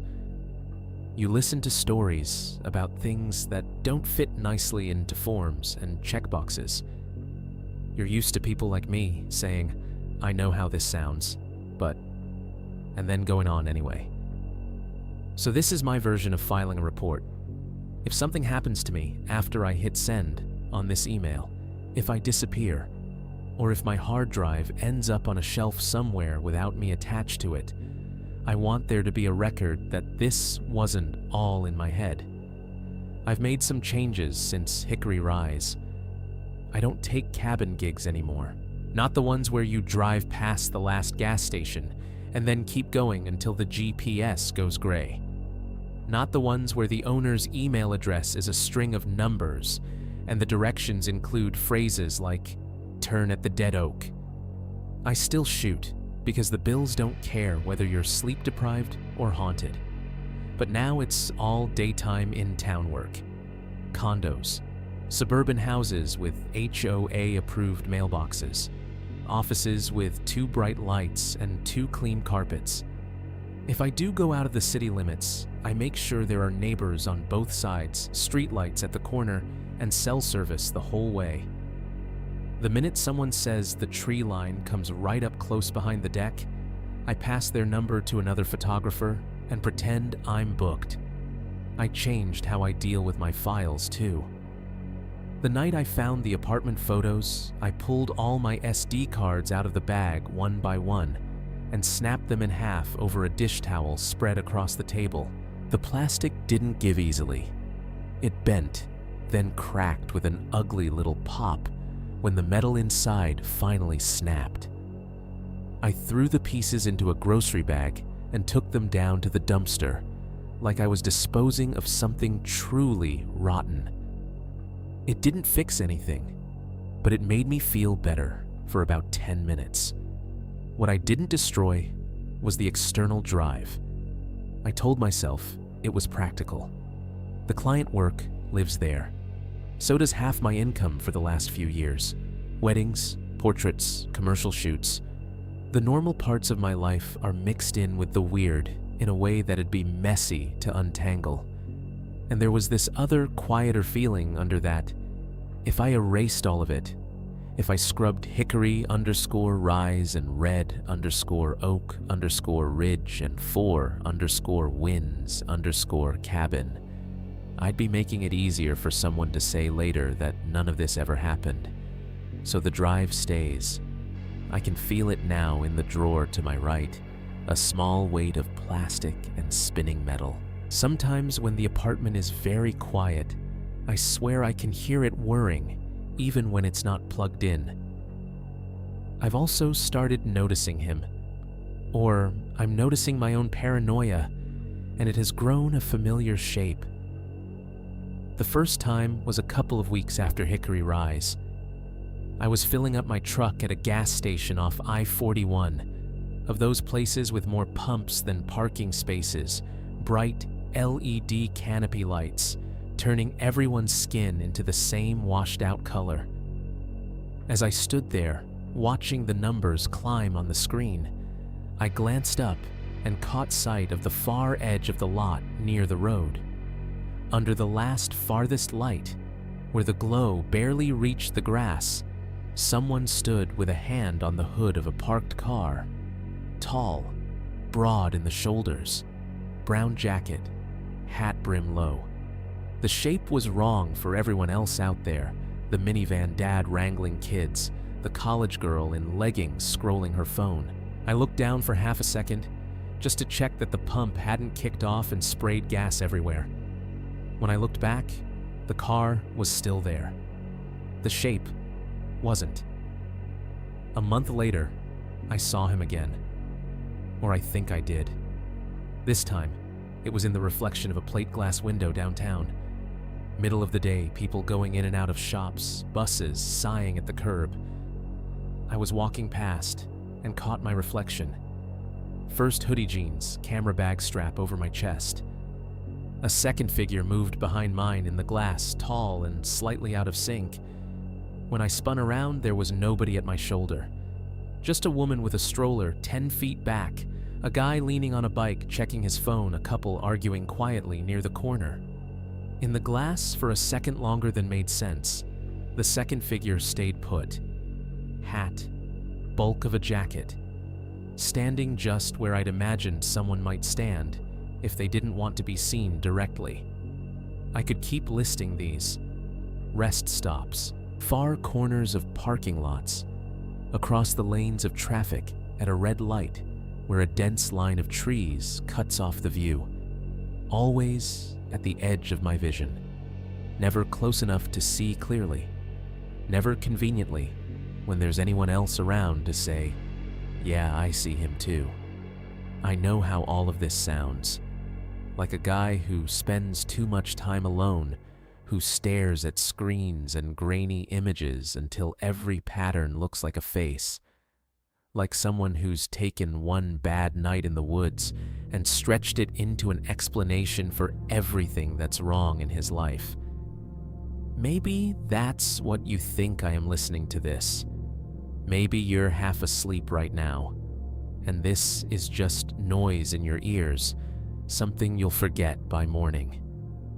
But for me, sitting here at this table with the fridge humming and the AC hissing and the neighbors living their lives inches away through thin walls, it feels important to get this down, to put it into a shape that isn't just looping in my head, to give it to someone whose job is collecting stories like these and releasing them into the world like little flare guns.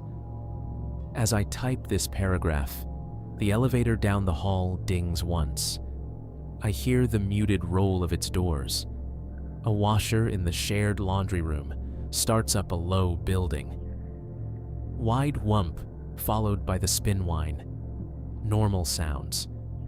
The kind of sounds I used to love because they meant there were other people around close enough to help if anything ever went really wrong.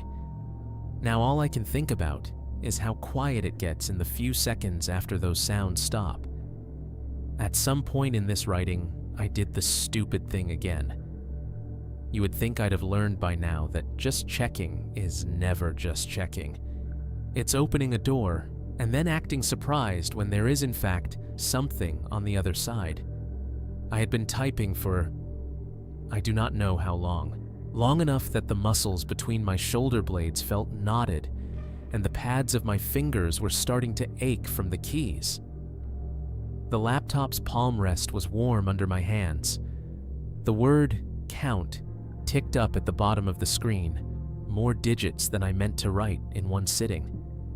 I paused to reread a paragraph about the 3 photos on the gravel road, about the sleeve at my door. I wanted to make sure I had the details right, the exact times, the angles, the way the jacket looked. That was the excuse I gave myself anyway, when I alt-tabbed away from the email draft and opened my file browser. Hickory Rise sat where it always did, in the sidebar under Recent. The name glowed faintly blue when I clicked it. The grid of thumbnails snapped into place: cabin interior, cabin exterior, tree-lined deck gravel road. My own back, once, twice, 3 times. The 2 apartment shots I'd pulled in directly from the camera earlier. I knew this set by heart now. I could have recited the file names like a rosary. And then I noticed the number. In the top corner of the window, the interface helpfully told me how many items were in the folder. Earlier, there had been 162 or 163, depending on whether you counted the XMP sidecar files. Enough that I had to scroll. Now it said 164. It was such a small change, I almost missed it. 2 digits, 1 notch higher. The kind of thing you overlook all the time when you're batch editing jobs, adding exports and duplicates and crops. Except I hadn't added anything. I hadn't imported anything since the last time. I'd been sitting here in this chair at this table, writing to you. My camera was on the nightstand in the bedroom, powered off. The SD cards were broken in a grocery bag in the dumpster downstairs. I dragged my eyes to the thumbnail strip at the bottom. All the same little images marched along in their usual order. Kitchen, living room, back window, tree line, deck, gravel road, my back on the road, apartment couch, front door. At the very end of the strip, with a tiny today timestamp under it, was a new gray rectangle. DSC_0164. My chest did something unpleasant and tight. For a second, I just stared at the file name, hoping it would blink away or resolve into a sidecar file or prove to be an export I'd forgotten making. But the icon was a photo thumbnail little mountain outline, just like the rest. I checked the timestamp. Taken today. Time 11:07 p.m. I glanced at the clock in the corner of the screen. 11:10 p.m. 3 minutes ago. I had been sitting here the whole time. I had not moved from this chair except once 10 minutes back to refill my water. The camera was not connected. The only device on this table was the laptop. My hand trembled a little as I moved the cursor and double-clicked. The image opened slowly, as if the laptop were struggling with more than just processing power. For a heartbeat, it was just noise, grainy static, darker at the edges. Then it resolved into a scene I recognized with a kind of sick lurch. It was my kitchen table. This table. Right now.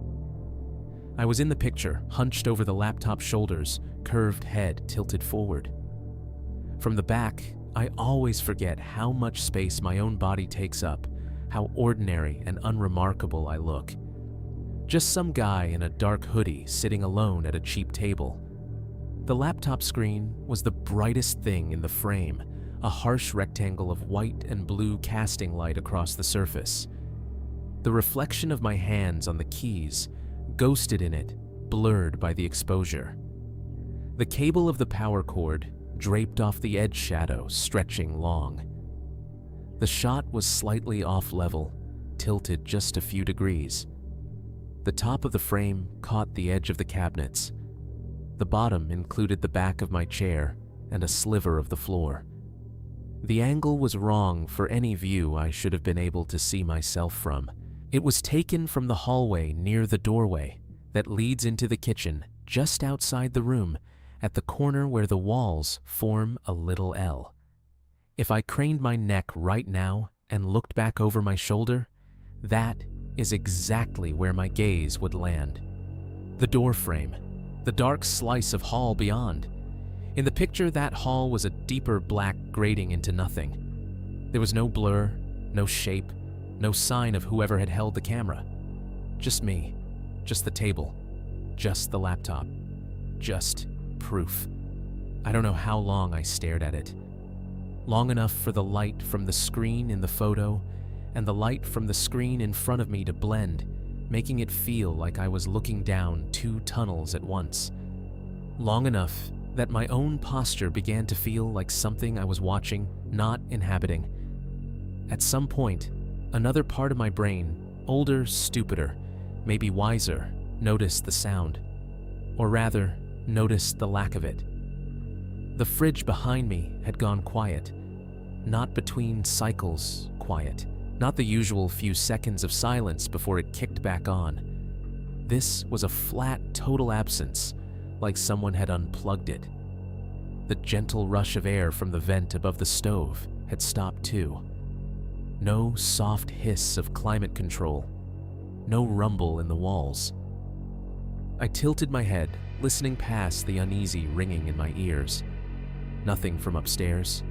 No TV bleed, no footsteps, no distant toilet flush or shower pipe tick. Out on the highway, the white noise of traffic had faded to almost nothing. I could still see the faint smear of headlights through the blinds, but the sound felt far away, like a recording turned down. Even the building's usual background hum, the electrical undercurrent you only hear when you really focus, had thinned. It was like somebody had reached into the guts of the world and turned everything down, leaving only me, the laptop, and the faint buzz of my own nervous system. I looked back at the timestamp in the XEF panel to reassure myself this had already happened, that I was looking at something 3 minutes old, not a live feed. 11:07 p.m. today. I flicked my eyes to the system clock again. 11:11 p.m. Somewhere in the back of my head, a math teacher's voice tried to reassure me time is still moving forward, as if that mattered when it gave me exactly the answer I didn't want. This had been taken while I was already here, already typing, already trusting the walls around me to be solid. I can feel my fingers on the keyboard as I write this sentence. I can hear the faint, plasticky tap, tap, tap of the keys under them. I am telling you this in real time. There is a photo on my screen of me taken from behind, from the hallway in my apartment, time-stamped a few minutes ago. I did not take it. I did not hear the shutter this time. Whoever or whatever stood in that doorway long enough to frame this shot was close enough that if I had pushed my chair back suddenly, it would have hit them. The silence in here is so deep now that I can hear my own pulse in my ears. My breathing sounds too loud. Every small movement of my fingers over the keys is sharp, like someone tapping a spoon against glass. I am not going to turn around yet. That probably sounds ridiculous, I know. Like the oldest horror cliché in the book, he was behind me the whole time. But there is a difference between believing that as a story and living inside it. Right now, my entire awareness is split between the glow of the laptop in front of me and the black rectangle of the hallway behind me that I can see faintly reflected in the top of the screen. If you are hearing this as a finished story later, it means I eventually did one of 3 things. I finished, hit send, and nothing came of it. I finished hit send, and something did.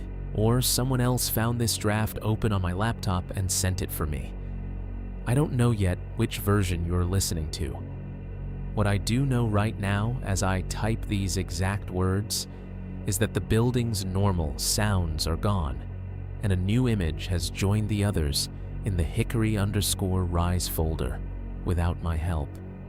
And the man in the Carhartt jacket, if he's still out in the woods, does not need trees anymore to stand just out of sight. The cursor is blinking like a pulse. Little vertical bar on off at the end of the sentence I just wrote about not turning around. My fingers are hovering over the keys. They look weirdly separate from me, tendons standing out a little sheen of sweat on the knuckles. For a second, I'm aware of my own body the way you're aware of a stranger in an elevator, too close, too real. The silence has weight now. No fridge, no AC, No upstairs TV, no elevator ding, no highway. Just the almost not there whir of the laptop fan, a tiny insect buzz under my palms. It sounds like it's working harder than usual, like it knows this file matters. I can hear my own breathing loud and shallow in my ears. The tiny clack of each key when I press it snaps in the room like breaking twigs. I'm typing exactly as this is happening. I need you to understand that part. You, the person reading this on a screen later, or listening to someone else read it out loud. This is not memory. This is not me polishing a scary thing that happened last year into a neat story. This is me trying to get the words out faster than the world can change around me. Somewhere in the building far off, something sighs, maybe a pipe, maybe the wind. Then even that fades. It feels like I'm in the center of a sphere of quiet, and everything that used to make noise has been pushed just beyond the edge. The first sound when it comes is so soft I almost write it off as a muscle twitch in my head. A single step. Right behind me in the hallway on the laminate floor. It's not the heavy thud of someone jumping or charging. It's the careful, measured weight of a boot coming down on a board, pressing testing. The laminate gives a tiny groan in response, a familiar complaint I've heard under my own feet 1,000 times, coming from a spot I know exactly. Just beyond the doorframe. My fingers freeze over the keys for half a second. The cursor keeps blinking without me patiently. Then another step. Same pace, same weight. Closer. The air moves with it just enough that the hairs on my arms lift. There's a faint rustle fabric against fabric, like a thick jacket shifting when someone rolls their shoulders. I keep my eyes on the screen. It feels wrong to do it like breaking some instinctive rule. Every part of me is screaming to turn, to look, to confirm. But the only defense I have left right now is the fact that I am telling this to you as it happens. If I stop typing, this stops existing anywhere outside my own skull. So I write, I just heard a step in the hallway. Then another sentence, hands trembling a little over the letters. Someone is standing just beyond the doorway. The smell reaches me next, slipping in under the fear-damp earth, like the ground after rain in the woods. Old leaves. A faint, stale thread of cigarette smoke or wood smoke. It does not belong in this apartment 3 floors up over a parking lot, surrounded by concrete and drywall. For a heartbeat, I am back on the gravel road. Drizzle on my hood. Wet rocks under my boots. The feeling of being paced from behind. Somewhere behind my reflection in the darkened laptop screen, the doorway is a charcoal rectangle. In the top edge of the glass, just above the browser bar, the shadows deepen shift. Something tall is standing there. It doesn't step fully into the kitchen light. That would be too easy.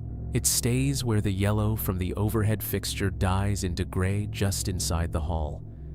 I can't make out details, just edges the slope of shoulders, the suggestion of a hat brim, the bulk of a jacket that makes the doorway look narrower.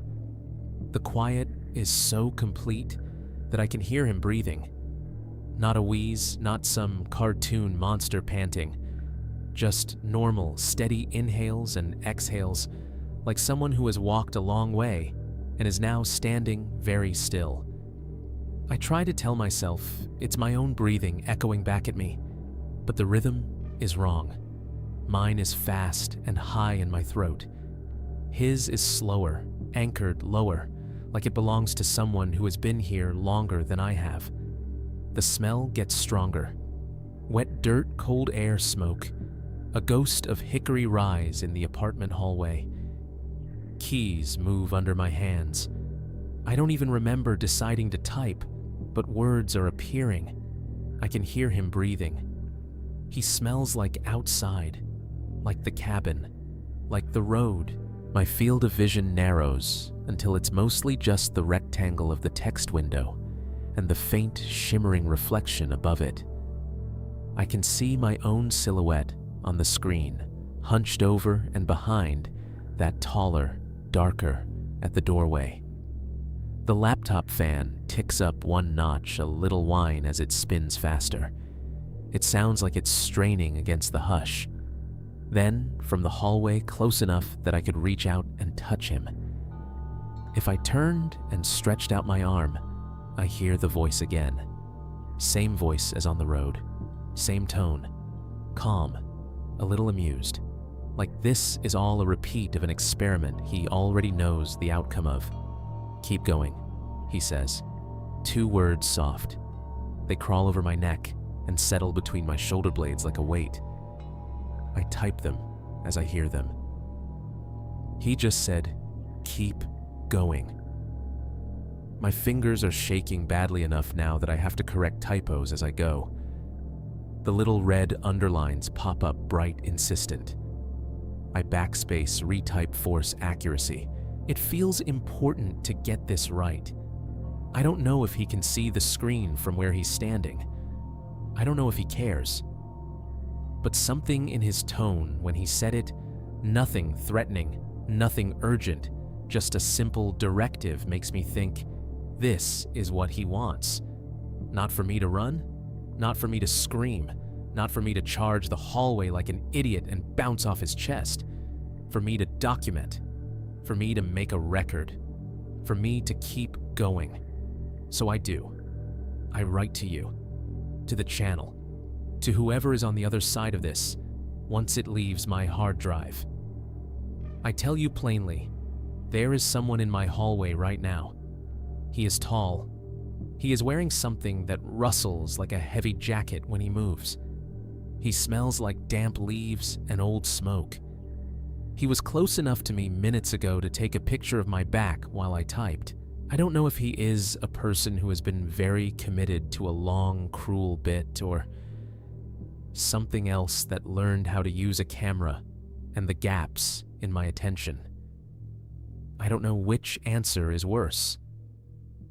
The cursor keeps jumping forward as I type.